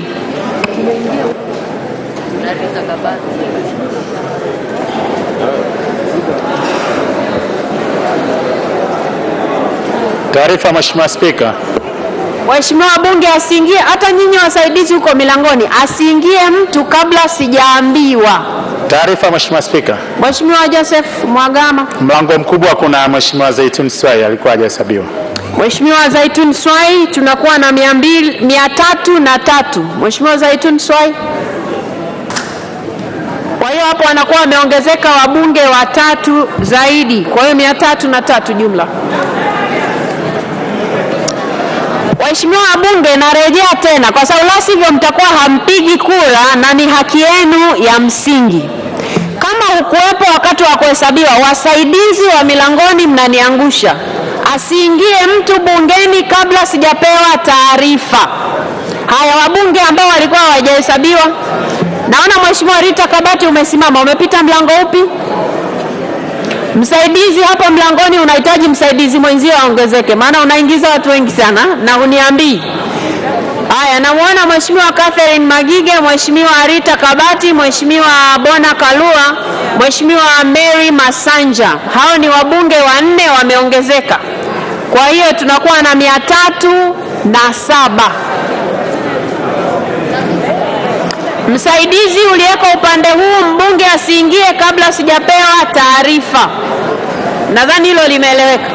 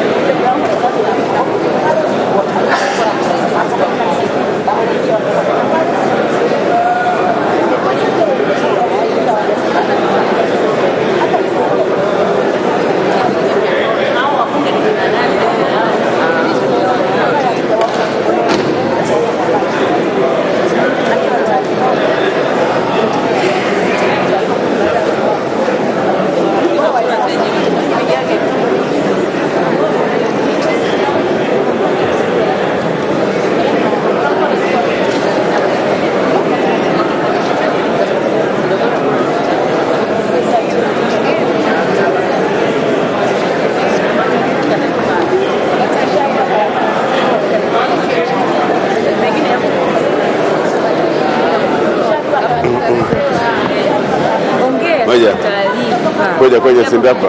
Singoja kwanza. Ongea kwenye mic. Mheshimiwa Spika, taarifa Mheshimiwa Spika. Mheshimiwa Charles Kajegi. Mheshimiwa Spika, mimi sina okay kama na mimi nimehesabiwa.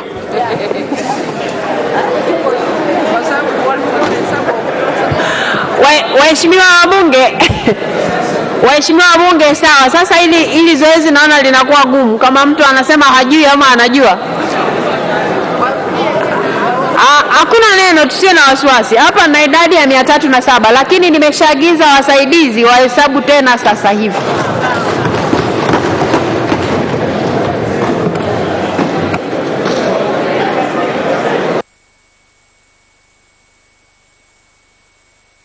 Wa Bunge TV, hayo ndio yanaendelea ndani ya ukumbi wa bunge. Na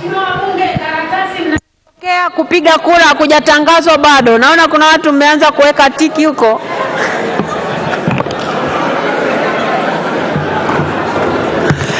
Subirini wote tupate karatasi, kwa sababu kama zitakuwa karatasi zimepelea zoezi litakuwa litatusumbua kidogo. Kwa subirini kidogo. Subirini kidogo.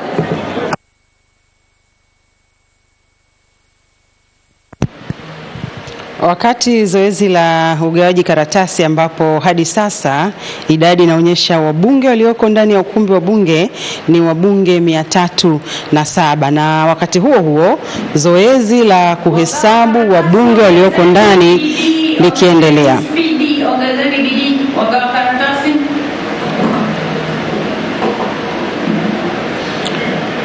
Tungali karatasi karibu mmoja zote hazipo hapa. Mheshimiwa Getere, manake umeingia baadaye. Jirani yako mbona anazo? Hapana, ni hizo tumepewa 2 tu mheshimiwa. Hakuna karatasi nyingine ya 3. Umepewa ngapi? 2 tu. Na wasi wameshaondoka, wameenda upande wa pili. Haya, ngoja nisaidie. Mheshimiwa Getere, nisomee za kwako ni kundi gani na kundi gani? Kundi B na kundi A. Bado C na D. Jamani, makaratasi C na D upande huu bado hayajafika. Mheshimiwa Spika, hata huko bado. Hata huko mheshimiwa. Mheshimiwa Spika, hata huko bado. 2 au 3? Hata huko bado tumepata 2 tu.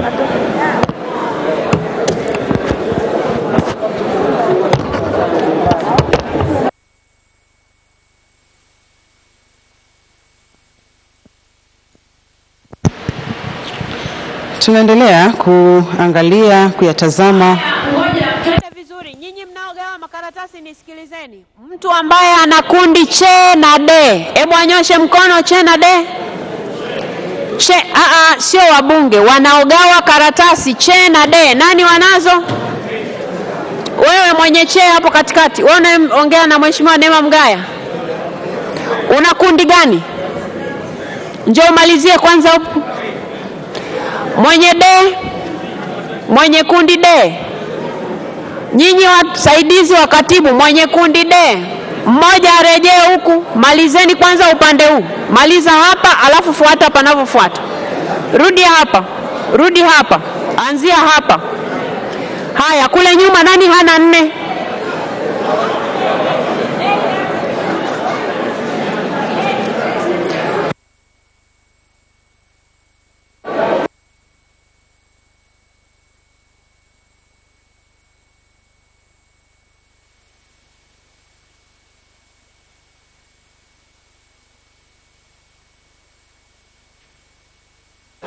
Haya, upande wangu wa kulia hapa kuna mtu hana karatasi na ni ya kundi gani?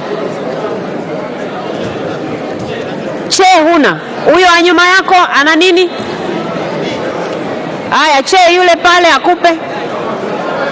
Kuna mtu hana hapo mbele. Zinakuja.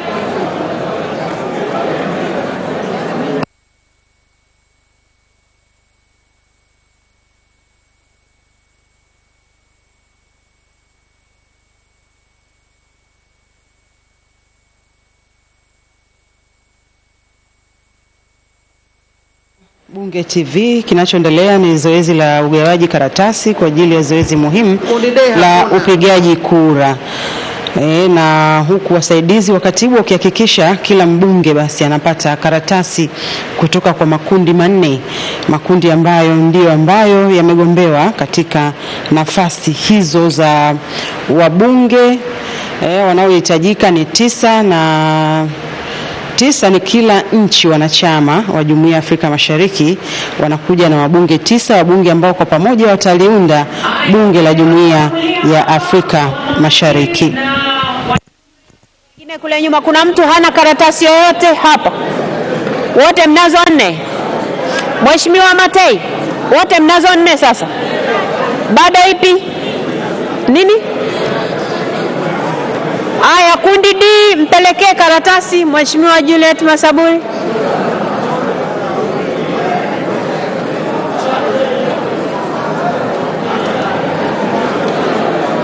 Aya, waheshimiwa bunge mlio nyuma ya Mheshimiwa Waziri Mkuu, kila mtu ana karatasi 4. Jamani, mnaojibu hamko nyuma ya Mheshimiwa Waziri Mkuu. Nyinyi wote mnazo hapo? Mheshimiwa B hatuna huku.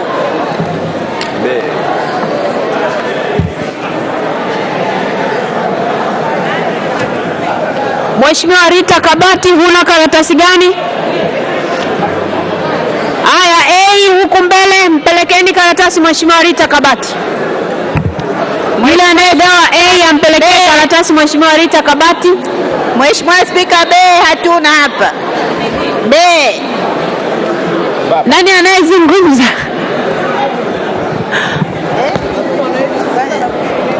Aya, Mheshimiwa Juliet Masaburi umeshapata? Mheshimiwa Juliana umeshapata? Umeshapata? Mheshimiwa Rita Kabati bado. Kundi A.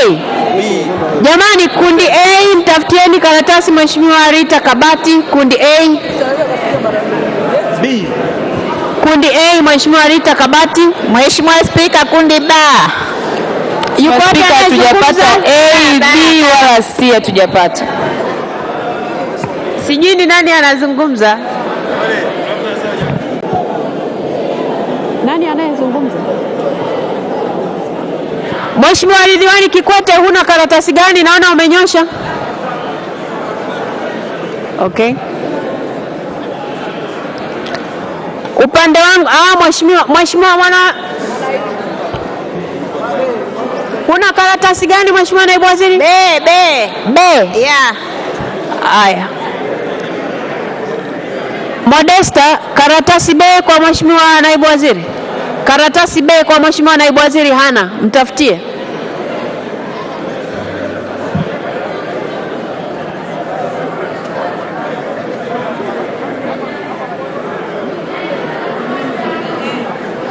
Haya, upande wangu wa kulia Mheshimiwa Mkuchika, una karatasi 4? Una karatasi 4? Upande wangu wa kulia kuna mtu ana karatasi pungufu ya 4? Hakuna.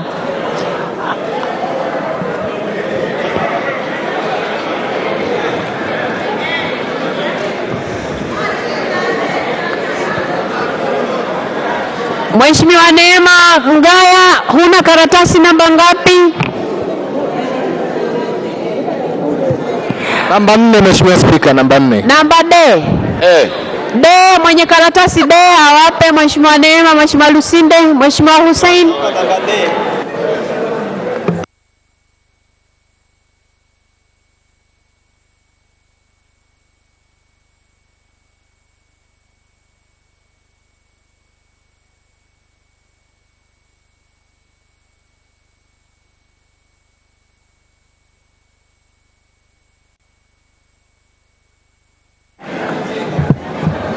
Kizingiti, nasubiri idadi ya wabunge walioko humu ndani ili nimruhusu Mheshimiwa Rose aingie.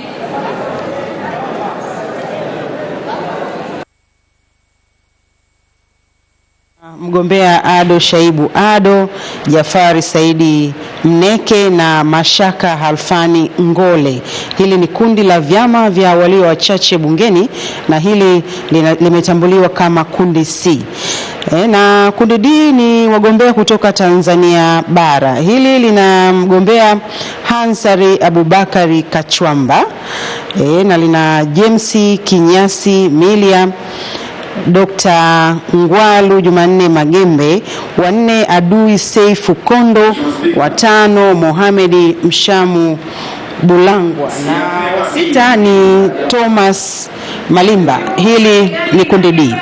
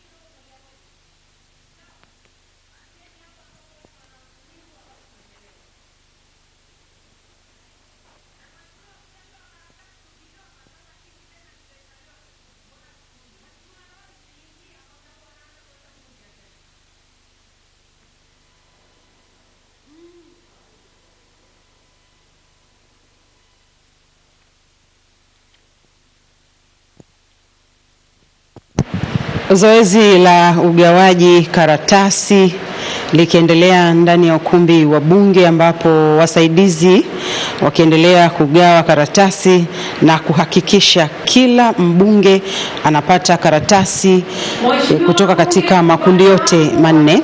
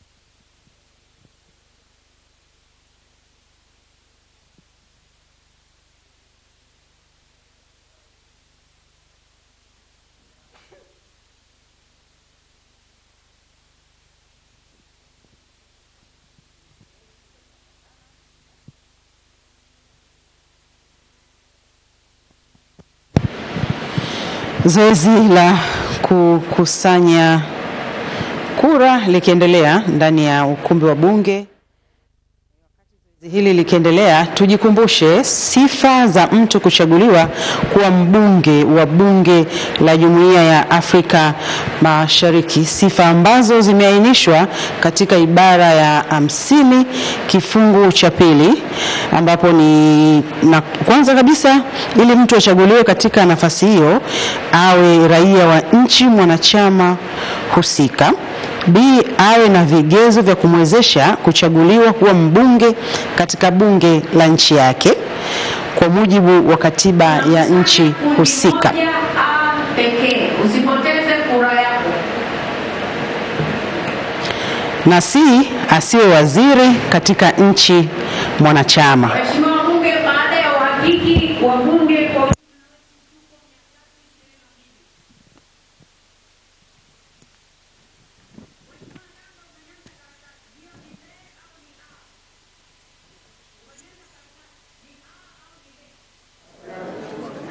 tayari, asante sana. Waheshimiwa wabunge ambaye bado ana karatasi A mkononi anyoshe juu.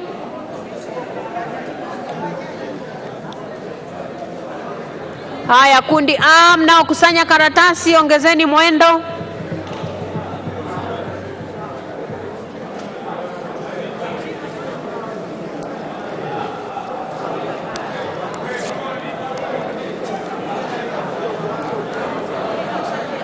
Sanywa kutoka kundi A. Kumbuka kuna makundi manne. Kuna kundi A, B, C na D. Na wabunge ambao wako ndani ya ukumbi wa bunge kwa ajili ya kutekeleza zoezi hili muhimu ni wabunge 322.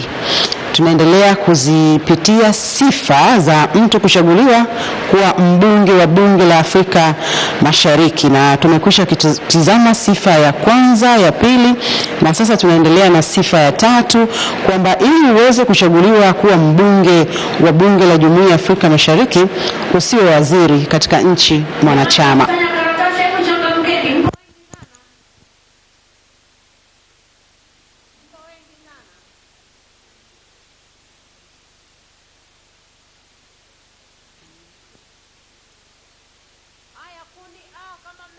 Kukusanya rejeni huko mbele. Nani ana karatasi ya kundi A bado, waheshimiwa bunge? Kundi A rejeni huko mbele na mabox. Kule nyuma Modesta, kuna mtu hajapiga kura au shida iko wapi?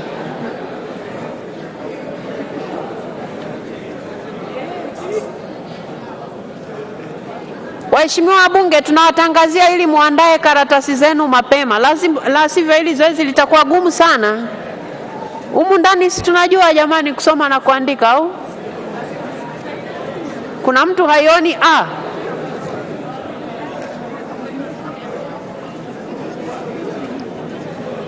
Aya, tafadhali kusanyeni hizo kura zote kwenye box moja, kundi A.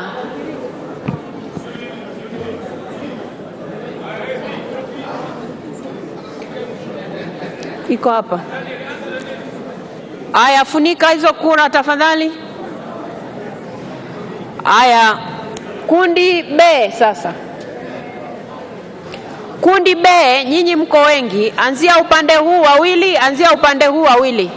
Kundi B, Modesta huku, wawili huku. Haya, anzia hapa, ndio maana mnachanganya mambo, au zimejikusanya pembeni? Haya, tunaanza kukusanya kundi B sasa.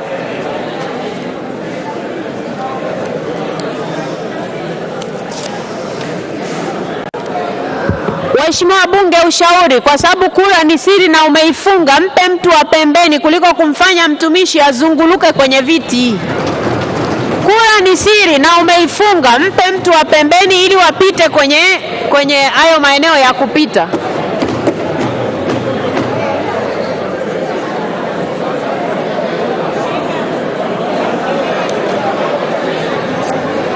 Kunja kura yako, mpe mtu wa pembeni, hatoifungua.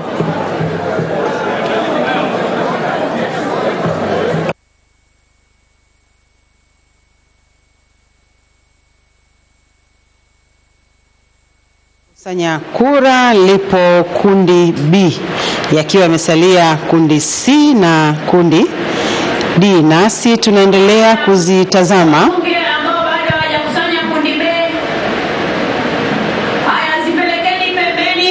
Zipelekeni pembeni. Upande anaopita mhudumu ndio peleka upande huo.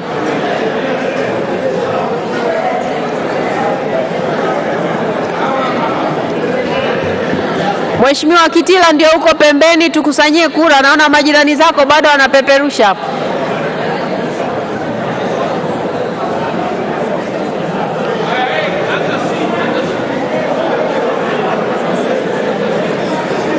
Msichanganye mambo, si hatujaanza.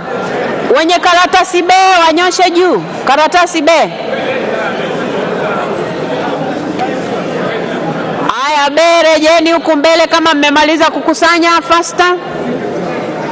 B rejeni huku mbele na maboksi.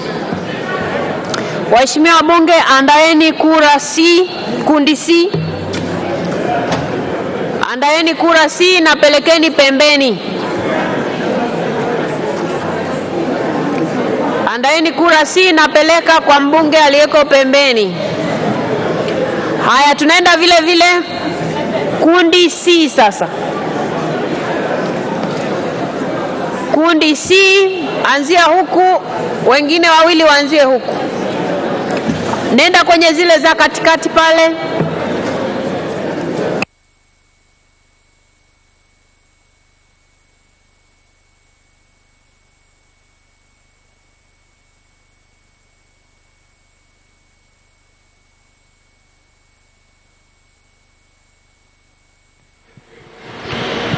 Sifa ya 4 ya mtu kuchaguliwa kuwa mbunge wa bunge la Jumuiya ya Afrika Mashariki ni kwamba asiwe mtumishi wa Jumuiya ya Afrika Mashariki, na sifa ya 5 awe na uzoefu na nia ya kuendeleza malengo na madhumuni ya Jumuiya ya Afrika Mashariki.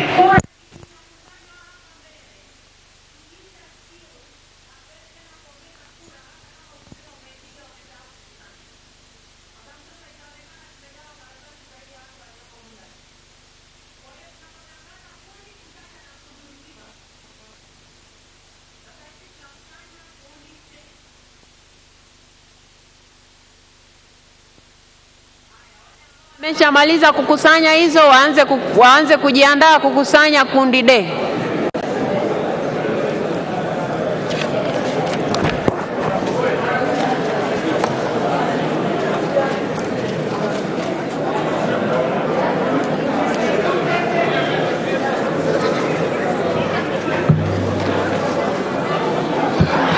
Haya, kundi C rejeni mbele haraka. Wekeni kwenye boksi ambalo limeandikwa kundi C.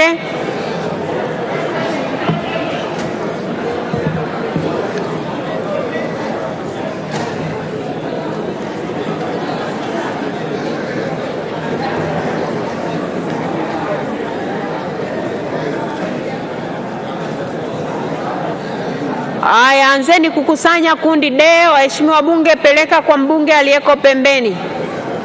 Kundi D zinaanza kukusanywa sasa.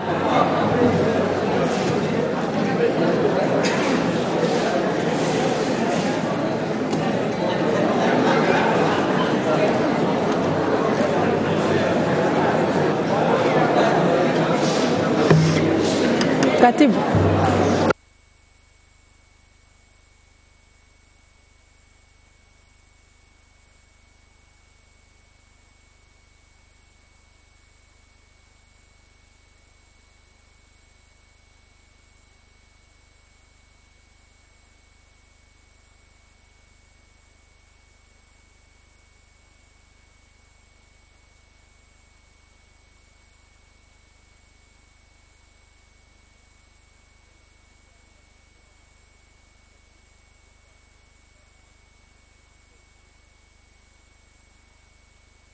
Tazama sifa 4 na sasa tunaitazama sifa ya 5.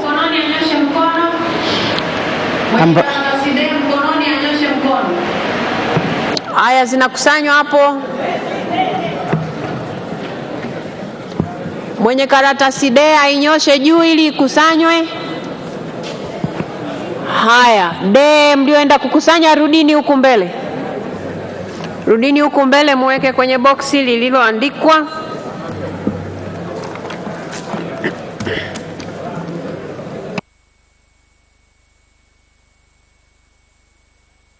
Ya kifungu cha kwanza ya mkataba, muda wa ubunge katika bunge la Afrika Mashariki ni miaka 5, ambapo mbunge anaweza kuchaguliwa tena kwa kipindi kingine cha miaka 5. Na kama ambavyo umeshuhudia wakati wagombea wakijinadi kuomba kuchaguliwa katika nafasi hizi, wapo ambao wamesema tayari. Naam, tumsikilize Spika wa Bunge. Sasa linalofuata ni la kuhesabu hizi kura, na kanuni zinanipa mimi mamlaka ya kuchagua watu ambao nataka wakanisaidie kusimamia hili zoezi la kuhesabu kura, pamoja na wasaidizi kutoka ofisi ya katibu. Kwa hivyo nimewateua waheshimiwa wabunge wawili, Mheshimiwa Dr. Joseph Kizito Mhagama na Mheshimiwa Grace Tendega.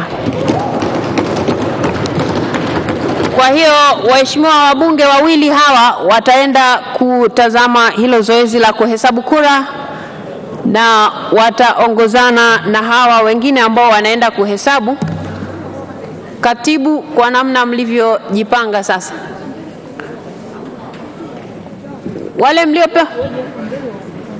wale mlioteuliwa kwenda kuhesabu kura muongozane na. Aya, asante sana.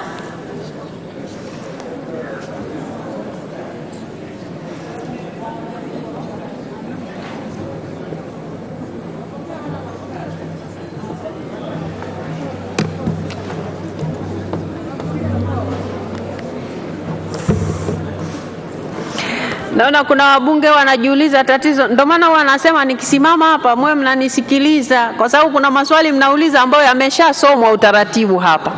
Wagombea wako 20, mnataka kila mgombea akawe na wakala. Kanuni yetu ya 11 inaeleza utaratibu. Kwa hiyo na mmesomewa humu ndani, na ndio maana wameteuliwa hao wawili kwa ajili ya kwenda kufanya kazi hiyo. Kwa hiyo msiwe na wasiwasi. Waheshimiwa bunge, sasa kura zimeenda kuhesabiwa kwa kutumia kanuni ya 5. Kwa kutumia kanuni ya 5 ambayo inanipa mamlaka ya kutazama uendeshaji bora wa bunge na mambo nayo. Na sasa hapa tuna ratiba mbele yetu na wagombea kama mlivyoona wako 20. Kwa kila mtu lazima ahesabiwe kura zake, zoezi ambalo litachukua muda kidogo. Sasa kwa kutazama ratiba yetu, tuna ratiba manake baada ya uchaguzi bado kuna mambo mengine yanapaswa kuendelea. Sasa kwa kutumia mamlaka nilionayo chini ya kanuni ya 5, pamoja na kwamba ninayo yote naweza kufanya maamuzi, lakini nimeamua kufanya maamuzi leo ya kidemokrasia. Kuna namna mbili, either tuendelee na ratiba iliyoko hapa tukisubiri matokeo, au turudi saa 11 tupewe matokeo na tuendelee na ratiba. Sasa demokrasia, tuendelee na ratiba ama turudi saa 11? Tuendelee na ratiba. Tuendelee na ratiba. Katibu.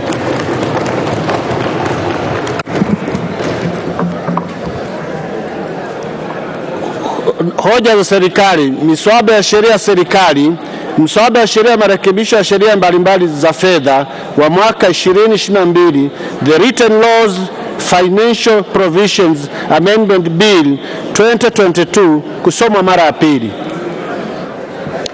Waheshimiwa wabunge, hoja hii ilikuwa imeshawekwa mezani asubuhi, na hivyo nimuite Mheshimiwa Waziri wa Fedha na Mipango, Mheshimiwa Mwigulu Lameck Nchemba aje atoe hoja yake.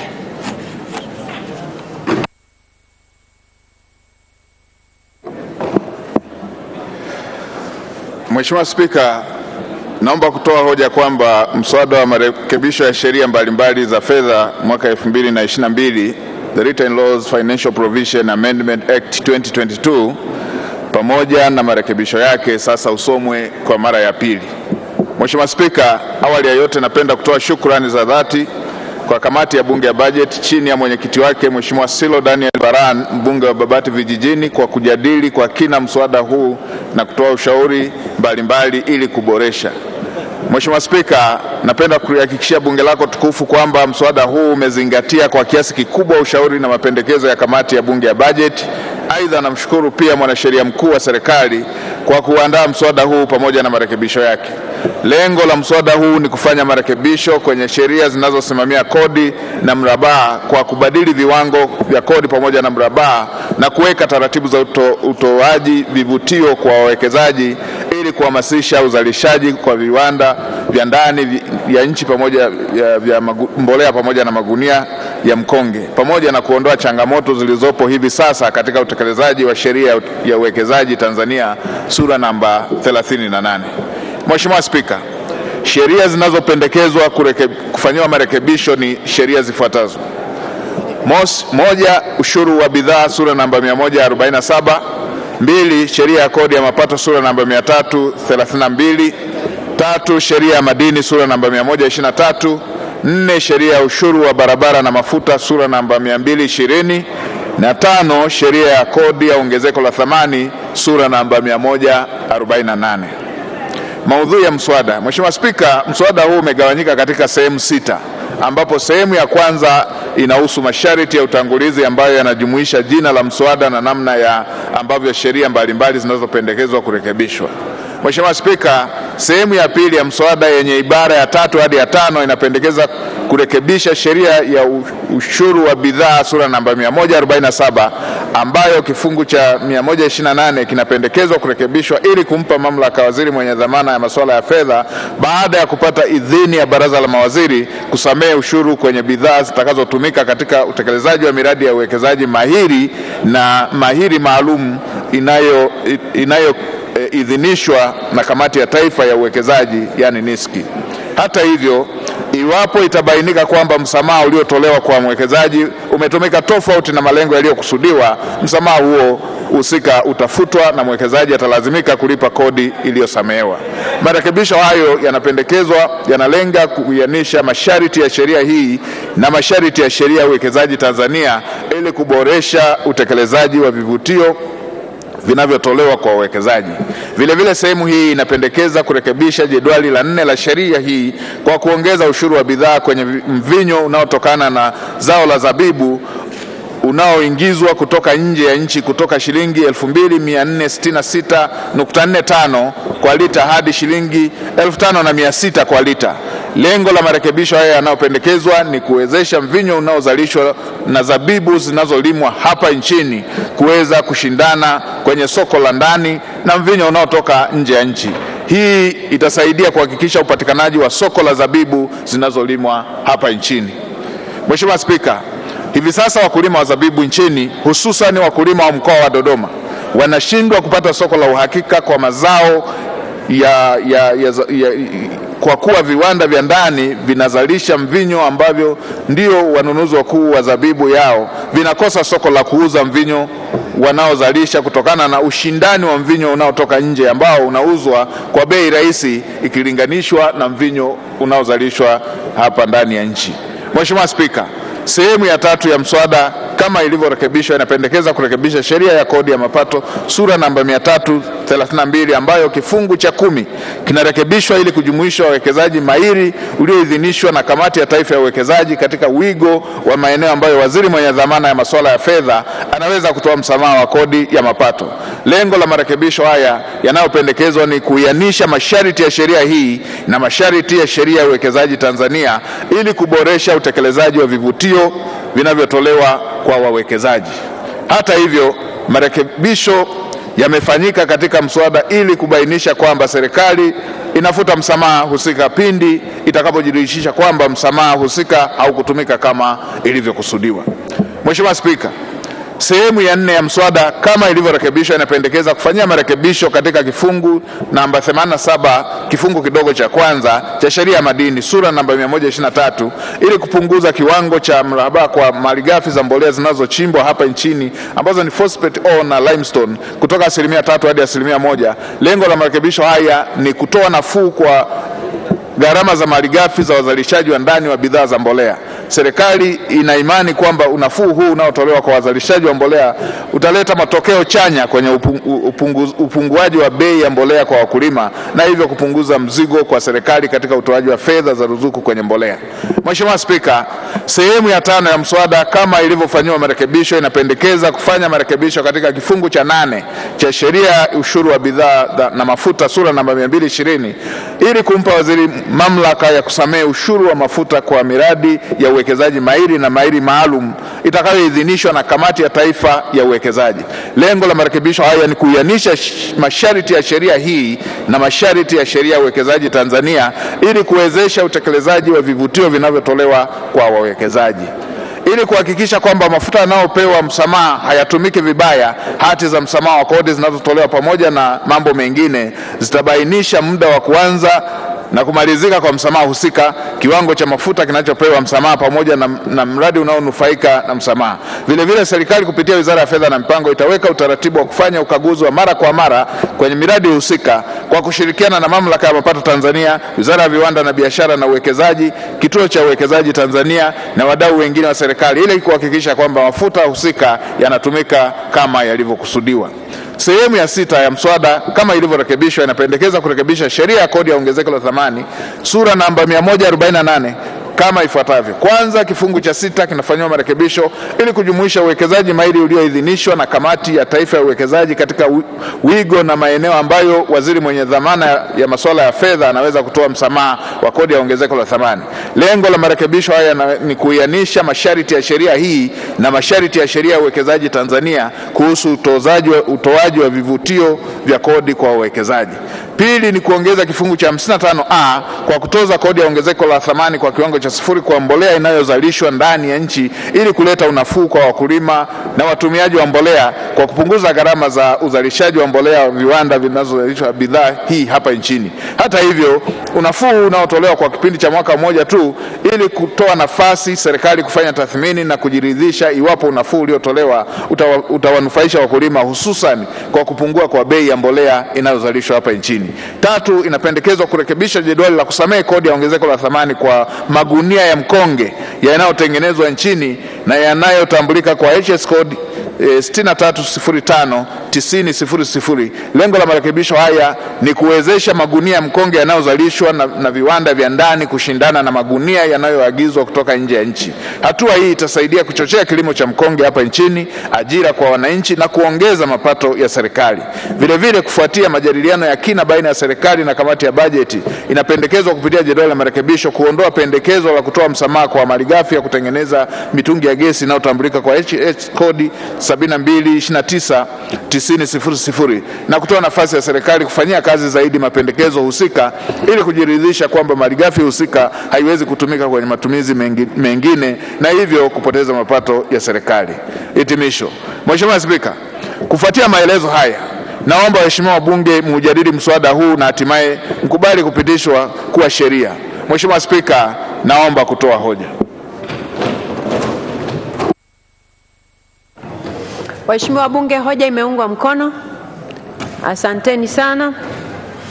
Kabla sijamuita mwenyekiti wetu wa kamati kuja kuwasilisha, tunaye mgeni ambaye aliingia baada ya matangazo ya wageni kuwa yameshafanyika ama yameshatangazwa, na huyu ni mgeni wa bunge ambaye ni mbunge mstaafu na kiongozi mkuu wa ACT Wazalendo, Mheshimiwa Zitto Zuberi Kabwe.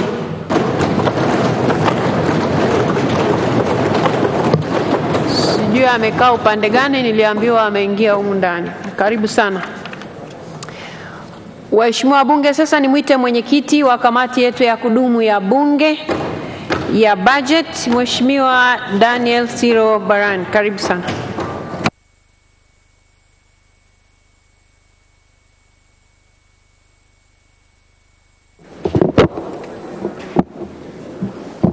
Mheshimiwa Spika, kwa mujibu wa kanuni ya 99 fasili ya kwanza B ya kanuni za kudumu za Bunge toleo la Juni 2020, naomba kutoa maoni na ushauri wa kamati ya kudumu ya Bunge ya bajeti kuhusu mswada wa marekebisho ya sheria mbalimbali za fedha namba 13 wa mwaka 2022, yani the Written Laws Financial Provisions Amendment Act 2022.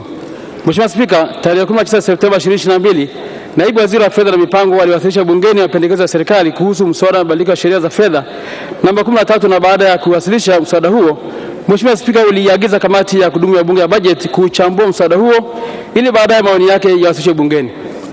Uchambuzi wa mswada. Mheshimiwa Spika, kamati imefanya uchambuzi wa mswada huu kwa kupitia kifungu kwa kifungu kwa madhumuni ya kujielimisha maudhui ya kila kifungu na kupendekeza marekebisho katika maeneo ambayo yanahitaji maboresho. Baada ya kujiridhisha na maudhui ya mswada, tarehe 19 hadi 21 Septemba 2022, kamati ilifanya majadiliano ya kina na Waziri wa Fedha na Mipango, Waziri wa Kilimo, Naibu Waziri wa Uwekezaji, Viwanda na Biashara pamoja na watendaji wa wizara. Aidha, kamati pia ilikutana na wadau kwa ajili ya kupokea mapendekezo na maoni yao juu ya marekebisho yanayopendekezwa. Wadau waliofika kwenye kamati ni Aliko Vintage. Mheshimiwa Spika, naomba taarifa yote ya kamati ingie katika kumbukumbu za rasmi za Bunge, yani Hansard. Madhumuni ya mswada. Mheshimiwa Spika, mswada huu una madhumuni makubwa matatu kama ifuatavyo. Moja ni kuchochea uzalishaji wa mbolea nchini ili zipatikane kwa bei nafuu. Pili, kutoa vivutio maalum kwa miradi kimkakati na miradi mahiri ili kuchochea uwekezaji kwenye miradi mikubwa ili kuleta mapinduzi ya kiuchumi. Na tatu, kuchochea uzalishaji wa ndani hasa wa bidhaa za magunia na mvinyo ili kuchochea kilimo cha mazao ya zabibu na katani.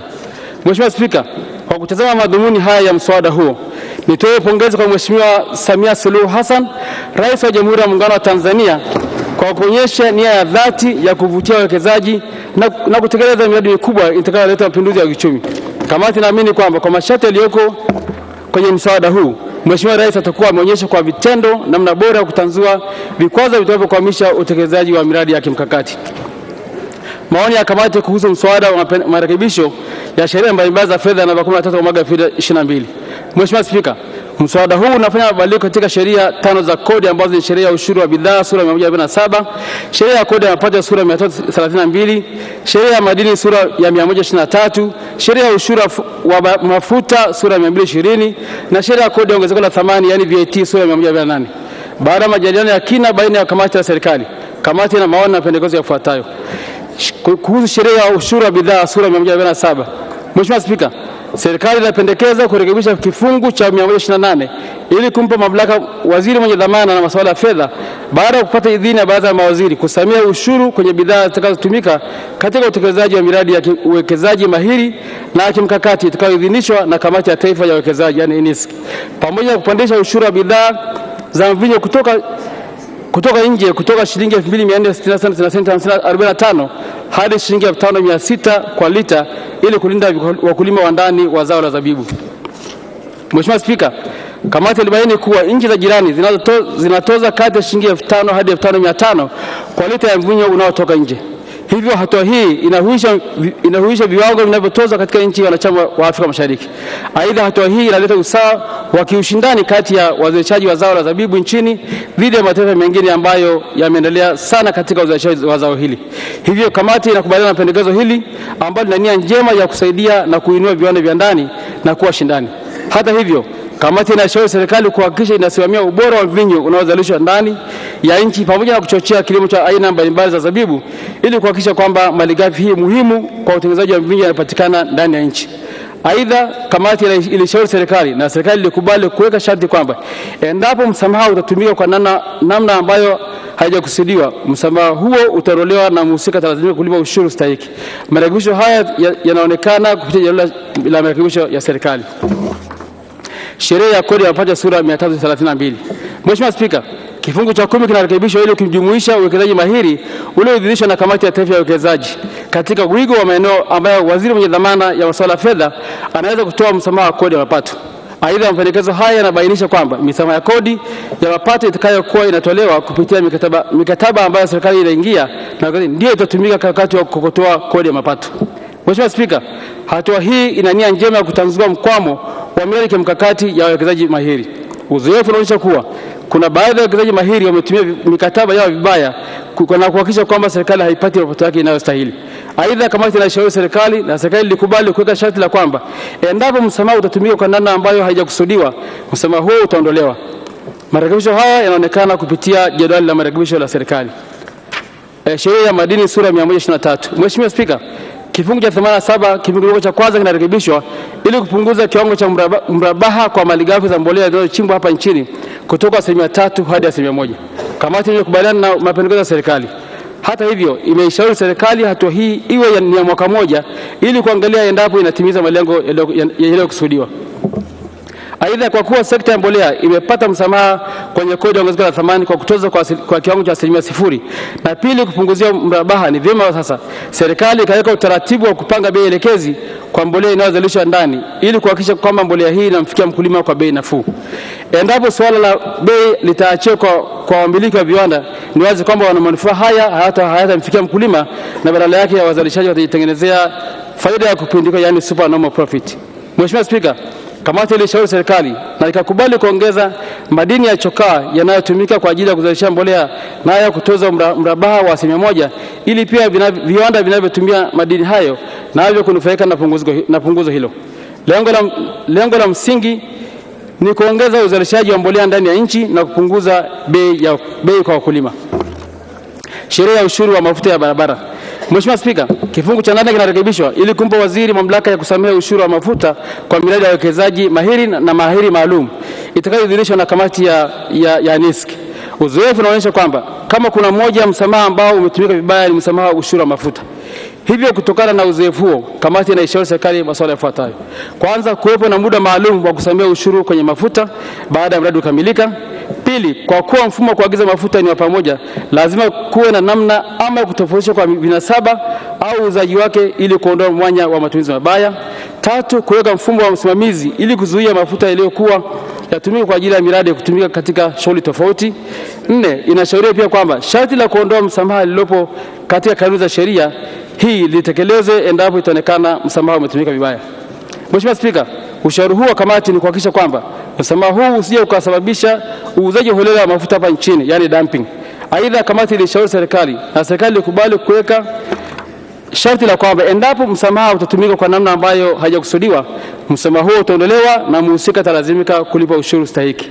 Marekebisho hayo yanaonekana kupitia jedwali la marekebisho ya serikali. Sheria ya kodi ya ongezeko la thamani, yani VAT. Mheshimiwa Spika, kifungu cha 6 kinafanywa marekebisho ili kujumuisha uwekezaji mahiri ulioidhinishwa na kamati ya kitaifa ya uwekezaji, ambapo waziri mwenye dhamana ya masuala ya fedha anaweza kutoa msamaha wa kodi ya ongezeko la thamani.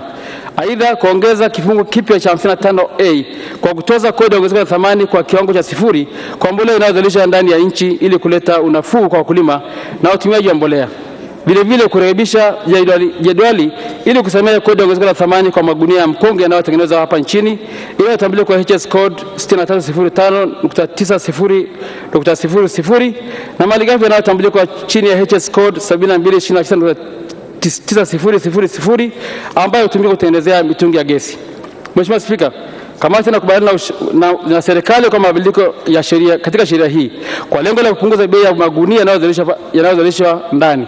Hata hivyo, ilishauri serikali na serikali ikakubali kuweka ukomo wa mwaka mmoja ili kuangalia endapo msamaha huo unaleta manufaa yanayokusudiwa. Aidha, kamati ilishauri kwamba kuhusu msamaha wa malighafi za kuzalisha mitungi ya gesi usitolewe katika kipindi hiki kwa sababu utaathiri mapato ya serikali. Serikali ilikubali pendekezo hilo la kamati na ibara ya 15B ya mswada iliondolewa kama inavyoonekana kwenye jedwali la marekebisho la serikali. Maoni na pendekezo ya jumla. Mheshimiwa Spika, masuala mengine yaliyojadiliwa katika kamati wakati wa kupisha mswada wa sheria ya fedha ni kama yafuatavyo: kufanya tathmini na utafiti ya faida na hasara ya misamaha ya kodi ambayo inatolewa na serikali. Mheshimiwa Spika, kamati inashauri serikali kuhakikisha kuwa inajiridhisha na misamaha ya kodi pamoja na vivutio vingine vinavyolenga kuvutia uwekezaji nchini. Kujiridhisha kwa hatua hizo ni kuhakikisha kuwa inaleta matokeo tarajiwa na sio kuipotezea serikali mapato. Aidha, kuwepo na usimamizi mzuri wa misamaha inayotolewa na serikali kwa wawekezaji mahiri pamoja na kimkakati. Misamaha ya kodi kwa pato la taifa, yani tax exemption against GDP. Mheshimiwa Spika, misamaha ya kodi ni hatua ya sera za mapato ambayo huwa na malengo mbalimbali kama vile kuchochea uzalishaji, kupunguza gharama za huduma au bidhaa, kugawanya rasilimali na kuchochea ukuaji wa sekta. Hata hivyo, malengo tuliyojiwekea katika mpango wa miaka 5, misamaha haitakiwi kuzidi 1% ya pato la taifa. Hivyo ni wakati sasa kwa serikali kufanya tathmini ya kina ya misamaha yote ya kodi iliyotolewa na kuona endapo misamaha hiyo imefikia malengo yaliyokusudiwa. Serikali kuimarisha vitengo vya utafiti wa sera za mapato ili kuiwezesha serikali kuwa na taarifa za uhakika pindi inapoandaa sera za mapato. Mheshimiwa Spika, kuna haja ya msingi ya kuimarisha vitengo vya utafiti wa sera za mapato na hasa kodi kwa kuvitengea rasilimali watu na fedha za kutosha ili vitekeleze majukumu yake kikamilifu. Kamati inaamini mabadiliko yanayofanywa mara kwa mara katika sheria za kodi ni kutokana na kutokuwa na utafiti wa kutosha wa kina katika sera za mapato. Hitimisho. Mheshimiwa Spika, naomba kutumia fursa hii kwanza kukushukuru wewe Mheshimiwa Spika kwa kunipa fursa hii ili niweze kuwasilisha maoni ya kamati kuhusu mswada wa mabadiliko ya sheria za fedha namba 13 wa mwaka 2022 mbele ya bunge lako tukufu. Pili, nimshukuru Mheshimiwa Musa Azan Zungu, mbunge naibu spika, kwa ushirikiano wake. Aidha, napenda kumshukuru Mheshimiwa Dr. Miguru Lameck Nchemba, mbunge waziri wa fedha na mipango, Mheshimiwa Hassan Chande, mbunge naibu waziri wa fedha na mipango, Mheshimiwa Hussein Bashe, mbunge waziri wa kilimo, Mheshimiwa Exaud Kigahe, mbunge naibu waziri wa uwekezaji, viwanda na biashara, ofisi ya mwanasheria mkuu wa serikali na ofisi ya mwandishi wa sheria wa bunge kwa ushirikiano wao kwa kamati. Aidha, napenda kuwashukuru watendaji wote wa Wizara ya Fedha na Mipango na ofisi ya mwanasheria mkuu wa serikali kwa maoni na ushauri wao uliowezesha kamati kuchambua mswada huu hadi kufikia hatua hii. Mheshimiwa Spika, napenda kumshukuru Mheshimiwa Omar Kigua, makamu mwenyekiti wa kamati ya budget, na vile vile napenda kuwashukuru wajumbe wa kamati ya budget kwa umakini, umahiri na uvumilivu wao katika kipindi cha uchambuzi wa mswada huu, hasa ukizingatia kwamba muda haukuwa rafiki sana. Naomba orodha yao ya majina ya wajumbe hao yaingia katika kumbukumbu rasmi za bunge, yani Hansard. Mheshimiwa Spika, kwa namna ya pekee naomba kumshukuru katibu wa bunge Bi Nenelo Mwihambi NDC pamoja na watendaji wote wa ofisi ya bunge kwa kuiwezesha kamati kutekeleza majukumu yake ipasavyo. Aidha, napenda kuishukuru sekretarieti ya kamati ya budget ikiongozwa na ndugu Michael Kadebe ambaye ni mkurugenzi wa idara ya budget kwa kuratibu shughuli za kamati pamoja na kutoa ushauri wa kitaalamu na hatimaye kukamilika kwa taarifa hii kwa wakati. Mheshimiwa Spika, naomba kuwasilisha na naunga mkono hoja.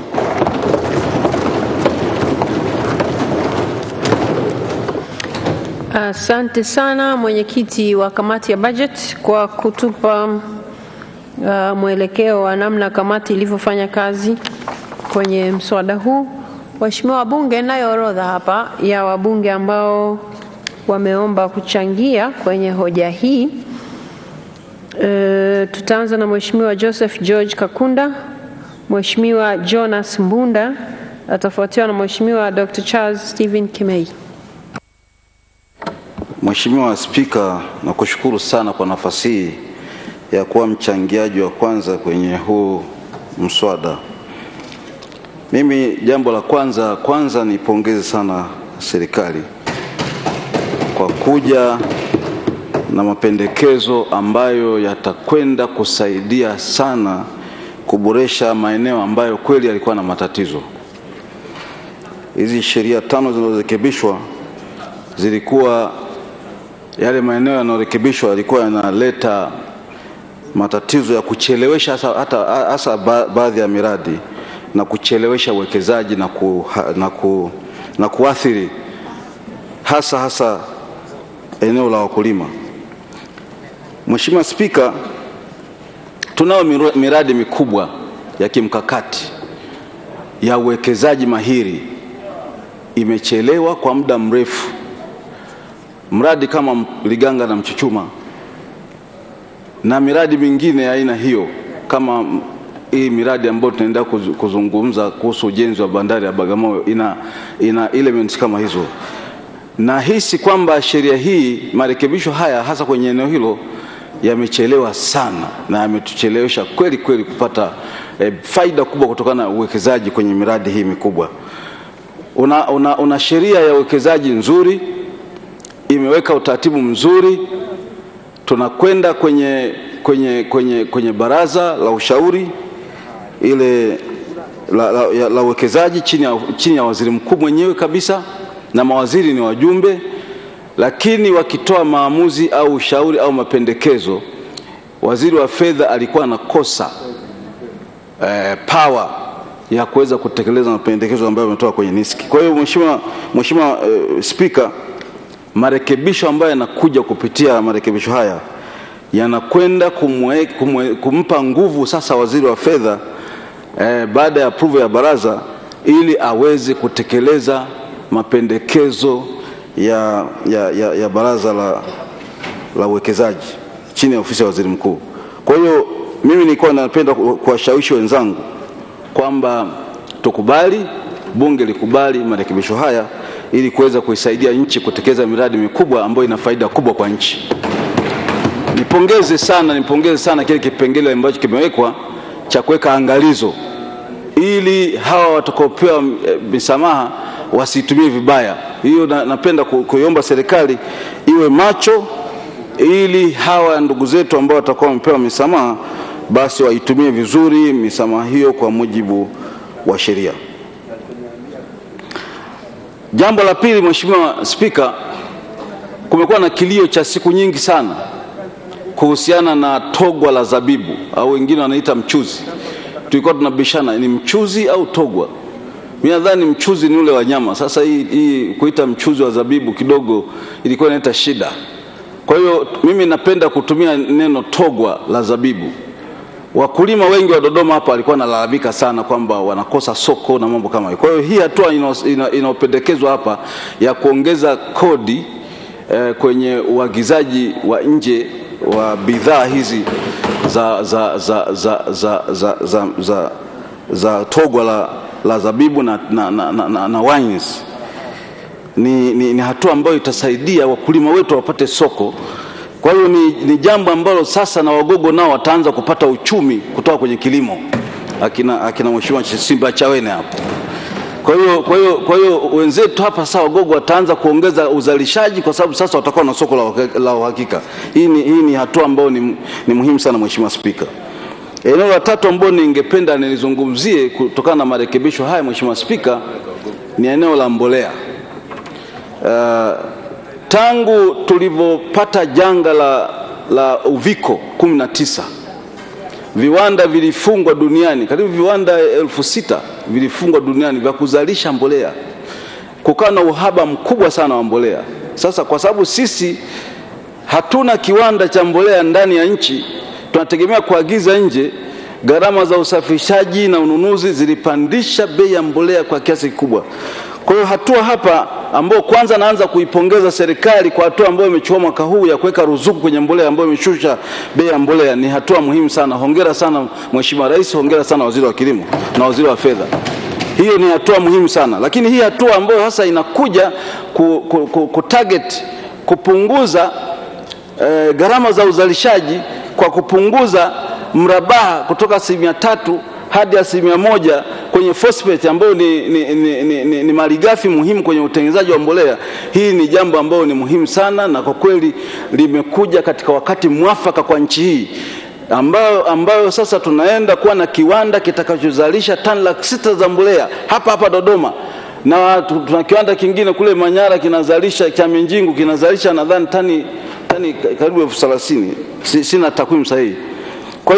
Kwa hiyo ina maana kwamba katika muda mfupi ujao kupitia kipengele hiki tutaenda kushusha gharama za mbolea inayozalishwa nchini. Kwa hiyo hii nao ni hatua ambayo kwa kweli ni ya kupongeza sana serikali, na tukipitisha hii haya marekebisho ya sheria, basi tunaenda kumsaidia mkulima wa nchi hii aweze kupata mbolea inayozalishwa ndani ya nchi kwa gharama nafuu.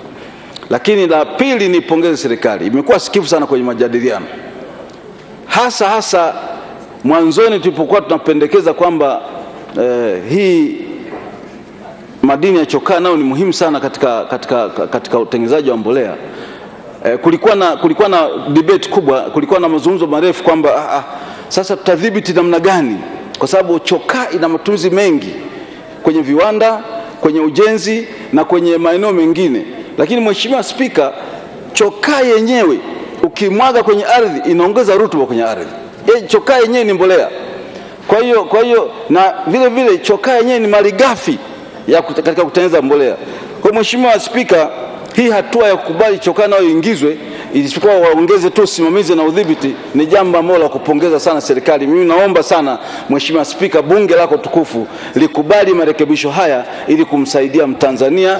Naomba sana niseme kwamba naunga hoja mkono. Asante sana. Asante sana Mheshimiwa Jonas Mbunda, atafuatiwa na Mheshimiwa Dr. Charles Stephen Kimei.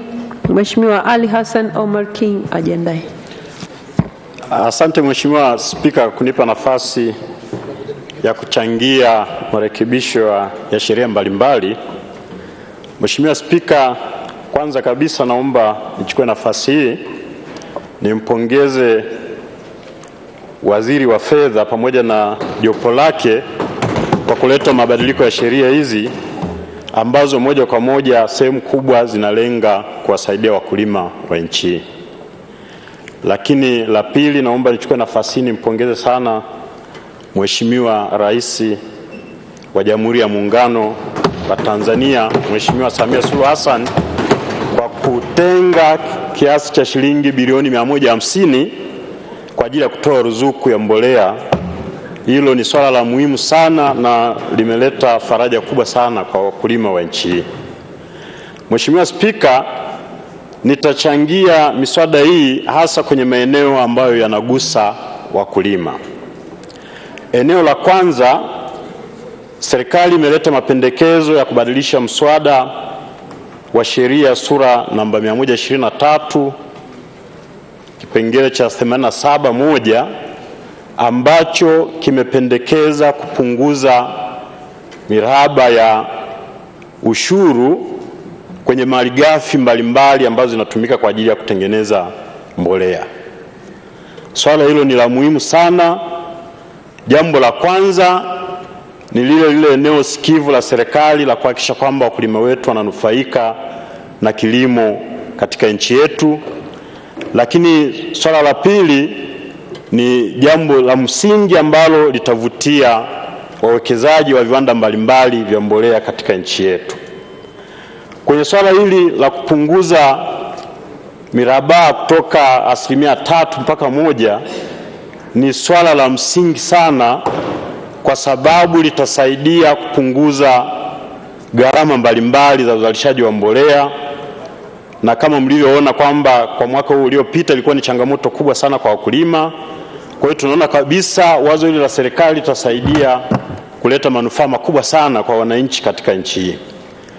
Lakini pamoja na kuunga mkono hoja hii ya serikali, nilikuwa naomba nitoe ushauri ufuatao. Ushauri wa kwanza, niombe serikali sasa, kama wabunge wenzangu wataunga mkono na tukapitisha sheria hii, serikali iweze kusimamia kwa karibu sana ili tuweze kupata matokeo chanya na tuone kabisa punguzo hili limewasaidia wakulima. Lakini ushauri mwingine, kama patakuwa na uwezekano, serikali angalie uwezekano wa kutoa bei elekezi za mbolea kwa wakulima wetu. Mheshimiwa Spika, mabadiliko hayo tungeomba yahusishe madini zote ambazo zitatumika kwa ajili ya kutengeneza mbolea. Kwa maelekezo ambayo yametolewa kupitia mswada huu kwenye upande wa phosphate, lakini vile vile chokaa, ambayo itasaidia sana kurekebisha hali ya udongo katika maeneo mbalimbali ili wakulima waweze kutumia kiasi cha mbolea kidogo sana baada ya udongo kurekebishwa. Mheshimiwa Spika, kama nilivyosema awali, hoja yangu italenga hasa kwa maeneo ambayo yanamnufaisha mkulima. Hoja ya pili, nakuja kwenye ushuru wa ongezeko la thamani. Wakulima wa mazao mbalimbali, ukichukulia mfano kahawa, korosho na mazao mengine, kwa muda mrefu walikuwa wakilipa gharama kubwa sana ya magunia katika kuhifadhia hayo mazao mbalimbali. Na gharama hizo zinatokana na uzalishaji, gharama kubwa ya uzalishaji wa hayo magunia ya katani. Tunavyo viwanda zaidi ya 100 ambavyo vinazalisha magunia ya katani, lakini wakulima walikuwa wanalipa bei kubwa sana kwa gunia moja la kuwekea kahawa au korosho kutokana na gharama kubwa ya uzalishaji. Kwa hiyo hii sheria sura namba 148 ambayo serikali itatoa unafuu, itatoa exemption kwenye uzalishaji wa hayo magunia, itasaidia sana kupunguza bei kubwa ya magunia na itapelekea kuwapa unafuu wakulima wetu kuweza kupata kipato kikubwa, kwa sababu bei ya gunia moja ambalo watakuwa wanatumia kuwekea mazao yao itakuwa imepungua. Hiyo nayo itaendelea kuleta faraja kwa wakulima na itaendelea kuleta hamasa kubwa sana ya wakulima kuona kwamba mazao ambayo wanalima yanawasaidia kwenye masuala ya maisha. Mheshimiwa Spika, swala la mwisho naomba nichangie kwenye jedwali la 4 linalohusu mapendekezo ya serikali ya kuongeza ushuru wa mvinyo kutoka shilingi 2,466 na senti 45 kwa lita hadi shilingi 5,600 kwa lita. Hiyo itasaidia sana kupunguza bidhaa zinazotokana na mvinyo kuingia nchini na itasaidia sana kulinda soko la wakulima wa zao hili la zabibu, ili kuweza kuwapa hamasa kubwa zaidi ya kuendelea kujali kilimo chao na kuwafanya waridhike na hali halisi ya kilimo. Lakini pamoja na hilo, nilikuwa naomba nishauri serikali kuzingatia mambo yafuatayo. Swala la kwanza, serikali isimamie sasa ubora wa uzalishaji wa mvinyo ambao tunazalisha ndani ya nchi, ili kuhakikisha kwamba tunaingia kwenye ushindani kwenye soko la mvinyo. Lakini swala la pili, baada ya kupitisha sheria hii, serikali iangalie kama mvinyo unaozalishwa nchini utaweza kutosheleza mahitaji ya viwanda vyetu vinavyozalisha bidhaa za mvinyo hapa nchini. Mheshimiwa Spika, nakushukuru sana kwa kunipa nafasi. Naomba niunge hoja kwa miswada hii. Asante sana. Asante sana. Mheshimiwa Dr. Charles Stephen Kimei atafuatiwa na Mheshimiwa Ali Hassan Omar King. Mheshimiwa Cecilia Daniel Pareso ajendaye.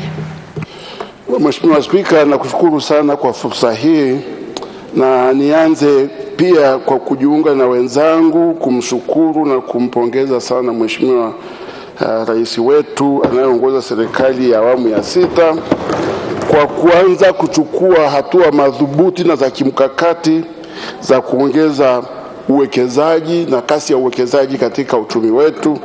Kwa vile mimi naona kwamba mswada huu una maudhui ya kimkakati kabisa, na sio tu kwamba tunaona kwamba kuna kupunguza hapa na pale, lakini utaona kwamba ni mswada au ni marekebisho ambayo yanaenda kumpa Mheshimiwa Waziri wa Fedha uwezo wa kufanya maamuzi ya haraka ili kuweza kuruhusu miradi ile mahiri na ya kimkakati kuanza hapa nchini upesi bila kusubiri bureaucracy ya kupeleka kwenye bunge, kwa sababu sheria za kikodi mara nyingi zinahitaji zirudi huku bungeni, na naamini kwamba Mheshimiwa Rais ameruhusu mswada huu uje ili uweze kufupisha ule mchakato wa mwekezaji kuweza kufika na kuanza mradi wake. Mheshimiwa Spika, kwa sisi tunaofahamu ni kwamba wawekezaji wote na miradi mingi inakuwa na mahitaji tofauti tofauti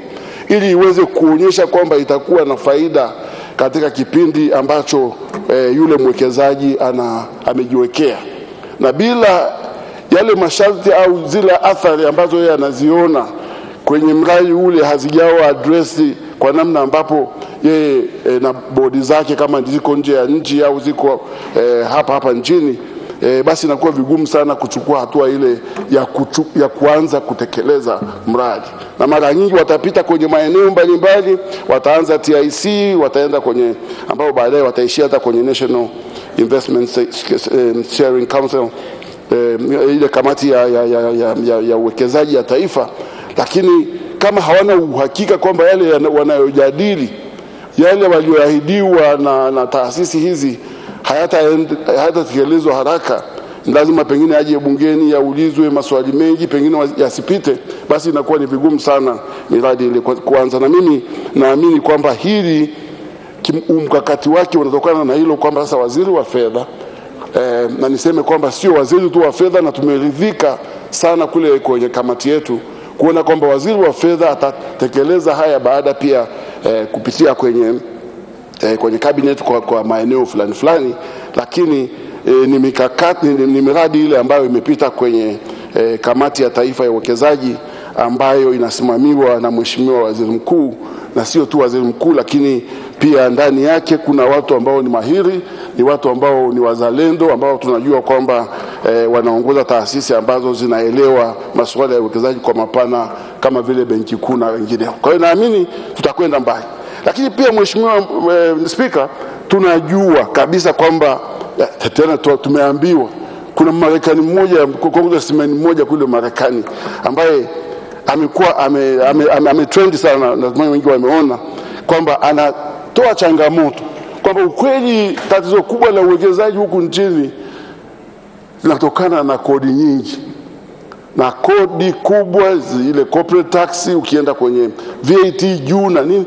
Mimi nakubaliana naye kwa namna fulani kwamba kusema kweli tusipoangalia vizuri na tusipoweza kutreat kila mwekezaji kwa namna fulani ambayo kinampa uhakika kwamba zile gharama zinaweza zikapunguzwa, zikafanya hivi kwa kupunguza VAT kwa muda fulani, tutakaa muda mrefu bila kuona uwekezaji ukiongezeka.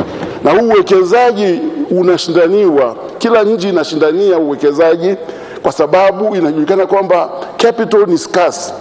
Duniani mitaji haiko tu ovyo ovyo, mitaji inashindaniwa na nchi mbalimbali na chumi mbalimbali, na kila nchi inajaribu kutoa kwa namna fulani vivutio ambavyo vinaweza kuwezesha wawekezaji wakaingia. Kuna nchi nyingine sasa hivi zimeanza, na natumaini ni nadharia mpya ambayo inakuja kwamba the only way ya kuongeza tax base bila kuongeza kiwango, yani kuongeza government revenue bila kuongeza viwango vya kodi, ni kuongeza uzalishaji. Sasa kama hatuwezi kuongeza uzalishaji kwa namna hii ya kwamba tunavutia wawekezaji, kitu ambacho hatuna, uzalishaji ambao haupo, lakini tukiwavutia watakuja, tukawapa dispensations fulani, tukawapa misamaha fulani kwa kipindi ambacho kinakubalika, hao wawekezaji wakaja wakaongeza uzalishaji, tukaanza kuvuna pay as you earn, yani kodi ya wafanyikazi, tukaanza kuvuna zote vile vingine ambavyo vinatokana na uzalishaji kuongezeka katika nchi hii, hatutafika mbali. Kwa hiyo naona kwamba hii nadharia, Mheshimiwa Waziri wa Fedha, nampongeza sana kwamba ameweza kuiona kwamba njia pekee sasa ya kuweza kuongeza tax base yake ni sio kuchukua tu from kilichopo, lakini tuongeze uzalishaji. Na hata kama tusipowakaribisha kwa kuwapa hizi dispensations wanazoomba, hatutakuwa nao, uzalishaji hautakuwepo. Lakini tukifanya vile kwa muda kifupi watakuwepo, tutaona uzalishaji uongezeka na tax base yetu itakuwa ina grow na ni yake itakuwa inaenda vizuri. Lakini Mheshimiwa Speaker, naamini kabisa kwamba mswada huu umebuniwa vizuri, na tumeona, kwa mfano nimeona kwamba kuna vingi vinalenga mwenye kiwanda hiki cha kuzalisha mbolea. Utaona kwamba vinalenga kila mtaji ukija utakuwa na hivyo utakuwa na vingine vinahitajika, sio kupunguza bei ya phosphate au kutoa mrahaba kwenye phosphate. Mwingine atakuja na ombi jingine kutokana na jinsi ambavyo wanawekeza. Kwa hiyo ni vizuri tukampa waziri wa fedha, na pia tukahakikishiwa kwamba kwa vile hivi vitu sio yeye anafanya mwenyewe, vitaenda mpaka kwenye cabinet ambayo Mheshimiwa Rais mwenyewe atakuwepo, basi haiwezi kuwa abused, na naamini kwamba tutakwenda vizuri. Na hiyo ndio inaonyesha wazi kwamba miradi mingine ili iweze kwenda fast, iweze kutekelezwa kwa kipindi kifupi, ni lazima tutoe uwezo kwa serikali kuweza kufanya haya mambo bila kupoteza muda mrefu sana. Lakini pia nachelea kusema kwamba naungana na kamati, nilikuwepo, na nashukuru kwamba kamati imeshauri pia kwamba kwa baadhi ya misamaha inayotolewa iwe inachapishwa na serikali kwenye gazeti, ili watu wajue kwamba katika kipindi hiki serikali imetoa misamaha hii na watu wataona maudhui kwa sababu gani hizo zimetolewa, na hakuna mtu atakayelalamika kwamba kuna misamaha ambayo imetoka kienyeji. Kwa hiyo naamini kichapishwa itakuwa imesaidia, lakini pia ni transparency na ndio dhana zima ya uendeshaji wa serikali, good governance sasa hivi. Alafu pia naamini pia kwamba hilo ushauri ambao umetolewa pia kwamba serikali iwe inafanya tafiti za mara kwa mara, kufanya tathmini ya kwamba kweli ile misamaha iliyotolewa au ile punguzo zilizotolewa kwenye maeneo fulani ya kodi kama ni VAT whatever, kwamba imeleta matokeo chanya yanayoendana na maudhui ya marekebisho yaliyofanywa na Mheshimiwa Waziri. Lakini naamini pia kamati imeshauri pia kwamba kuwe na time frame ya hiyo dakika moja Mheshimiwa, malizia. Utoaji wa time frame iwepo wakati unapotoa ile misamaha, ijulikane pia inaisha ndani ya utekelezaji wa mradi na pia ndani ya muda mfupi baada ya mradi kutekelezwa na namna hii. Kwa hiyo nashukuru Mheshimiwa Spika, nashukuru sana kwa fursa hiyo. Nataka niseme kwamba naunga mkono hoja iliyotolewa na Mheshimiwa Waziri ya kurekebisha hizi sheria, lakini pia naomba wabunge wenzangu waweze kuona maudhui haya kwa uchanya wake ili waweze kupitisha hoja hii ya Mheshimiwa Waziri wa Fedha. Asante sana. Asante sana. Mheshimiwa Ali Hassan Omar King atafuatiwa na Mheshimiwa Cecilia Daniel Pareso. Mheshimiwa Isa Jumanne Mtemvu ajiandae. Asante Mheshimiwa Spika. Awali ya yote nimshukuru Mwenyezi Mungu kwanza kwa kutupa uhai, na cha pili kutujalia tukaja hapa kwa wazima, lakini chengine ni kushukuru nawe kunipa hii nafasi. Mheshimiwa Spika, kwanza nianze na pongezi kwa serikali kwanza kwa kuleta mswada, lakini cha pili ni shukuru serikali kwa kukubali ushauri na kutengeneza shade of amendment baada ya kupata ushauri wa kamati katika masuala ambayo yameletwa mbele ya kamati. Na pia naunga mkono hoja zote ambazo zimewasilishwa na kamati ya budget ambayo zimelenga kuishauri serikali katika maeneo mbalimbali katika mswada huu ambao umeletwa. Mheshimiwa Spika, kiufupi mswada huu ilikuwa una sheria 4 ambazo zinakwenda kubadilishwa ili zende sanjari na ile sheria ambayo tulopitisha ambayo inahusiana na mambo ya strategic investment, ambayo inakwenda sambamba kwenda kurekebisha sheria ya excise duty, road and fuel tolls, sheria ya corporate tax na VAT kwa ajili ya kwenda sanjari ili kupata uwekezaji wa kimkakati uweze kwenda vizuri. Sasa pamoja na hayo kwamba nina ushauri ufuatao. Ushauri wangu wa kwanza kwenye punguzo ambao tumetoa, kuna sheria zimelenga kwenye kupunguza. Kwa mfano kuna sheria inapunguza royalty, lakini kuna sheria pia inaweka zero rate, lakini pia kuna pendekezo la sheria hapa ya VAT ya kuweka exemption. Kwenye sheria hizi ambazo zitapunguza, mimi nilikuwa nataka kusema msemo mmoja. Tunasema aliyeumwa na nyoka akiona unyasi anasituka. Sasa tumewahi kuwa na sheria ambazo tunatoa punguzo, tumewahi kuwa na sheria ambazo tunaweka zero rate, na tumewahi kubadilisha sheria tukaweka exemption kwa ajili ya kuwapa nafuu watumiaji ambao ni wananchi wetu. Lakini sheria hiyo baada ya kupitishwa, ikifika huko katika kutumika, hatuoni ule unafuu unaopatikana. Na najaribu kutoa mfano wa sheria hizo. Tuliweka zero rate katika kwenye VAT kwenye simu zitakazoingizwa smartphone, lakini tuliweka kwenye sanitary pads, lakini baadaye kwamba hatukuona bei iliyopungua, hatukuona unafuu ambao umepatikana. Kwa hiyo ni shauri serikali kwenye kulifanyia kazi hili, serikali at least kwamba iweke mikataba na hawa watu, na wasipokuja na solution ile ambayo tuliokusudia, na maana kwamba lengo la utungaji au kubadilisha sheria hizi hatuwezi kufikia. Kwa hiyo niwaambie serikali kwamba tujaribu kuweka measures ambazo zitathibitisha na kupata ule unafuu ulioulenga, vinginevyo ndio tutaona huyu ndio nyoka yenyewe ni yule yule. Kwa hiyo sasa hivi tunaona unyasi hapa, atakuja kutugonga tena. Jambo jingine niseme katika upunguzaji wa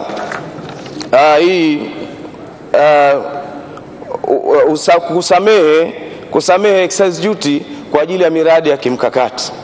Ni kweli tumepanga bidhaa zitakazoingizwa nchini kwa ajili ya miradi ya kimkakati tuzipe tutoe msamaha. Sasa alikuwa ni ushauri serikali kabla kupitisha, kwa sababu humu ndani tuna viwanda ambavyo viwanda hivyo vinaweza vikatoa bidhaa ambazo zikawa ni same na zile ambazo tunazotaka kuzipa msamaha. Kwa maana hiyo katika miradi ile kwanza ni tujaribu kuangalia kama baraza la mawaziri au NISC wajaribu kuangalia kabla kukubaliana na hicho kitu kupitishwa, basi at least kwamba ijulikane kwamba hichi kitu kinazalishwa nchini na kipo na kinapatikana nchini, ili at least kwamba na sisi viwanda vyetu viweze kufanya kazi vizuri. Chengine katika excise duty, nazungumzia excise duty ambayo inazungumziwa katika zabibu, mvinyo. Excise duty katika mvinyo naunga mkono wazo la serikali, lakini tumetoa hii excise duty kwa ajili ya kufanya zao la zabibu litumike, ili wazalishaji wa zabibu bidhaa zile zisiweze kuwa zimewekwa tu na hazitumiki. Sasa ni shauri serikali tujaribu kutafuta matumizi pamoja na hii ambayo ni hatua ya kikodi, lakini baada ya hii hatua ya kikodi hebu tukaangalie quality. Wanywaji wa mvinyo wanatazama quality. Kwa hiyo na sisi katika viwanda vyetu hivi hebu tukajaribu kwenda kufanya kitu ambavyo kita improve quality. Tuki-improve quality ya wine ambayo inazalishwa ndani yetu kwa zabibu yetu, basi hapo tunaweza tukapata matumizi ya zabibu. Lakini jengine, serikali ijaribu kufikiria mbali zaidi, kuanzisha bidhaa nyingi ambazo zitakuwa zinatumiwa na zabibu, au kutoa incentives katika viwanda ambavyo vitazalisha bidhaa nyingi ambazo zinatumia zabibu. Hapo tutapata kuzifanya zabibu zetu kuwa zinatumika katika maeneo mingi, na badala yake tutaondosha zile zabibu ambazo ziko kwa wananchi ambazo tunasema kwamba zinaharibika. Lakini chengine, tujaribu kukuza teknolojia juu ya utumiaji huu wa zabibu na bidhaa za zabibu. Pengine inawezekana kwa teknolojia yetu iko chini, kwa hiyo kila tunachokizalisha hapa haizuru kwamba tutaweka excise duty ndogo. Sasa je, kama hakuna teknolojia nzuri, je hichi kitu kitatumika? Lakini chengine ni shauri serikali katika swala hili, tujaribu kuita wawekezaji wakubwa ambao wataweza kutumia zabibu zetu, ili hizi zabibu, kwa kuwa lengo ni kutaka kuwasaidia wauzaji wa zabibu, hizi zabibu ziweze kutumika. Lakini watengenezaji wetu wa mvinyo wa zabibu hapa, huo ambao wengine wanaita mchuzi, wengine wanaita togwa, utakuja ukuta kwamba wanaustore katika maeneo ambayo sio mazuri. Kwa hiyo serikali jaribu kufacilitate ile jambo, ili storage katika masuala haya iweze kwenda vizuri. Jengine ambalo nitoe ushauri wa jumla. Ushauri wa jumla ambao ninaotoa, tumesamehe baadhi ya vitu ambavyo tumesamehe, kama vile ambavyo katika mafuta. Kwenye mafuta, huu msamaha ambao tunaoenda kuutoa kwa ajili ya wawekezaji, tujaribu kuchukua hatua kuhakikisha mafuta haya ambayo yanaingizwa ndani ya nchi hii, ambayo yatakuwa yamesamehewa, basi at least yaweze kutumika kwa lengo hilo tu. Na nashukuru serikali kwa hatua ambazo zipo katika mikataba ambazo zinaonyesha wazi kwamba nini kitafanyika, lakini tuzidi kuwa serious, kwa sababu tuliwahi kusamehe mafuta na kwenda kutumika migodini. Mafuta yaliyokwenda kutumika migodini, badili yake yalikuwa yanarudi tena. Kwa hiyo yanafunguliwa watu wana visima vya mafuta yale hayatumiki tena kule, yanarudi mtaani, yanauzwa katika bei ambayo katika sio fair price, ambayo biashara nyingine zinakuwa zinapata tabu. Kwa hiyo hili tujaribu kuliangalia kwa vizuri zaidi, ili tuweze kulimudu na kwenda nalo vizuri. Mheshimiwa Spika, naipongeza serikali kwa kuja na mabadiliko haya, lakini kila tulicholenga kutoa nafuu, basi kibakie pale pale kwamba kinakwenda kutoa nafuu. Tulicholenga kwenda kuzidisha, kuimprove uwekezaji, basi kirudi pale pale tuone kinafanya hivyo, na sio kuja kushusha biashara nyingine kwa sababu ya fursa hiyo. Nashukuru Mheshimiwa Spika kwa kunipa nafasi, na naunga mkono hoja 100%. Asante sana. Mheshimiwa Cecilia Daniel Pareso atafuatiwa na Mheshimiwa Isa Jumanne Mtemvu. Mheshimiwa Subira Hamis Mgalu ajiandae. Na kushukuru Mheshimiwa Spika kwa kunipa nafasi niweze kuchangia katika hoja iliyoko mbele yetu ya marekebisho ya sheria. Nitachangia katika maeneo mawili na baadaye nitatoa ushauri. Kwanza ni kuhusiana na sheria ya ushuru wa mafuta ya barabara sura namba 220. Serikali inapendekeza hapa kutoa msamaha wa kodi katika miradi mahiri na mahiri maalum. Sasa kupitia uzoefu huko nyuma kama ambavyo wameeleza pia mheshimiwa aliyotoka kuongea, mara nyingi hii misamaha inaweza ikatumika vibaya kwa sababu wanaofanya haya mambo sio watu, ni watu lakini sio malaika. Kwa hiyo inaweza ikawa ni kichaka cha watu kupitisha bidhaa kupata kwa unafuu na kukwepa kodi. Kama ambavyo amesema mheshimiwa aliyetoka kuongea, huko nyuma tulitoa misamaha kwenye miradi ya migodi. Watu wakawa wanapitisha mafuta, inaingia kwa mujibu wa taratibu, ikifika migodini mafuta inatoka inaenda mtaani, watu wanakwepa kodi. Kwa hiyo pamoja na mambo ambayo mmeeleza, kuimarisha mfumo wa usimamizi, kufanya ufuatiliaji, kuweka kipindi maalumu ambacho itainishwa katika kanuni, sasa haya yanayesemwa ni vema yakasimamiwa ipasavyo kuhakikisha kwamba malengo haya yaweze kufikiwa. Lakini kama haitoshi, ni lazima pia kupitia taarifa ambazo zitakuja bungeni za utekelezaji tuambiwe hii miradi mahiri na mahiri maalumu ni ipi. Kwa sababu ukiacha tu hivyo, wananchi wa kawaida wanaweza wasielewe. Hata sisi wabunge wakati mwingine tunaweza tusizielewe kwamba hii miradi mahiri na mahiri maalum ni ipi. Ni lazima iainishwe na tujue kwamba miradi hiyo ni ipi na itapewa misamaha, na lazima kuwepo na ufuatiliaji na udhibiti kuhakikisha kwamba kweli mafuta hayo hayatatumika vibaya, msamaha huu uliotolewa hautatumika vibaya. Naomba pia nichangie katika sheria ya ushuru wa bidhaa namba 147. Serikali inaleta mapendekezo hapa ya swala la mvinyo au wine, kwamba bidhaa zinazotoka nje wanaongeza ushuru kutoka shilingi 2,466 kwa lita hadi shilingi 5,600 kwa lita. Ukiangalia kwa takwimu ni figa kubwa ambazo zinaongezeka. Lakini sababu ya haya marekebisho mnatuambia ni kulinda viwanda vya ndani. Sasa Mheshimiwa Spika, kulinda viwanda vya ndani kwa bidhaa zinazotoka nje, hiyo inaweza kuwa ni sababu mojawapo katika sababu nyingine nyingi. Inawezekana nyinyi mmelenga kwa mtizamo wa kupata mapato, alafu mkajificha kwenye kichaka cha kusema tunalinda viwanda vya ndani.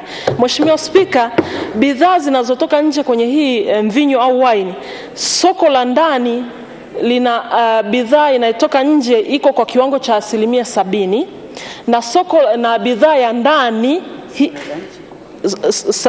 nieleze hivi, bidhaa za nje, wine inayotoka nje ya nchi kwenye soko letu iko kwa 70%. Wine inayozalishwa nchini kwa bidhaa za ndani ziko kwa 30%.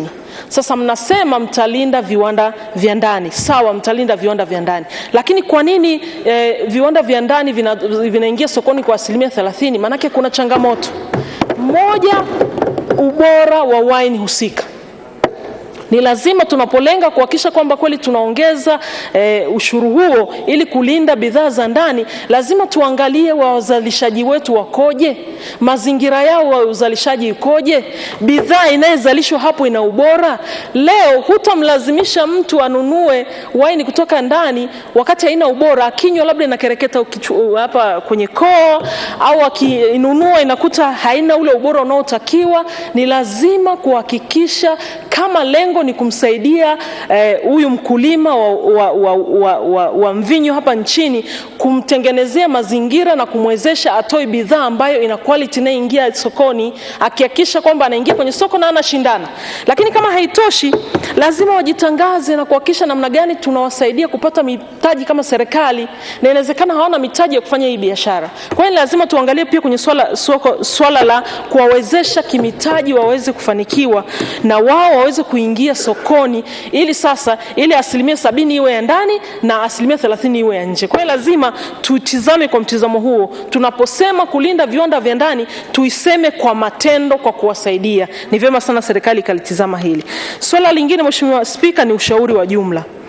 Maoni ya kamati yameeleza vizuri sana. Wamependekeza kuimarisha kitengo cha utafiti wa sera za mapato. Ni jambo muhimu sana. Mheshimiwa Spika, kitengo hiki ni lazima kiimarishwe. Kwa nini nasema hivi? Kiimarishwe ama kirasilimali watu au kifedha au kiujuzi. Kwa sababu hawa ndio ambao mwisho wa siku kupitia wizara yako Mheshimiwa Waziri wanatuletea mapendekezo hapa bungeni ya aina ya vyanzo vya mapato vinavyokuja hapa bungeni tuvipitishe ili serikali muweze kuenda kutekeleza. Sasa huko nyuma tumeona mapendekezo ambayo yamekuja na yako mengine ambayo leo ni kelele kwa wananchi. Mfano huko nyuma kulikuwa kuna sintofahamu kubwa sana kwenye kodi ya majengo ambayo ilipendekezwa. Kuna sintofahamu kubwa sana kwenye tozo ya miamala ya simu. Miamala ya kibenki na simu ambayo juzi umetoa kauli hapa ya kusema unaziondoa. Lakini kuna tozo za simu. Haya yote yanakuja na leo tunakuja kufanya marekebisho manake kuna tatizo mahali. Inawezekana katika kufikiria vyanzo vipi vya mapato hiki kitengo kuna shida ama ya kuwezeshwaji ama upungufu wa rasilimali watu ama mafunzo na ujuzi. Tukitaka tuone namna gani ya kufanikiwa katika aina ya mapato au kuwa na sera bora za mapato ambazo zitakuwa ni za uhakika na za endelevu, ni lazima tukiimarishe hiki kitengo. Kamati imeshauri vizuri sana. Kwa ni vyema sana serikali mkalitizama haya. Lazima tuwe na namna ya kuona namna gani tunampunguzia mwananchi mzigo. Hizo tozo zimekuwa kelele, ndio mnafanya marekebisho lakini imekuwa kelele sana. Lazima tufikiri hilo. Lakini jambo lingine muhimu, waziri alisema juzi hapa kwamba wanaenda kuhakikisha wanapunguza matumizi ya serikali. Haya yaliyoyasemwa Mheshimiwa Spika ni vema sana yakaonekana kimatendo. Wakati tunapitisha bajeti hapa waziri anahitimisha alisema hivyo. Lakini leo pamoja na kusema hayo kwamba tunaenda kupunguza matumizi ya matumizi makubwa ya serikali, bado tunayaona. Mnasema mnapunguza, lakini leo ukiona mtaani serikali mmenunua magari mapya new model haya ambayo iko sokoni sasa hivi. Sasa Mheshimiwa Spika, serikali ikisema haya basi tuyaone kwa matendo. Tumetoka tu hapa kwenye bajeti tunakutana na magari mtaani. Lakini hata haya matumizi ya magari ya serikali kwa kweli Mheshimiwa Spika, mimi nadhani sijui tufanyaje kama bunge. Lazima yatizamwe kwa upya. Magari ya serikali baadhi, sio yote. Baadhi kwa kweli yanatumika ndivyo sivyo. Yako mengine ambayo yanapeleka maafisa ambao wanatumia magari ndio yanapeleka watoto wao shuleni, ndio yanaenda sokoni, bosi ya kikao ofisini ndio anaenda kufanya kazi za ziada. Inapeleka watoto shule, inaenda kuwachukua watoto shule, inaenda sokoni, yani inaenda kufanya shughuli ambazo sizo. Waziri ulisema hapa kwenye bajeti yako tunatamani kuona utekelezaji wa kivitendo sio wa kimaneno. Haya ambayo mmeyasema tuyaone kweli, tuone kweli. Na kuna siku pia Mheshimiwa Spika ulipendekeza vizuri kweli. Utakuta gari linamsubiri bosi linakaa masaa 6 au 8 liko on. Sasa hiyo pia ni miongoni mwa matumizi ambayo matumizi sio sahihi ya fedha za walipa kodi. Tunataka kuona mwananchi anapunguziwa mzigo wa kodi zisizokuwa za lazima, na tunataka kuona matumizi yasiyokuwa ya lazima yanapungua kwa serikali. Kama ambavyo umesema Mheshimiwa Waziri, tutaendelea sisi kama wabunge jukumu letu la kushauri na kupiga kelele. Tutapiga kelele kuhakikisha yale ambayo umeyanena tunayafuatilia na tuone utekelezaji wake kwa vitendo. Asante sana Mheshimiwa Spika. Asante sana. Mheshimiwa Isa Jumanne Mtemvu atafuatiwa na Mheshimiwa Subira Hamisi Mgalu. Mheshimiwa Naibu Waziri wa Fedha na Mipango ajiandae. Nikushukuru Mheshimiwa Spika kwa kunipa nafasi na mimi nichangie kidogo kwenye mswada huu wa mabadiliko ya sheria za fedha namba 13 wa mwaka 2022. Mheshimiwa Spika, nikiwa mmoja wa mjumbe wa kamati ya bajeti, tumejadili vizuri jambo hili, mswada huu ukiwa ni mswada muhimu kwa maudhui yake yote. Mheshimiwa Spika, kabla sijasema lolote, nimshukuru sana na kumpongeza Mheshimiwa Rais mama yetu Samia Suluhu Hassan. Kwa kweli tunaendelea kusema mama anasikia kwa haraka sana na anatoa maelekezo kwa haraka sana kwa ajili ya utekelezaji wa mambo mengi sana ili aweze kwenda kwa wakati. Mheshimiwa Spika, kwenye hili pongezi kubwa kwa Mheshimiwa Rais ni kwa sababu ameona kuna kila sababu ya kurekebisha sheria kadhaa ili kuvutia wawekezaji kutekeleza miradi mikubwa ya kimkakati na kielelezo kwenye nchi yetu. Lakini vile vile mswada huu unakuja kuonyesha ukweli juu ya Mheshimiwa Rais anaonyesha kwa vitendo juu ya namna bora ya kutanzua vile vikwazo vilivyopo wakati tunatekeleza miradi yetu ya maendeleo. Mheshimiwa Spika, pamoja na sehemu 5 au sheria ndogo 5 ambazo zipo ndani ya mswada huu, mimi nitajielekeza katika maeneo mawili. Moja ni sheria ya ushuru wa bidhaa sura ya 147. Mheshimiwa Spika, hapa tunarekebisha kifungu cha 128 ambacho Mheshimiwa Waziri mwenye dhamana ya Wizara ya Fedha anapewa sasa anapata idhini ya Baraza la Mawaziri katika kusamehe ushuru kwenye bidhaa ambazo zitatumika kwenye miradi hii mahiri maalum. Mheshimiwa Spika, hiyo imetusaidia kwenye marekebisho hayo kwenda kwenye hili jambo ambalo wengi wamejadili, kupandisha ushuru wa bidhaa za mvinyo kutoka karibu shilingi 2,466 mpaka shilingi 5,600. Jambo hili limekuwa ni muhimu sana. Mheshimiwa Spika, umuhimu wake mkubwa unaenda kuinua kilimo chetu cha mvinyo. Wengine tumesema togwa, wengine tumezungumza lugha nyingine, lakini kubwa sana kilimo chetu cha zabibu na vilimo vya aina hiyo kuweza kupata nafasi.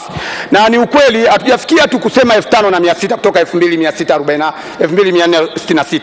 Tumeangalia kwenye nchi kadhaa za Afrika Mashariki kama comparative.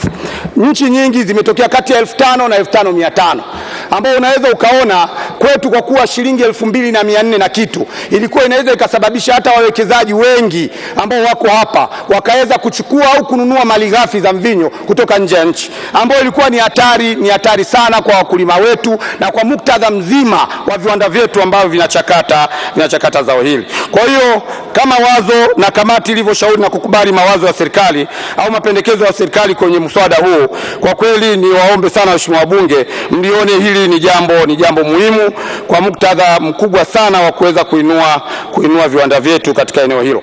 Lakini ni lazima, wengi wamesema Mheshimiwa Spika, katika jambo hili kuna maangalizo kadhaa. Kinywaji cha mvinyo hichi ni luxury. Wengine watumia kama dawa. Kwa hiyo swala la ubora ni swala ambalo hatuwezi kucompromise. Ni lazima ubora ukazingatiwe sana. Lakini la pili, ili wengi wamesema, lakini la pili ni uzalishaji, production kwenye volumes. Kama mfano amezungumza sana mheshimiwa aliyomaliza kusema, ameweka kwenye 30% na 70%. Ni hatari kama tutakuwa kama taifa sasa bado tukawa tunazalisha chini ya 50%. Alafu wakati kabla tujabadilisha sheria hii ilikuwa tunapata kutoka nje zaidi ya 50%, itakuwa ni hatari. Niombe sana Wizara ya Kilimo imepewa bajeti kubwa sana, zaidi ya mara 4 katika miaka miwili hii iliyotoka, toka bilioni 250 na kitu mpaka bilioni 900 na kitu. Kwa kweli walione, jicho lao likajielekeze katika eneo hili.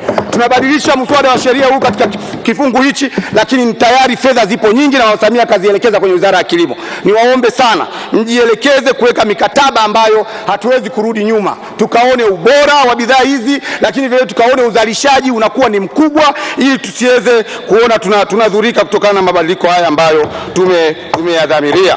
Mheshimiwa Spika, pia niweze kuzungumza kidogo juu ya sheria ya ushuru wa mafuta wa barabara, the Road Fuel Toll Act 220. Mheshimiwa Spika, hapa tunabadilisha kifungu namba 8 ili pia kumpa Mheshimiwa Waziri mamlaka ya kusamehe ushuru wa mafuta kwa miradi ya uwekezaji mahiri na mahiri maalum. Si jambo baya, jambo zuri Mheshimiwa Spika, lakini tuendelee kuangalia uzoefu mwingi katika maeneo mengi. Sehemu ambayo tumepata hasara kama taifa ni eneo la msamaha mafuta. Wengi wamesema migodini na kadhalika, lakini shukuru sana kamati ya bajeti imeliona na imetoa mapendekezo kadhaa kwenye eneo hili, na kubwa ni katika mapendekezo kadhaa, na ni vizuri tufahamu. Pendekezo moja, tumeangalia muda, pawepo na muda maalum. Tunajua miradi inaendelea, inatekelezwa, pamoja na kuangaliwa miradi hii, lakini tuweze kujua tukiifuatilia tunajua kabisa ndani ya mwaka mmoja tuweze kuangalia ile tumenufaika jinsi gani katika miradi hii mahiri na mahiri maalum ambayo inatekelezwa. Sio tukiacha wazi, maana yake inawezekana miradi imekamilika alafu watu wakawa wanatupiga kupitia msamaha huu ambao tumeweka. Lakini vile vile tunatambua kama nchi tunatumia mfumo mmoja wa kuagiza mafuta, bulk procurement system. Ni mfumo mzuri, tumewahi kujadili ndani ya kamati vizuri kabisa, na kama nchi tunaona bado tunafaidika na mfumo huo wa kuagiza pamoja. Sasa tuweze kutofautisha mafuta yapi yanakuja katika mfumo huo wa pamoja na mafuta yapi ambayo yanakuja kwa ajili ya miradi maalum na mahiri maalum. Ni vizuri sana, ni muhimu. Kama tutatumia vinasaba sawa, kama tutatumia utaratibu wa uuzaji sawa, lakini ni jambo muhimu sana ili watu wasije wakapitia kwenye upenyo huo kwenda kutuumiza. Lakini Mheshimiwa Spika, tumeshauri pia kuweka mifumo ya usimamizi ili kuzuia matumizi mabaya ya mafuta ya miradi. Ni vizuri mifumo ikawekwa mapema. Wizara, Mheshimiwa Waziri amesema kwenye taarifa yake wana mpango jinsi ya kufuatilia kwa karibu sana juu ya mafuta haya yanavyoingia. Mimi ninaona kwa umahiri na umakini wa Mheshimiwa Waziri kwenye jambo hili atatia nguvu sana na jicho kubwa na wataalamu wake ili tusiweze kuanguka. Mheshimiwa Spika, pamoja na hayo niseme juu ya maoni ya jumla. Kamati imeshauri sana misamaha ya kodi hii lazima iangaliwe kwa pato la taifa. Ndani ya mpango wetu wa miaka 5 tunaoendelea nao tumejikubalia wenyewe, tumejiwekea wenyewe misamaha ya kodi isizidi 1%. Mheshimiwa Spika, hili ni jambo zuri.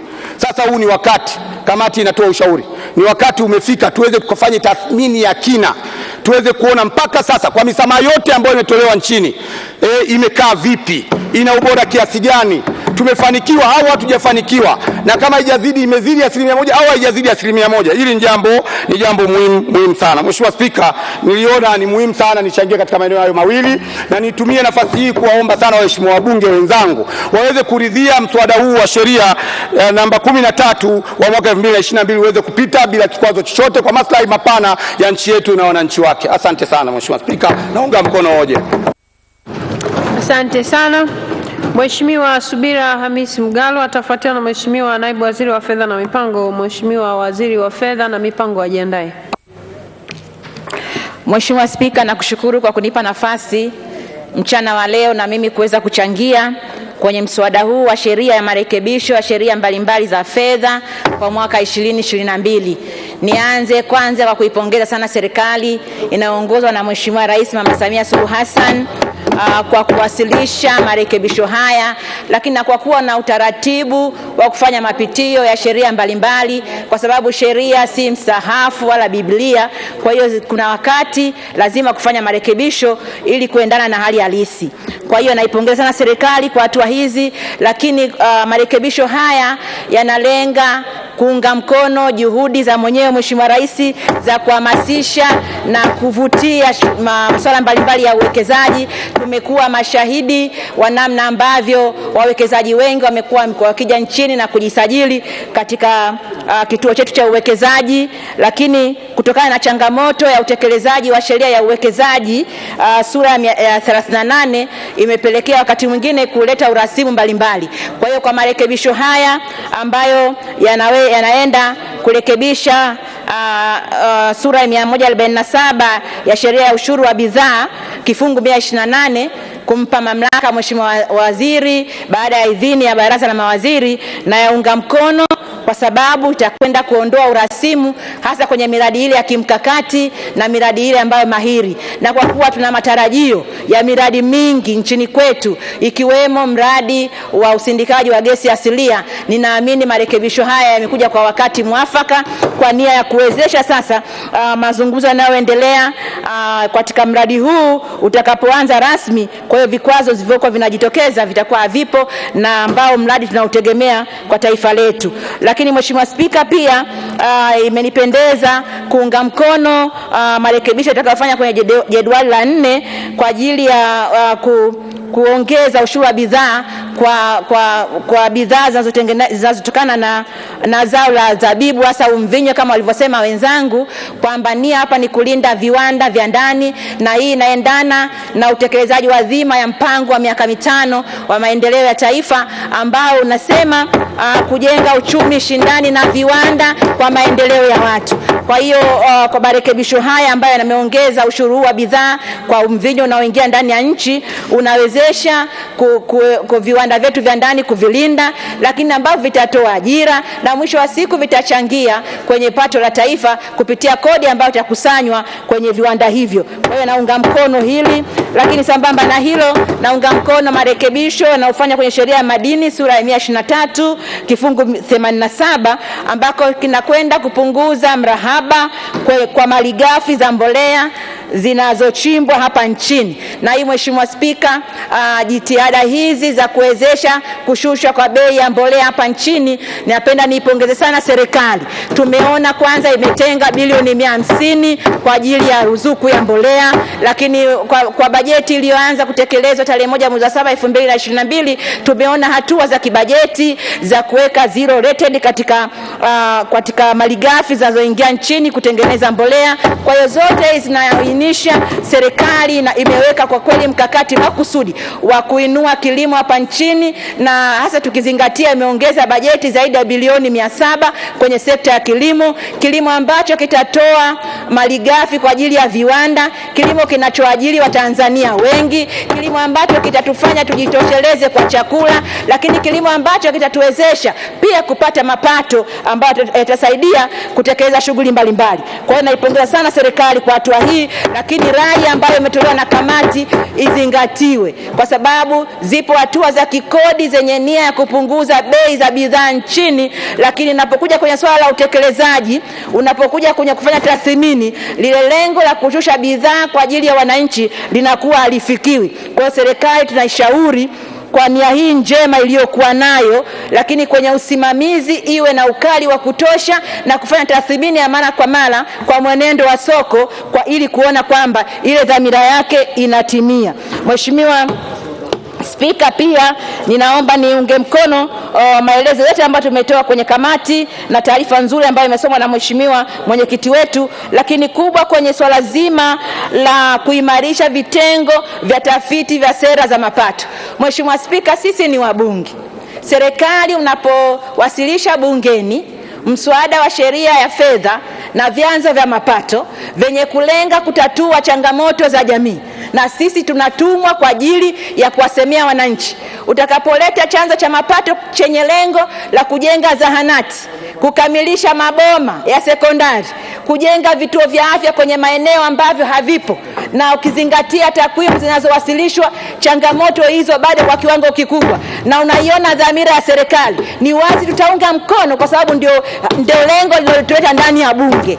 Kwa hiyo tunaiomba serikali ifanye tathmini ya kutosha, kwa sababu ili kuondoa mkanganyiko, kwa sababu leo wanatushangaa wabunge, kwa nini wakati mnaunga mkono, lakini serikali mnafanya maboresho pia tunaunga mkono. Lakini mimi nataka niseme Mheshimiwa Spika, uendelee kujivunia bunge lako, kwa sababu tunapounga mkono ni kwa maslahi ya Watanzania, ni kwa maslahi ya wananchi tunaowakilisha, na tunaiona dhamira njema ya serikali inaongozwa na mama yetu. Kwa mfano hata hii hatua ya tozo tuliunga mkono kwa sababu dhamira ya ujenzi wa vituo vya afya kwenye tarafa zote ambazo hazikuwa na vituo vya afya, na tuliunga mkono kwa sababu tuliona ni kweli zaidi ya vituo vya afya 3000, zaidi ya kata 3000 nchini hazina vituo vya afya. Kwa hiyo uamuzi wa serikali wa kujenga vituo vya afya ngazi ya tarafa itatusaidia hasa kina mama ambao tunatarajia vituo vya afya. Lakini tunapokuja wakati serikali imefanya maboresho, pia lazima tuunge mkono, kwa sababu tunasema sauti ya wengi ni sauti ya Mungu. Kwa hiyo tunaipongeza serikali pia kwa kusikiliza, lakini dhamira ya nia njema inabaki pale pale, mchango wa kodi hiyo au tozo unabaki pale pale, na historia itakuwepo kwamba hata hiyo tozo imeleta ukombozi, kwa sababu kwa mara ya kwanza vituo vya afya 234. Kwa hiyo bunge lako limejijengea heshima ya kukubali vyanzo hivyo, kwamba imeenda kutoa mchango. Sasa hivi zahanati ni nyingi, vituo vya afya ni vingi, lakini pia itajenga heshima pia kwamba maboresho yamefanyika, wananchi wamesikilizwa. Kwa hiyo mimi hapa kwa lugha ya Kiswahili ni bila, lakini maendeleo yameonekana. Mheshimiwa Spika, nimalizie kwa kuipongeza serikali serikali kwa hatua mbalimbali ambazo zimewasilishwa, zina nia ya kuwezesha hivyo viwanda, lakini pia nia kutekeleza miradi ya kimkakati, na nakupongeza Mheshimiwa Spika na waziri. Tunaomba tu historia ya misamaha ambayo itumika vibaya isijirudie. Serikali muweke mikakati madhubuti ili misamaha itumike kwa lengo lilokusudiwa, na wale watakaobainika kutumia misamaha hii kwa faida yao wachukuliwe hatua kali, ikiwemo ya kulipa hiyo kodi stahiki. Asante sana Mheshimiwa Spika na kushukuru. Asante sana. Mheshimiwa Ahmad Chande, Naibu Waziri wa Fedha na Mipango, atafuatiwa na mtoa hoja. Asante sana Mheshimiwa Spika. Awali ya yote naomba nimshukuru Mwenyezi Mungu Rahim ambaye ametuwezesha kuwepo hapa tangia asubuhi hadi sasa tukiwa katika hali ya uzima na afya pamoja na amani.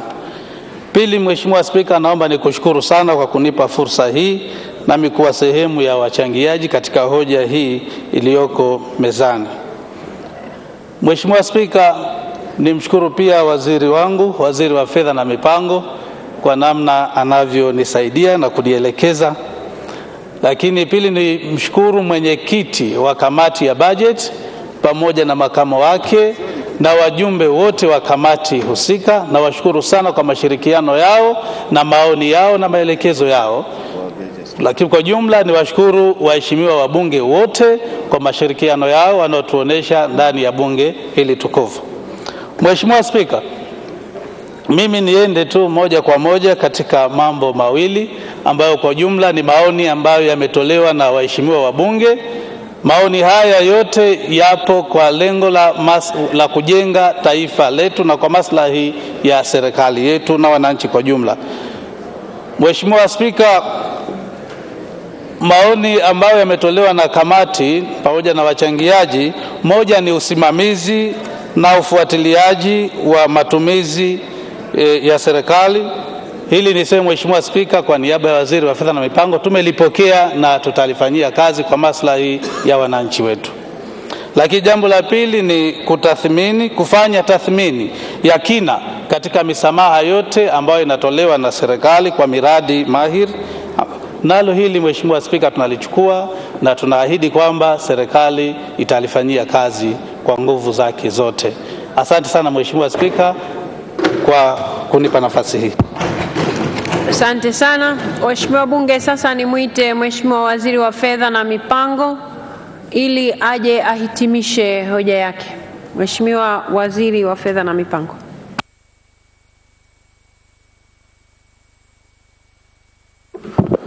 Mheshimiwa Spika, na kushukuru kwa kunipa fursa hii, na mimi nianze kwa kuwashukuru na kuwapongeza kamati kwa maoni yao ambayo yametolewa na mwenyekiti mahiri kabisa wa bajeti ndugu yangu Daniel Silo. Ni washukuru pia wajumbe wa kamati, mshukuru naibu waziri, na ni washukuru waheshimiwa wabunge ambao wametoa ushauri wao. Mheshimiwa Spika, kabla sijafafanua chochote, nianze kwanza kwa kuungana na Mheshimiwa naibu waziri kuyapokea yale ambayo tumepewa kama ushauri, mojawapo ikiwa hilo la kusimamia kwa umakini maeneo yote yale ambayo yameombewa msamaha. Na niseme tu maeneo yote yale ambayo yatapewa msamaha baada ya idhini ya baraza la mawaziri, misamaha hiyo itakuwa inatangazwa kwenye gazeti, na endapo itakuwa misused kama ambavyo imewekwa kwenye sheria, basi itafutwa, na ikishafutwa aliyetumia vibaya atalazimika kulipa fedha hiyo ambayo itakuwa alikosesha serikali. Mheshimiwa Spika, la pili ambalo linahusisha tathmini na lenyewe tumelipokea. Kimsingi tuna sura mbili kwenye masuala haya ya misamaha. Sura ya kwanza, ukiangalia kwenye eneo la papo kwa papo, utaona masuala yanayohusu mapato, na ukiwa hujakusanya maana yake unakuwa umekosa mapato. Lakini ukiangalia kwa sura ya muda mrefu na matatizo ya kiuchumi kwa ujumla, utaweza kuona kwamba tunahitaji uwekezaji kwa kiwango kikubwa zaidi ili kuweza kutengeneza ajira na kuweza kutatua tatizo la ajira na kuongeza mapato katika muda mrefu, kwa maana ya kutengeneza uwekezaji na kutengeneza fursa mpya za uzalishaji kama ambavyo Mheshimiwa Dr. Kimei alivyosema. Kwa maana hiyo sura hizi zote mbili ni lazima uzibalance, lazima uziangalie kwa namna moja ili upande mmoja usielemewe. Ukielemea upande mmoja tu wa kukusanya, in the long run utakuwa hautengenezi maeneo mapya ya kuweza kukusanya. Kwa hiyo hivi vyote ni vitu ambavyo vinafanywa balance, na ndio maana unaweza ukaona kwamba maeneo yale ambayo ni ya muhimu sana kuwekewa vivutio, serikali inaona umuhimu wa kuwekea vivutio. Mheshimiwa Spika, jambo la tathmini na jambo la utafiti tumepokea, ni mambo ya msingi ambayo mara zote kwa ajili ya kuweza kuenda na mazingira ya sasa ni mambo ambayo tunayafanyia kazi, na leo tumepokea kutoka kwa waheshimiwa wabunge na tutaendelea kuyafanyia kazi. Mheshimiwa Spika, nisemee tu kwenye eneo hili la mvinyo. Mheshimiwa Spika, hili jambo la mvinyo tumepata fursa ya kuwasikiliza hata wakulima wenyewe, na ukienda kwenye maeneo, kwa bahati nzuri mvinyo unalimwa hapa, zabibu inalimwa hapa Dodoma. Kwa hiyo hatuhitaji kusafiri mbali sana kuweza kupata maoni hayo. Ni ukweli usiopingika kwamba wakulima wetu wamebaki na mvinyo kwa kiwango kikubwa sana, na ni uharibifu pale ambapo anakosa soko la mvinyo wao. Na kama hatua zisingechukuliwa na serikali, ni dhahiri kwamba tunakokwenda wakulima wetu wale wangehama kutoka kwenye kulima zabibu, wangehamia labda mazao mengine, na hiyo ingeendelea kuturudisha nyuma katika hatua zetu za kulima mazao ambayo yanastawi katika maeneo husika kwa kiwango kikubwa, ili tuweze kuuza katika soko la ndani pamoja na soko la nje. Habari iliyo njema, mara nyingi huwa tuna kawaida wa Tanzania wakati mwingine kujikadiria kadirio la chini. Mvinyo wetu si mbaya na wala si kwamba hauna viwango vinavyotakiwa. Hivi tunavyoongea tuna mkulima mdogo tu, ana kiwanda kidogo tu, lakini tayari amefikia soko la Zambia, amefikia Malawi, amefikia Uganda, amefikia Kenya, na kwa sasa hivi kwa takriban kwa mwezi mmoja tuna export zaidi ya makontena 10,000 yanakwenda China. Makontena kadhaa ya mvinyo yanakwenda Italy. Sasa kama hata yanaweza kufika Italy, yanaweza yakafika China na yameteka soko la ukanda wa kwetu hapa, nadhani si vyema kuendelea kutilia mashaka kwamba mvinyo wetu uko wa kiwango gani na uko wa kiwango gani. Na sasa hata vyuo vya VETA Mheshimiwa Rais alielekeza vianze kufundisha watu kazi wanazofanya katika maeneo husika. Kwa hiyo tutaendelea hata kuboresha zaidi kuweza kuyafikia na masoko mengine. Na la mwisho, Mheshimiwa Cecilia nimsikia akisema kwamba yasiwe maneno tu, iwe vitendo. Mheshimiwa Spika, moja ya wakati ambapo tuna ishara nyingi sana za vitu vinavyofanyika kuliko maneno, nadhani ni wakati huu. Mheshimiwa Samia Suluhu Hassan katika kipindi cha mwaka mmoja tu, vitu ambavyo amevifanya vingekuwa vinapigiwa kelele, nadhani vingekuwa vimevuka hata mipaka ya nchi yetu yenyewe. Na mimi ningeambiwa nimwelezee Rais Samia Suluhu Hassan kwa sentensi moja, kitu kimoja tu ambacho ningesema, sentensi hiyo ingekuwa nchi inasonga mbele kwa kasi kubwa sana. Kwa maana hiyo si maneno, ni vitendo. Yaani tunavyosema nchi inasonga, hakuna mradi mmoja wote mkubwa umesimama hata kwa wiki moja tu. Miradi yote mikubwa inaendelea, yote mikubwa inaendelea. Lakini na nyongeza katika kipindi cha mwaka mmoja tu barabara zimejengwa vijijini, na ninyi ni wabunge ndio wawakilishi wa wananchi. Barabara zimejengwa vijijini kuliko mwaka wote ule katika rekodi tangu uhuru. Tuna vijiji ambavyo tangu uhuru havikuwahi kupata barabara, lakini zimejengwa barabara hizo na zinapitika katika kipindi cha mwaka mmoja. Kwa hiyo si maneno, ni vitu ambavyo wananchi wanaviona. Lakini si hivyo tu, tuna tarafa ambazo hazikuwahi kuwa na vituo, katika kipindi cha mwaka mmoja zimepata vituo, na sasa hivi hatua inayofuata ni kwenda kuviwekea miundombinu ama vifaa tiba ili viweze kufanya kazi. Lakini si hayo tu, hata hii tuliyosema juzi kwamba tutabana matumizi, si maneno. ni jambo ambalo tunaenda kufanya. Tunamaliza makusanyo ndani ya mwisho wa mwezi huu.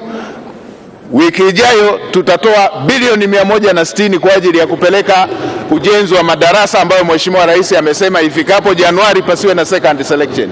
Mwaka jana hapakuwa na second selection kwa vitendo, watoto wote walienda shule zilipofunguliwa, na mwaka huu Rais ameelekeza ifikapo Januari madarasa hayo yameshajengwa, hapata kuwa na second selection.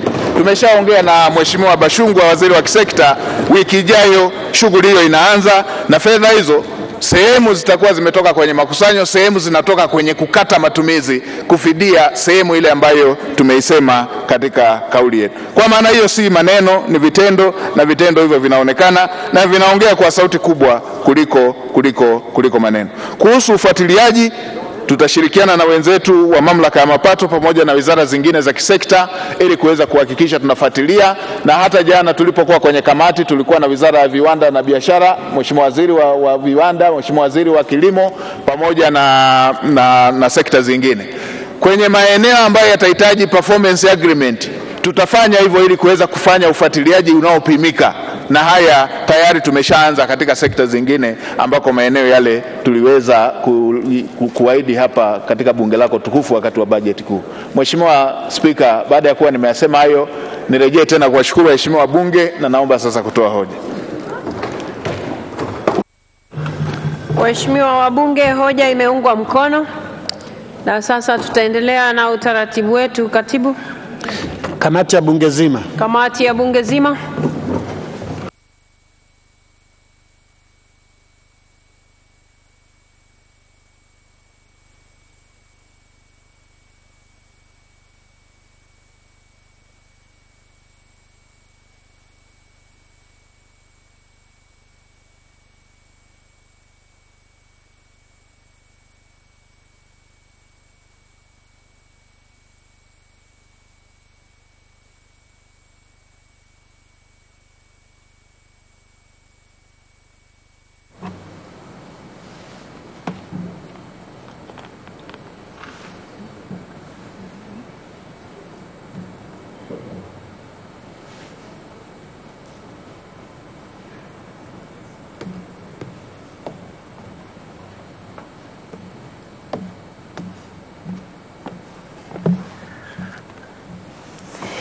Mheshimiwa wabunge, tukae. Katibu. Muswada wa sheria ya marekebisho ya sheria mbalimbali za fedha wa mwaka 2022. Kifungu cha kwanza. Kifungu kinafikiwa? Kifungu cha pili. Kifungu kinafikiwa? Kifungu cha tatu. Kifungu kinafikiwa? Kifungu cha 4 kina marekebisho ya serikali. Kifungu cha 4 pamoja na marekebisho ya serikali kinafikiwa? Kifungu cha 5. Kifungu kinafikiwa? Kifungu cha 6. Kifungu kinafikiwa? Kifungu cha 7 kina marekebisho ya serikali. Kifungu cha 7 pamoja na marekebisho ya serikali kinafikiwa? Kifungu cha 8. Kifungu kinafikiwa? Kifungu cha 9 kina marekebisho ya serikali. Kifungu cha 9 pamoja na marekebisho ya serikali kinafikiwa? Kifungu cha 10. Kifungu kinafikiwa? Kifungu cha 11 kina marekebisho ya serikali. Kifungu cha 11 pamoja na marekebisho ya serikali kinafikiwa? Kifungu cha 12. Kifungu kinafikiwa?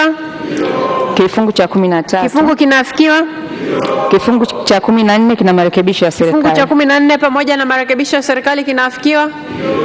Kifungu cha 15 kina marekebisho ya serikali. Kifungu cha 15 pamoja na marekebisho ya serikali kinafikiwa? Mheshimiwa Mwenyekiti, napenda kutoa taarifa kwamba kamati ya bunge zima imekamilisha kazi yake. Bunge linarejea.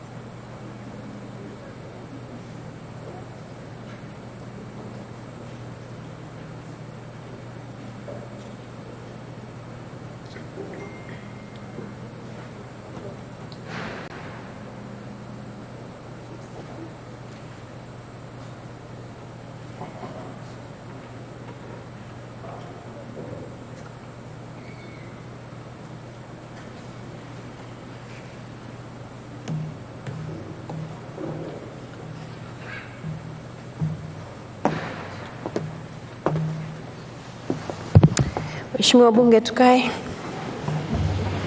Mtoa hoja taarifa.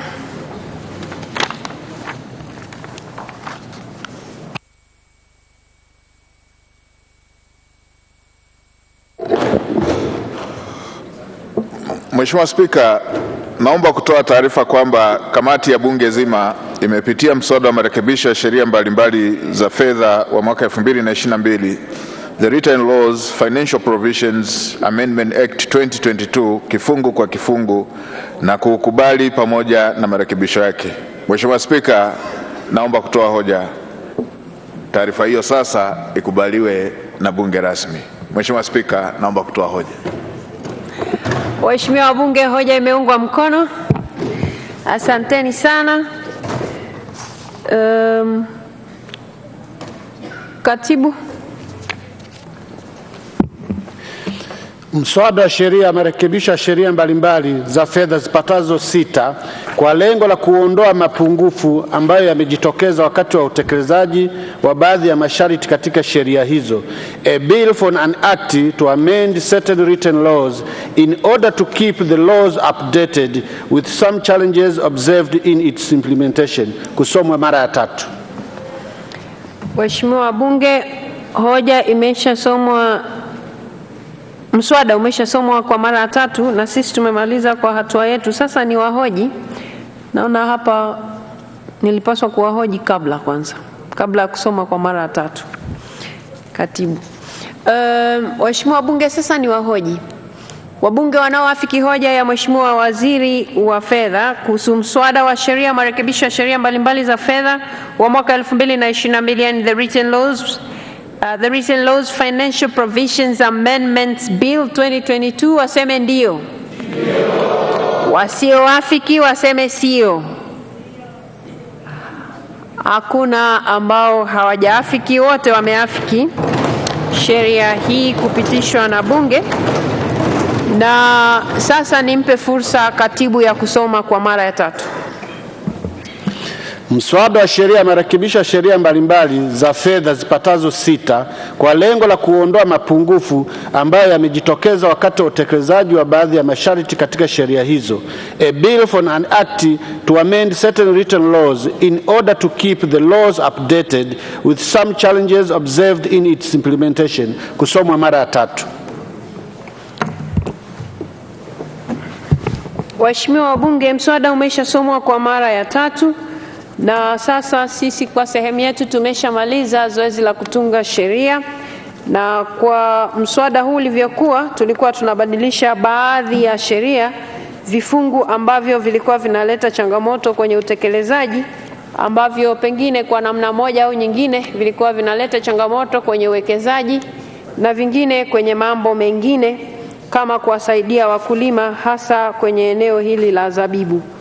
Kwa sehemu yetu sisi tumemaliza kazi, na sasa tutampelekea Mheshimiwa Rais ili na yeye afanye kwa sehemu yake kwa kadri anavyohitajika kufanya hivyo, na katiba yetu ya Jamhuri ya Muungano wa Tanzania inamtaka yeye asaini, alafu akisha saini basi tutakuwa tumeshapata sasa sheria iliyo kamili. Kwa hivyo nichukue fursa hii kumpongeza Mheshimiwa Waziri wa Fedha na Mipango na Naibu Waziri na watendaji wote kwa kuyaona haya mapungufu ambayo mengine yametokana na michango ya wabunge.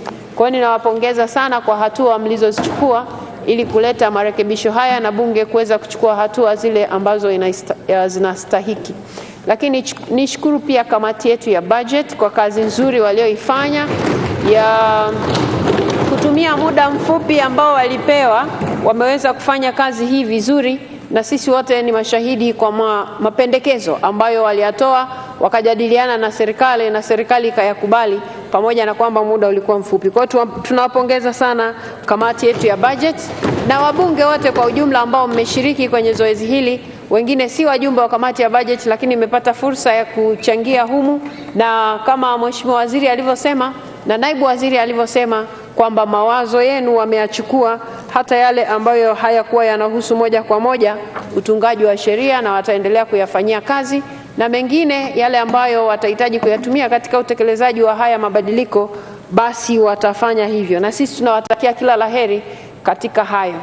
Na ni muhimu sana sasa, hasa katika lile eneo ambalo wabunge wamesisitiza kuhusu hii misamaha itakayokuwa inatolewa, kuendelea kufuatilia isilete changamoto ambazo ziliwahi kujitokeza huko nyuma. Hilo ni la kwanza. Jambo la pili ni kuhusu huu mchuzi wa zabibu, tunaosema mchuzi sijui togwa ya zabibu, lakini ni muhimu viwanda vyetu viwe na huo mchuzi wa kutosha. Maana isije kuwa tumezuia kuingia alafu kilimo cha zabibu kikaanza kusuasua, na sasa hivi kilimo wameshaongezewa pesa nyingi na mheshimiwa Rais kwenye bajeti yao ililetwa na bunge ikapitisha. Kwa tunaamini mtakuwa mmeweka mazingira ambayo huu mchuzi utatosheleza viwanda vyetu hapa ndani, na usitengeneze mazingira ambayo sasa viwanda vitakuwa vinahitaji mchuzi alafu hapa sheria tumeshabadilisha, alafu hayo matokeo yake yanazifanya bidhaa tena ziende juu kwa sababu bidhaa itakuwa ni adimu. Kwa hiyo tunawatakia kila laheri katika kuhakikisha sekta hizi zinafanya kazi kwa pamoja kuhakikisha mambo yanaenda vizuri, na wabunge wamefanya kwa sehemu yao kwa uaminifu kabisa kuwapa ninyi vitendea kazi ama nyenzo, na tunaamini mtazitumia vizuri ili tuendelee kuisaidia nchi yetu isonge mbele. Waheshimiwa wabunge, kwa kuwa ratiba yetu ile, kabla hatujaenda kwenye miswada ya sheria ya serikali, kuna ratiba tulikuwa hatujaikamilisha pale juu, sasa ndio wakati wa kuikamilisha. Kwa hivyo nimwite katibu atusomee matokeo ya uchaguzi. Asante Mheshimiwa Spika. Naomba tuanze na kundi A, wagombea wanawake. Kura zilizopigwa ni 322. Matokeo ni kama ifuatavyo. Ndugu Angela Charles Kiziga amepata kura 322. Ndugu Nadra Juma Muhammad amepata kura 310. Ndugu Shogo Richard Mlozi amepata kura 322. Ndugu Zainab Ham Abdu amepata kura 1. Ndugu Queen Juliet Lugembe amepata kura 9. Na ndugu Sonia Juma Magogo amepata kura 2. Kundi B, wagombea wa Zanzibar, idadi ya kura ni 322. Kura zilizoharibika ni 11. Matokeo ni kama ifuatavyo. Dr. Abdullah Hasnu Makame kura 305. Ndugu Machano Ali Machano kura 291. Ndugu Husna Muhammad Abdalla kura 4. Ndugu Muhammad Habibu Mnya kura 7. Na ndugu Anderson Ndambo kura 2. Kundi C, wagombea wa vyama vya walio wachache bungeni, idadi ya kura zilizopigwa ni 320 na kura 1 imeharibika. Matokeo ni kama ifuatavyo. Ndugu Ado Shaibu Ado kura 78. Ndugu Jafar Saidi Mneke kura 7.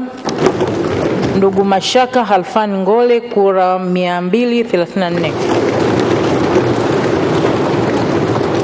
Kundi D, wagombea wa Tanzania bara, kura zilizopigwa ni 322, kura 9 zimeharibika. Matokeo ni kama ifuatavyo. Ndugu Ansar Abubakar Kachwamba kura 300. Ndugu James Kinyasi Milia kura 312. Dr. Ngwaru Jumanne Magembe kura 311. Ndugu Adui Saif Kondo kura 10. Ndugu Mohamed Msham Gulangwa kura 3. Na ndugu Thomas DC Malima kura 3. Asante sana katibu. Waheshimiwa wabunge, tumesomewa matokeo ya kura na sasa ni kazi yangu kuwatangaza washindi kwenu kwa mujibu wa kura hizi zilizosomwa na katibu.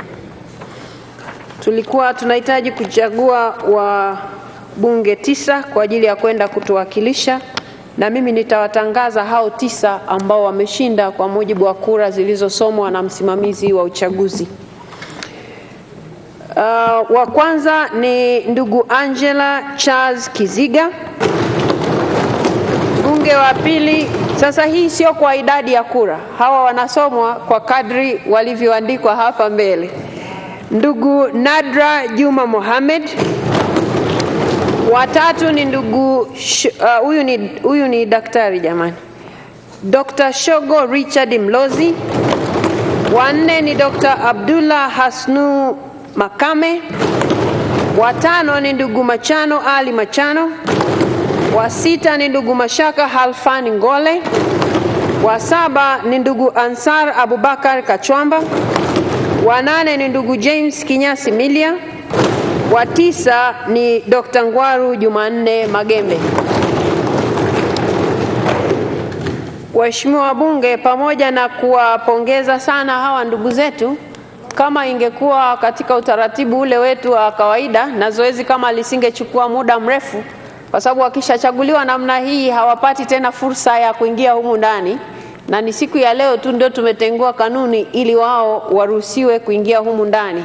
Kwa hiyo kama tungekuwa hatujakaa muda mrefu sana, ningewapa fursa ya kuwashukuru waheshimiwa wabunge kwa kura mlizowapa. Lakini hata hivyo sitawaruhusu kuzungumza nanyi, lakini nitawaruhusu wote kwa pamoja waingie humu ndani, watatoa ishara ya shukrani kwenu waheshimiwa wabunge. Kwa hiyo wale wabunge sasa ambao tumeshawachagua wanaosubiri kuapa, wanaruhusiwa sasa kuingia humu ndani ili watoe shukrani zao, na watatoa kwa ishara badala ya kuzungumza. Ndugu Angela Charles Kiziga, ndugu Nadra Juma Mohamed, ndugu Shogo Richard Mlozi, Dr. Abdullah Hasnu Makame, ndugu Machano Ali Machano, ndugu Mashaka Halfani Ngole, ndugu Ansar Abubakar Kachwamba, ndugu James Kinyasi Milia na Dr. Ngwaru Jumanne Magembe.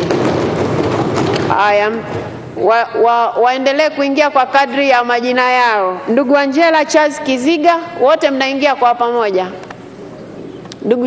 Ndugu Angela Charles Kiziga.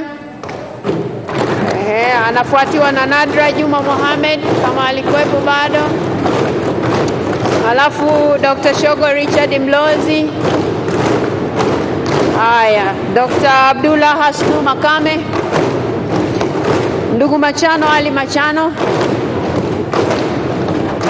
Songeni tu mbele. Ndugu Mashaka Alfan Ngole. Ndugu Ansar Abubakar Kachwamba. Haya, ndugu James Kinyasi Milia. Ndugu Ngwaru Magembe Jumanne. Haya, huyu anayefua hao walioongozana, haya wakishafika hapa mbele, karibuni sana. Karibuni sana. Wabunge 9 ambao wamechaguliwa kwenda kuiwakilisha nchi yetu ni hawa hapa mbele yenu. Na sasa ili muweze kuwakumbuka kwa majina na sura, atakayekuwa ametajwa msogee nyuma kidogo. Msogee upande ule. Msogeni nyuma kidogo. Sogeni nyuma kidogo. Haya, atakayetajwa anapita mbele, anainama, anawageukia wabunge, anarudi nyuma. Ndugu Angela Charles Kiziga.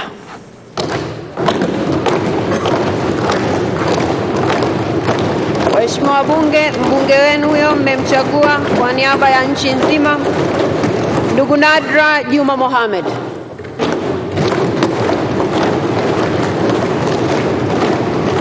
Haya, waheshimiwa wabunge, mwakilishi wetu huyo Dr. Shogo Richard Mlozi.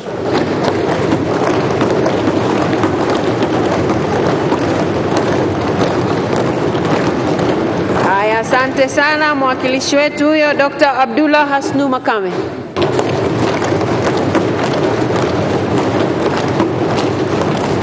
Mwakilishi wetu mwingine huyo ndugu Machano Ali Machano.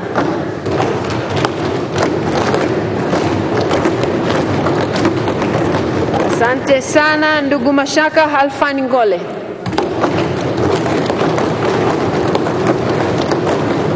Mwakilishi mwingine huyo ndugu Ansar Abubakar Kachwamba.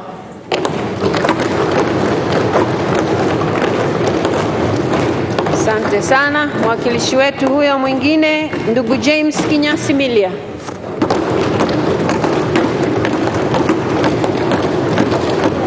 Mbunge wetu mwingine huyo na Dr. Ngwaru Jumanne Magembe.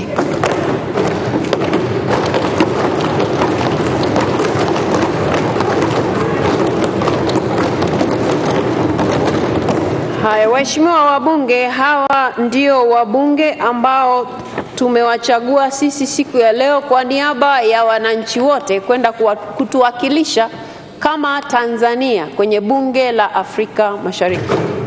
Na tunawategemea mnapoenda kule, si hoja ya mawazo yenu, ni hoja ya nchi inasemaje. Na tunaamini mtaenda kusimamia maslahi ya nchi kama mlivyoahidi hapa. Sisi humu ndani tumewachagua kwa niaba ya Watanzania wote. Mnaenda kuwakilisha Watanzania wote. Pamoja na kwamba sisi ndio tumewachagua. Lakini jambo lingine ni umuhimu wa kuzingatia kazi zile ambazo mnapaswa kuzifanya huko. Huku lazima mtuletee taarifa za kazi zenu kwa kadri ambavyo mnatakiwa kufanya hivyo na kanuni. Lingine, kulikuwa na maswali hapa na pale, niwape tu ushauri kama ambavyo sisi huwa tunaenda majimboni kwetu, nyinyi jimbo lenu ni hili hapa kwa niaba ya Tanzania nzima.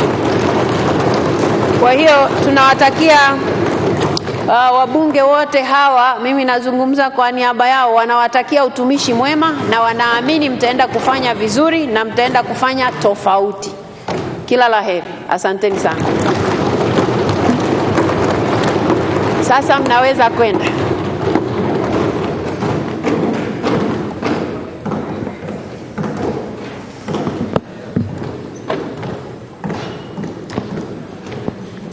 Sasa leo waheshimiwa wabunge mtakuwa mnashangaa kidogo, ni kwa sababu kanuni zimetenguliwa. Kwa hiyo ndio maana mimi nimesimama na wengine wanasimama. Kwa hiyo msiwe na wasiwasi. Leo kanuni zimetenguliwa.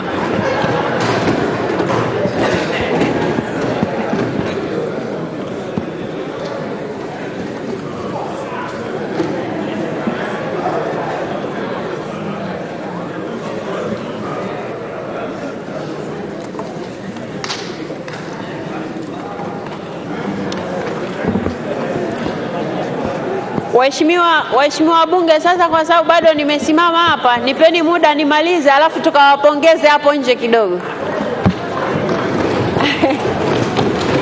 Waheshimiwa wabunge, naona mnawakaribisha na kwenye viti kabisa.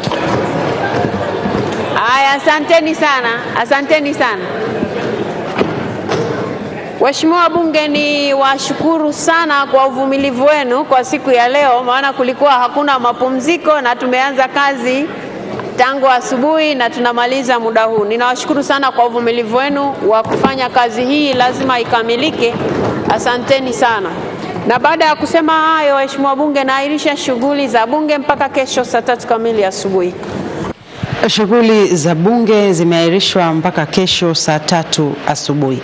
Huku wabunge wakiwa tayari wamewachagua wabunge wa bunge la Afrika Mashariki ambao ni wabunge 9, akiwepo Angela Kiziga, Nadra J. Mohamedi, Dr. Shogo Mlozi, Abdullah Makame, Machano Ali, Mashaka Ngole, James Milia, Dr. Ngwalu Magembe na Hansari Abubakari Kachwamba. Hawa ndio ambao wataiwakilisha nchi katika Jumuiya ya Afrika Mashariki. Lakini pia bunge limepitisha muswada wa sheria ya marekebisho ya sheria mbalimbali za fedha zipatazo 6 wa mwaka 2022. Kwa niaba ya timu nzima